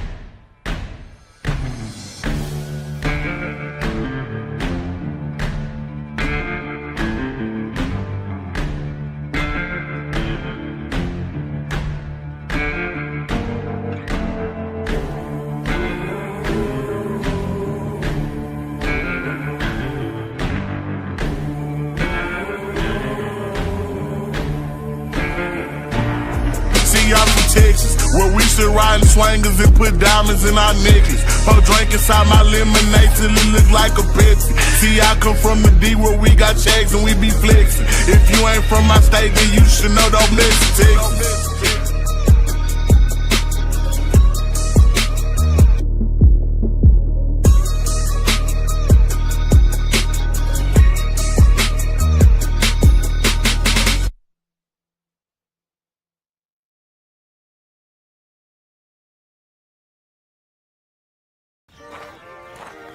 Okay, Swaggy and Sassy, what was it that you wanted to show me?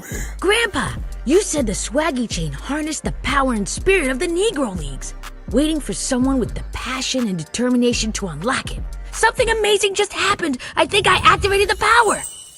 Yes, you should have seen him throw the ball like the legend Satchel Paige. That's remarkable, Swaggy.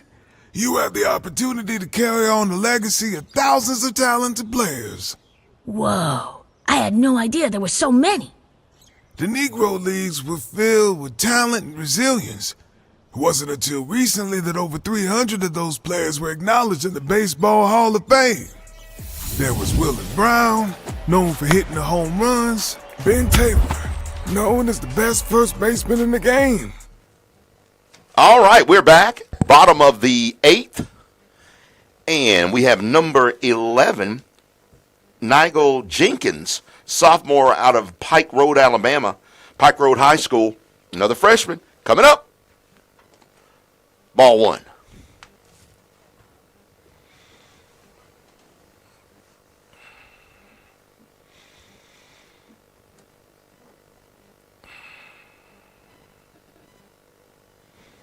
Ball down. Ball 2.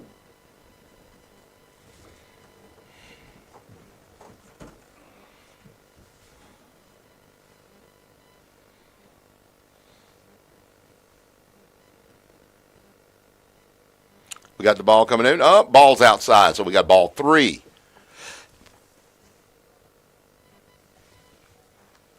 Sometimes, folks, when he gets into these later parts of the innings, and you're trying to let a lot of people pitch in these kind of scrimmage games, some of the pitchers just can't keep the control, so a lot of walks happen.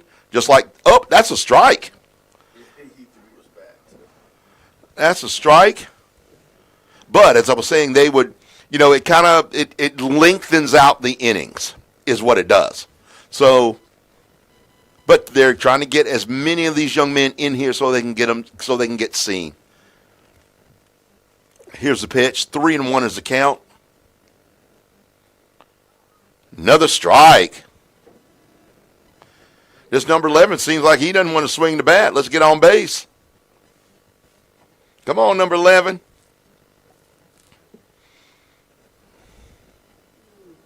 Here we go. Here's the pitch. Outside, he did get his walk. Coming up now is number 46. That is T.J. Neal out of Atlanta, Georgia. Griffin High School. High school of them Beckham boys. Tim. Jeremy. Terrorizing the base paths for Tampa Bay. Man on first base, getting his lead. Pitch is coming in. Nice hit out to left field. He makes the grab, sends the man back to first base. 1 out.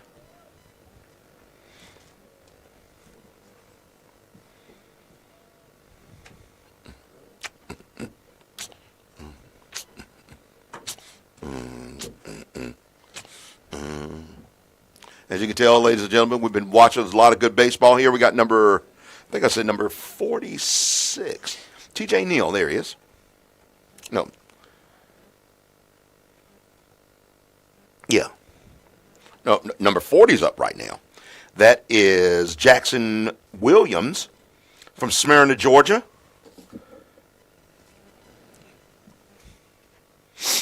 Ball goes outside. Ball 1.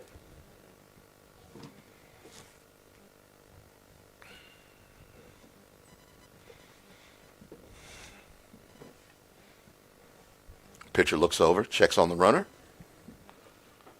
Throws it down with a nice pitch right in there. 1-1.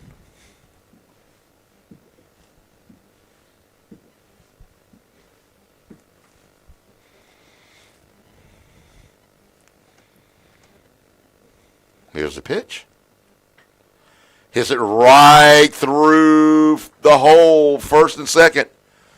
Right fielder comes up. Throws it in to prevent any more leakage of runners moving over. And number 4 for Alabama State comes up.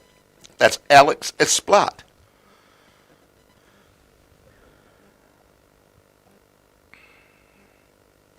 Out of Seminole, Florida.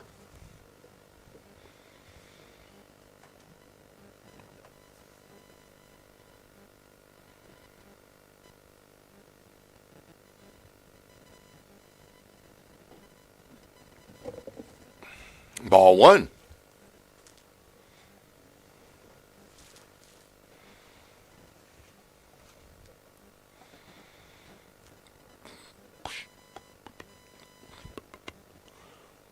And here's the pitch.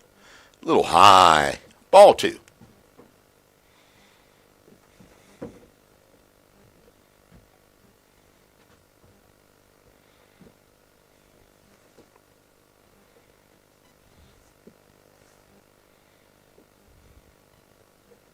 Here comes the pitch. He hits it high, hits it out to right field. Right fielder camps up under it and then gets the ball and throws it in as fast as he can. But the second baseman tagged up and is on third right now. We got runners at first and third. 2 outs. Number 24 up to the plate right now. That is Cameron Douglas out of Woodstock, Georgia.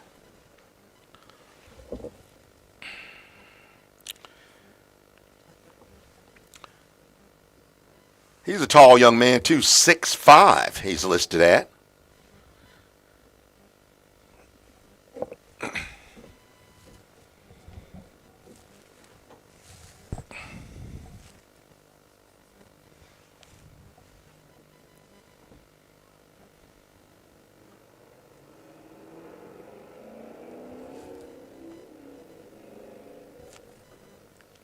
1 ball. No strikes. 2 outs. Pitcher comes set. Here's the pitch. Oh, a hard hit ball right to the shortstop. Shortstop gave it a good effort. Went right underneath his glove. Run scores 12-2. 2 outs. Runners on first and second for Alabama State.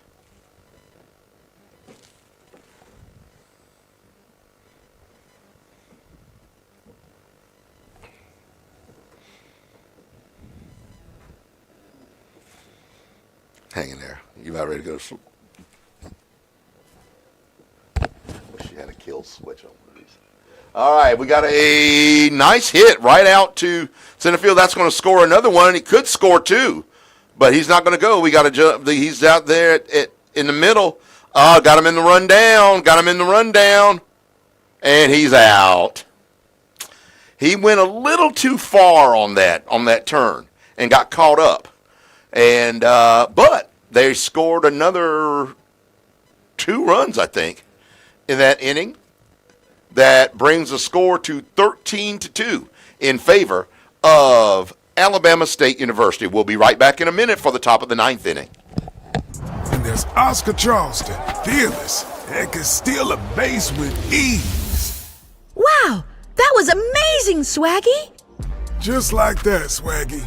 You're embodying the spirit of these legendary players. It's been 3 years since we started this.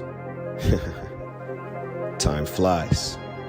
But our vision is falling right into place. Let me show you what we've been up to.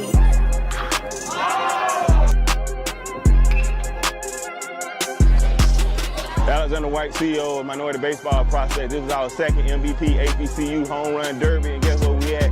We at Truist Park. What's up? My name's Gabe Vasquez, and I just won the Home Run Derby. You know, it's every little kid's dream to, be in a Home Run Derby and win it. And Minority Baseball gave me the platform, gave me the opportunity.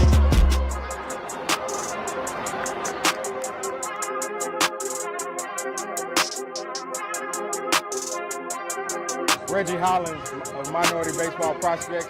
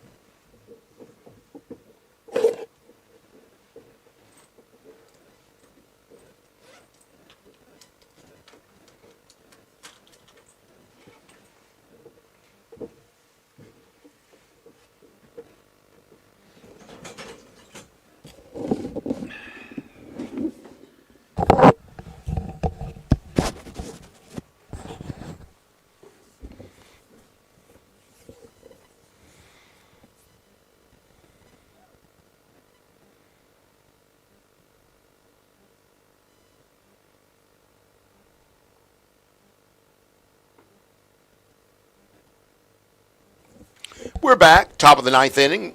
Pitching now for Alabama State is number 20, Juan Barros, sophomore out of Cayey, Puerto Rico. He was at the Puerto Rico Baseball Academy, and he's on the hill tonight on Patterson Field in this scrimmage, Tuskegee and Alabama State, part of the Players Alliance FlyBall Jubilee. Here's the pitch. Swing and miss. Strike 1.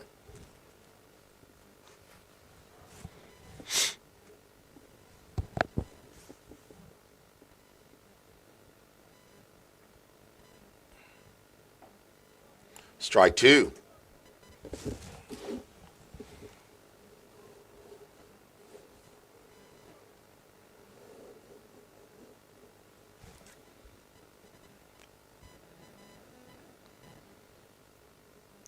Ball's down, kind of in the dirt. 1 ball, 2 strikes. Juan Barros, 6 feet tall. 195. Brings some good pitching mechanics to the hill here. And here's a pitch down. That poor catcher's been in there taking the slings and arrows of outrageous fortune. Umpire giving him a little bit of a break.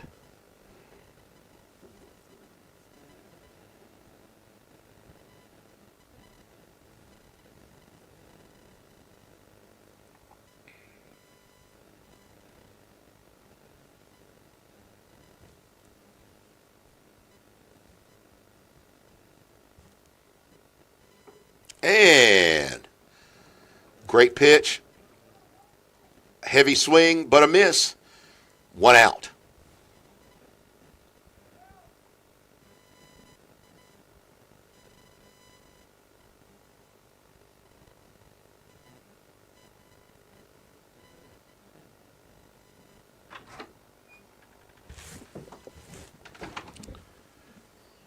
Pitch is coming. Set. There's a pitch. And it's down. Ball 1. Anybody needs to go to the bathroom, just set your camera and go.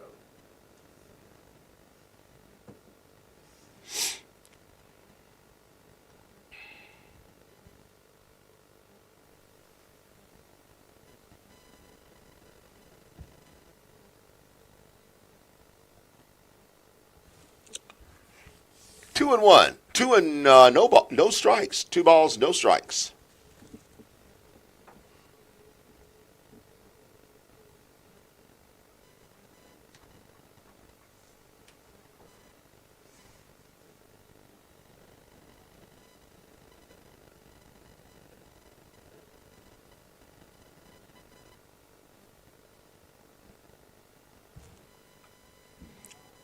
Foul ball back to the backstop. 2 balls. 1 strike.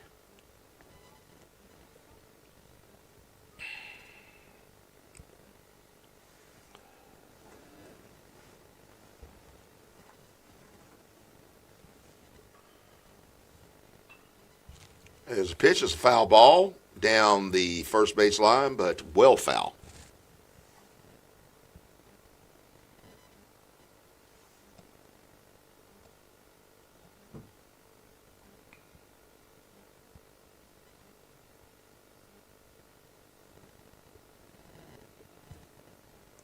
And here's the pitch.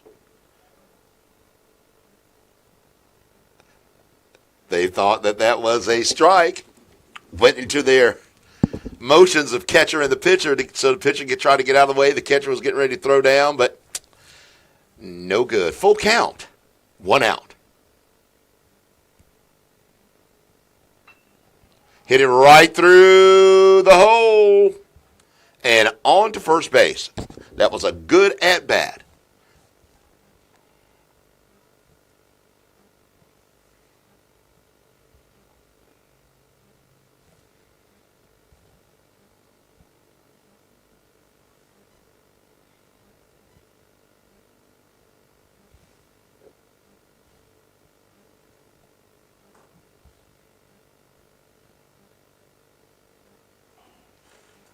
Left-handed pitcher looking right at the runner on first base. And here's the pitch. And it's down, and the runner goes on a pass ball. I don't know if you would call that. I don't know. You know, that's a tough one. I don't know if he should have blocked it or. But ball got past. The man's on second.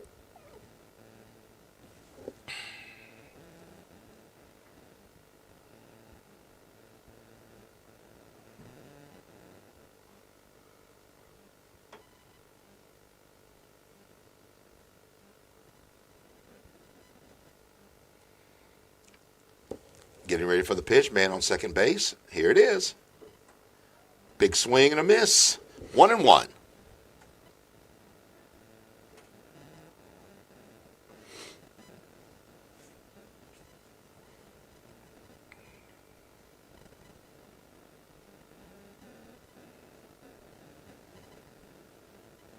Here's the pitch.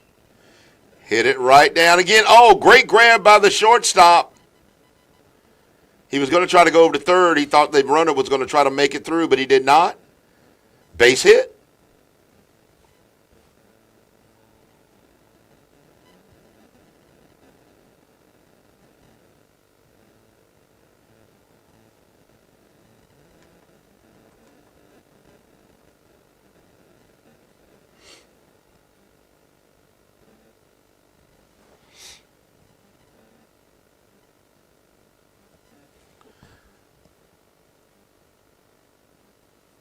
Man on first and second. It was a big hack taken, but to no avail. Strike one.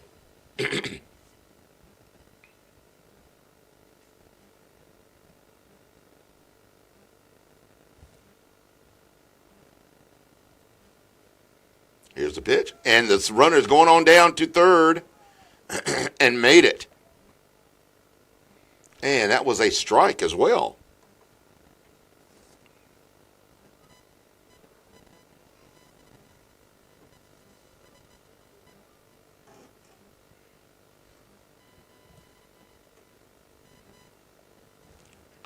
Setting himself up. Looking good here. Got men on the corners.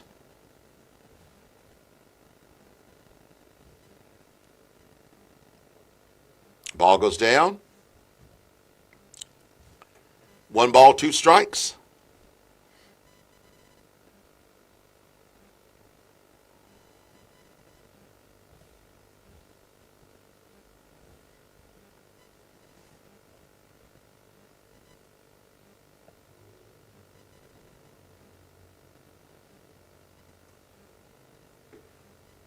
Ball outside.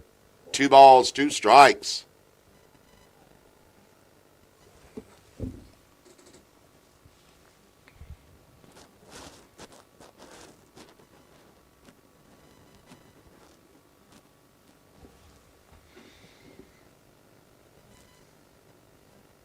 Here's the pitch. And it's up high. 3 balls, 2 strikes, full count.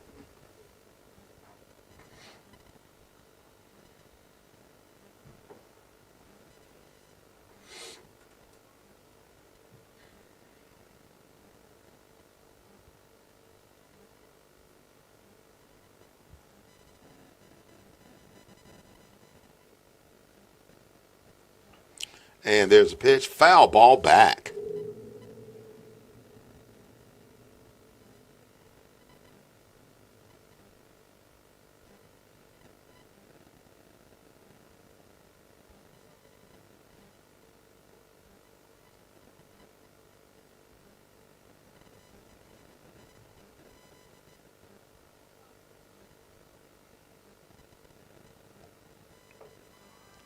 And that was a ball.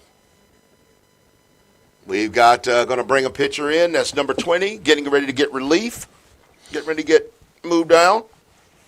While he warms up, we'll take a quick little break, let him warm up, and we'll come back in just a minute. Score's 13-2. President and COO, we're here live in Gastonia, North Carolina for our 2022 underclass All-American game.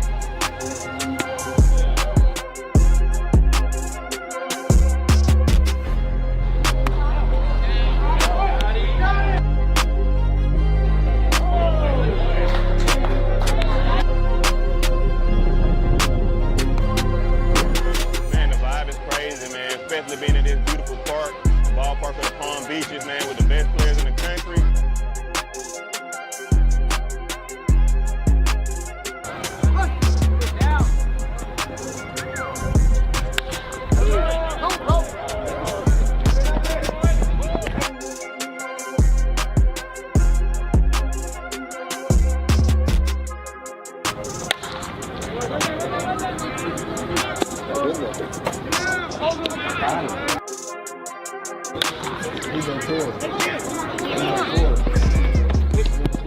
So you might be wondering, where do we go next? Well, stay tuned, because we're just getting started.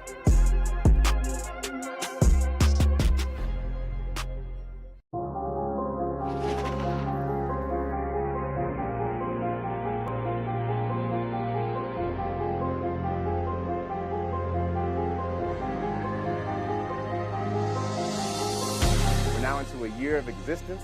We've been doing camps and clinics across the country. We did a 33-city tour where we handed out COVID supplies, handed out food to those in need, and a lot of kids of color received their first bat and glove because of the Players Alliance. So you see the connections here, how all these guys came together and said, we see where we are, but we know we can do better. We know we can go further.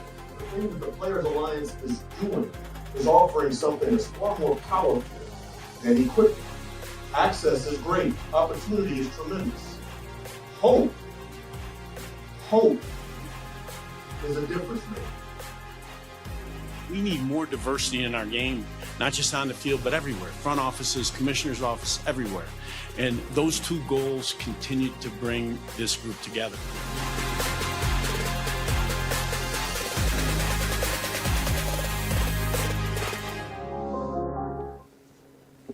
And we are back. We had a pitching change. Pitching now is number 15, Jacob Loeffler. He's a freshman, 6'4", from Cocoa Beach, Florida, Merritt Island High School. 1 out. Runners on first, bases loaded, and here's the pitch. Ball outside, good block by the catcher. Score is 13-2. A couple good runs for Tuskegee would be very, very appreciated by the coach and their fans. So let's see what happens here. We've got 1 ball, no strikes, 1 out. Here's a pitch. That one's down, gets away from the catcher. We're going to score a run. And we've got men at second and third with 1 out.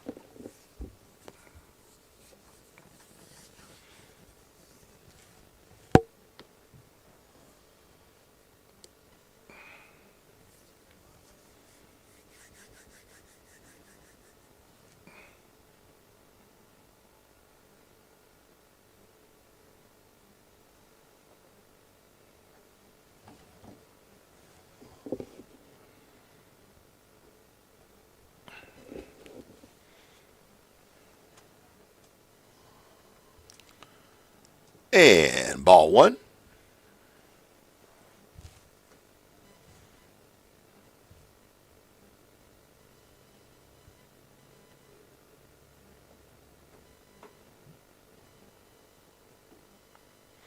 Strike. First strike. 1-1.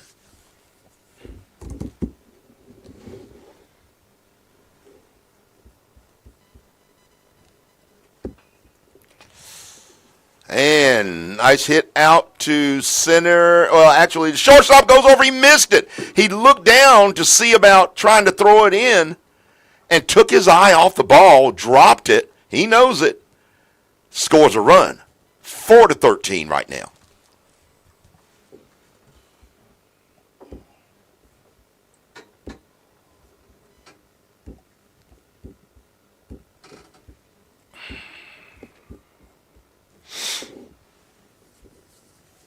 Men on first and second.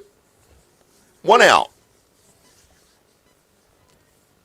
And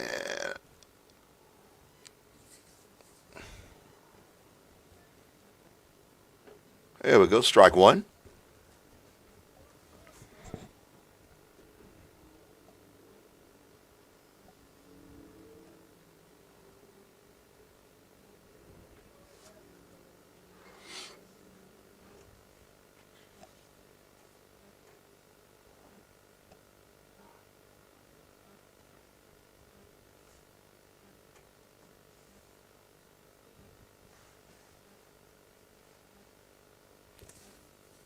Two balls, one strike. One ball, one strike.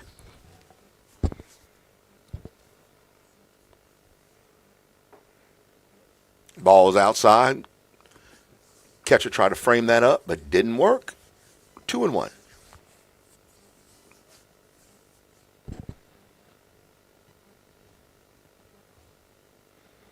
Pitcher comes set. Throws a strike in there. 2-2.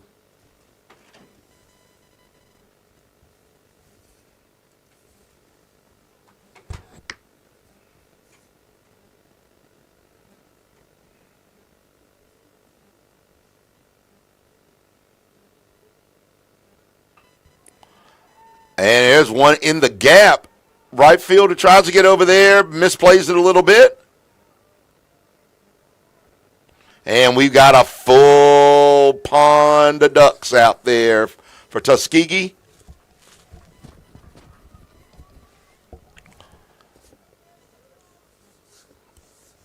One out. Oh, wow.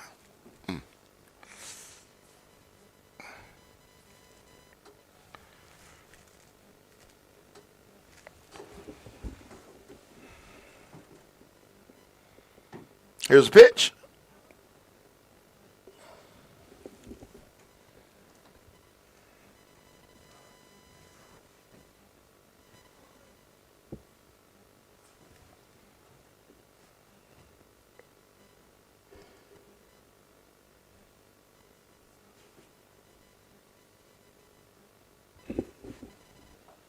Strike. 1 strike.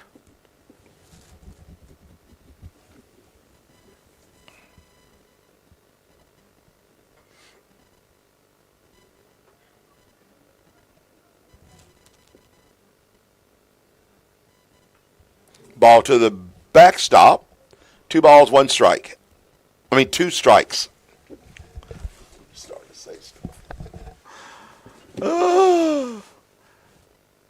Great night of baseball, long night of baseball. Got a lot of great events coming up.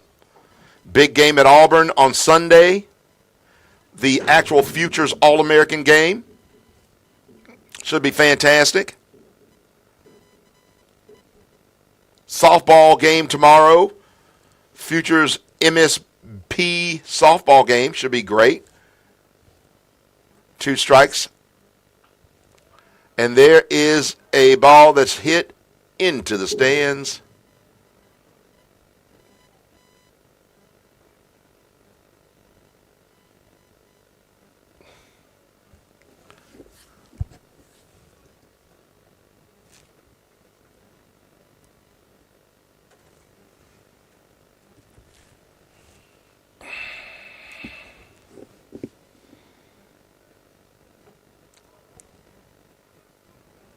Got him. Punched him out.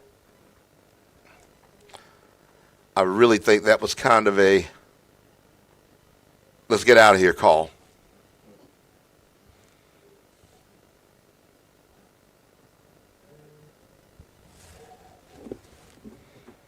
All right. What Tuskegee does not want to do is just leave these guys out here. Got 2 outs. Got to try to manufacture something here.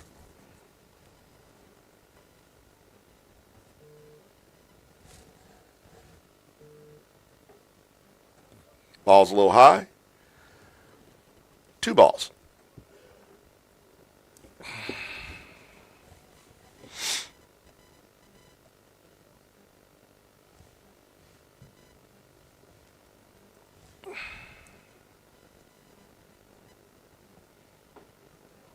Good pitch. 2 balls, 1 strike. 2 outs.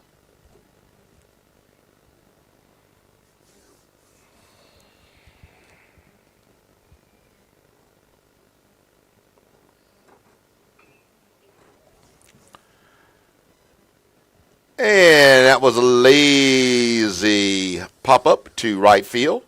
Shuts it down. And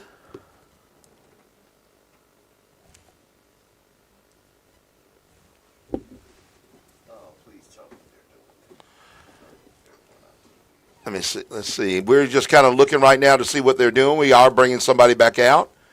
We'll see how many more innings they're trying to do, how long they're trying to go here, because here it is. It's 11:19 Central Standard Time, 12:19 East Coast Time.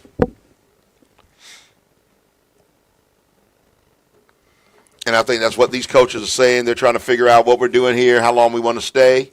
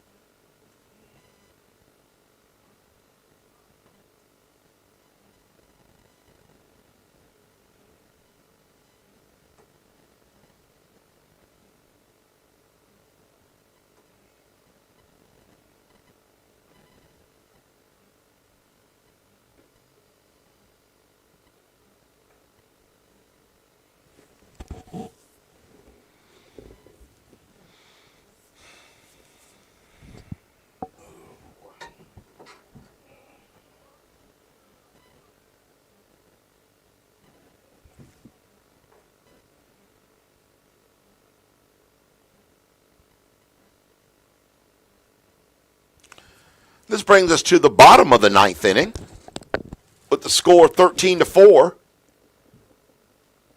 Tuskegee's pitcher's up. Alabama State is at bat.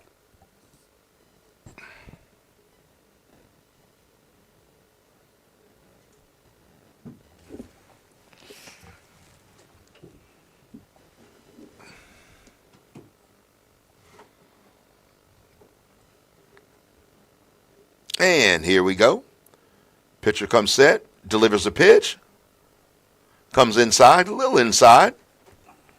Ball one.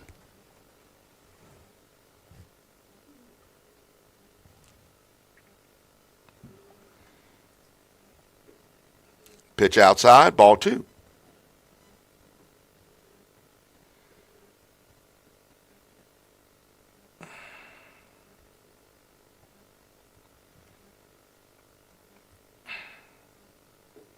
Pitch inside, ball three.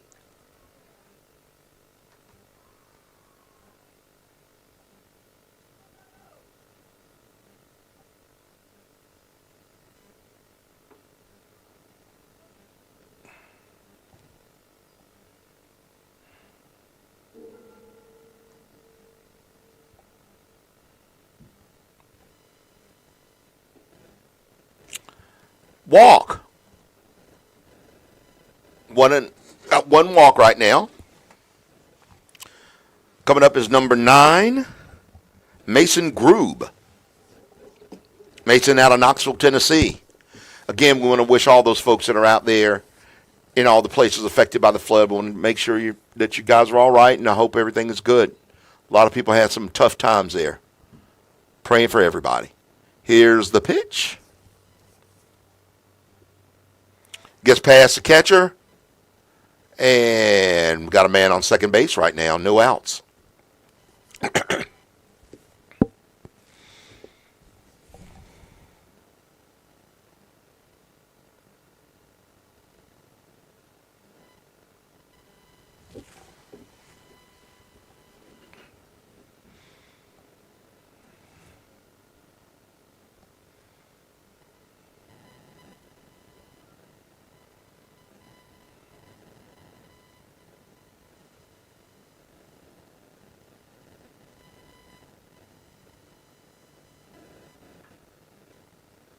Big swing at the ball. 1-1.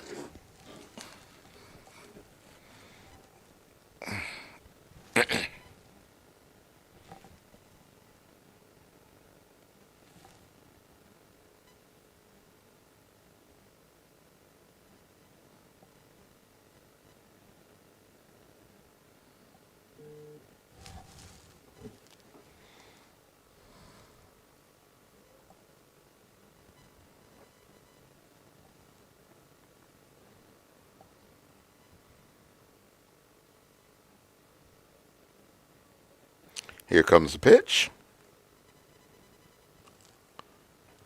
High and outside. Man goes down to third base.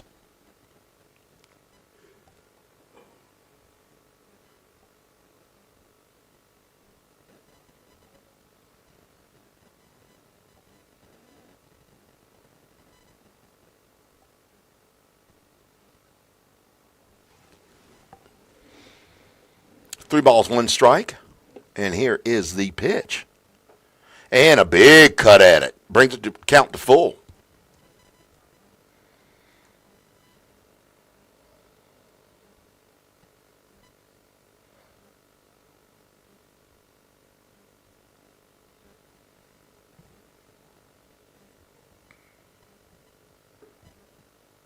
And a walk.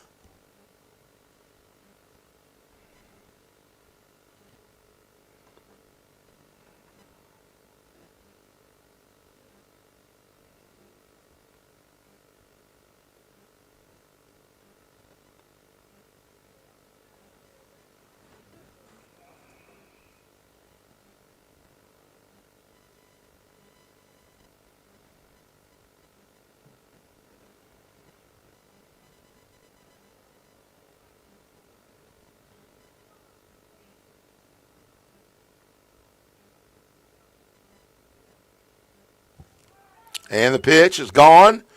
Hit right up. Oh, the left fielder tries to get it, and there's no way he's going to make that catch. Run scores, and it's a hit. Men on first and second. 14-4 is the score. That would usually be considered a something, but I don't know yet. Just decided.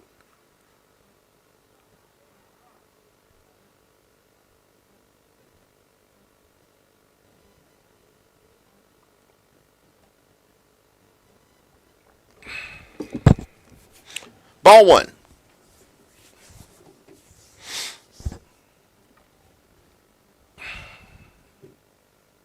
Fans have definitely thinned out. Again, this was a scrimmage between these two historically black colleges. Great history of baseball at both of them.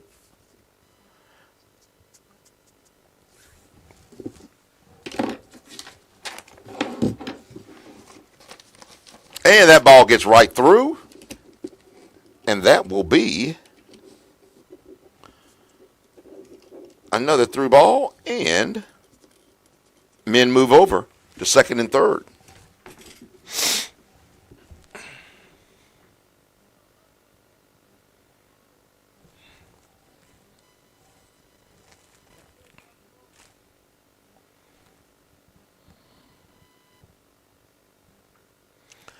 Foul ball. 1 strike. No outs.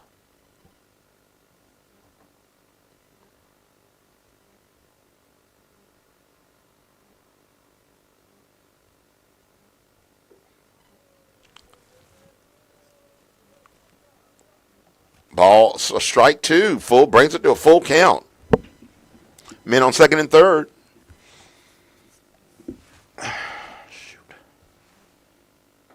And there's a walk.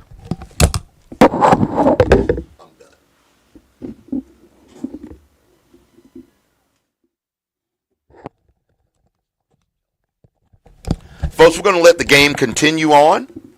We really appreciate everybody coming out and being a part of this, but we're getting to that part of the night where it's getting a little late.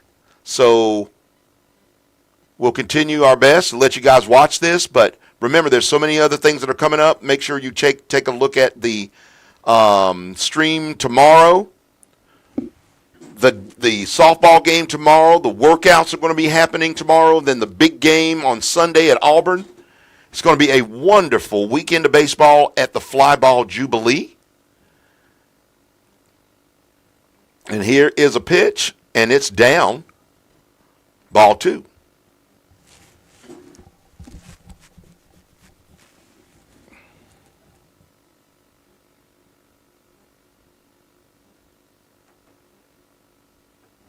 Ball's up. Ball 3. 3 balls, no strikes.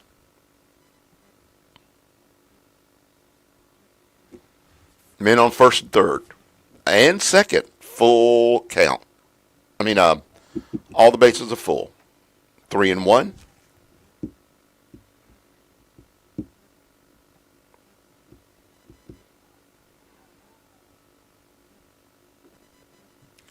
And another walk. Walks in a run. It is 15-4.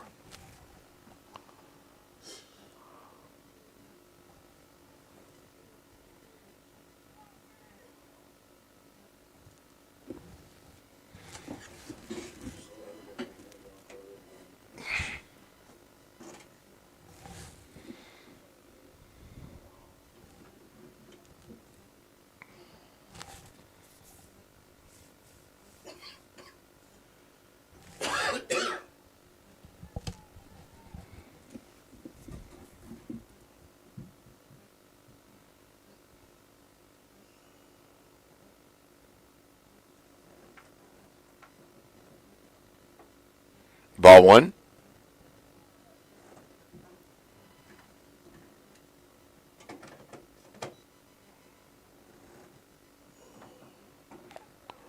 Strike 1.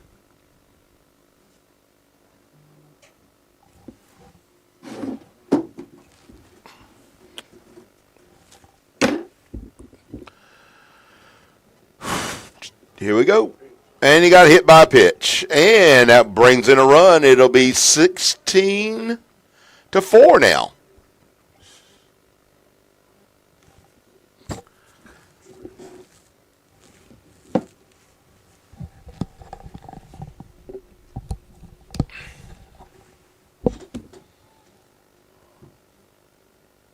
No outs.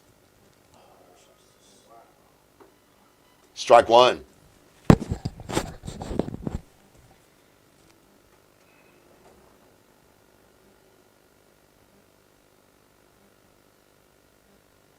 Ball's outside.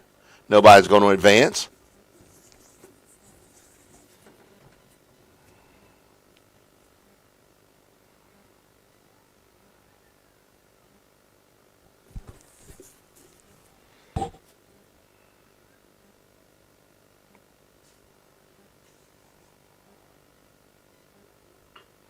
And a ball right back up the middle. That's going to score at least 2. And he's coming all the way in. Gets cut off by the pitcher.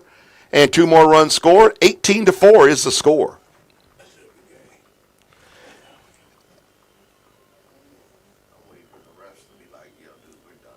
Yeah.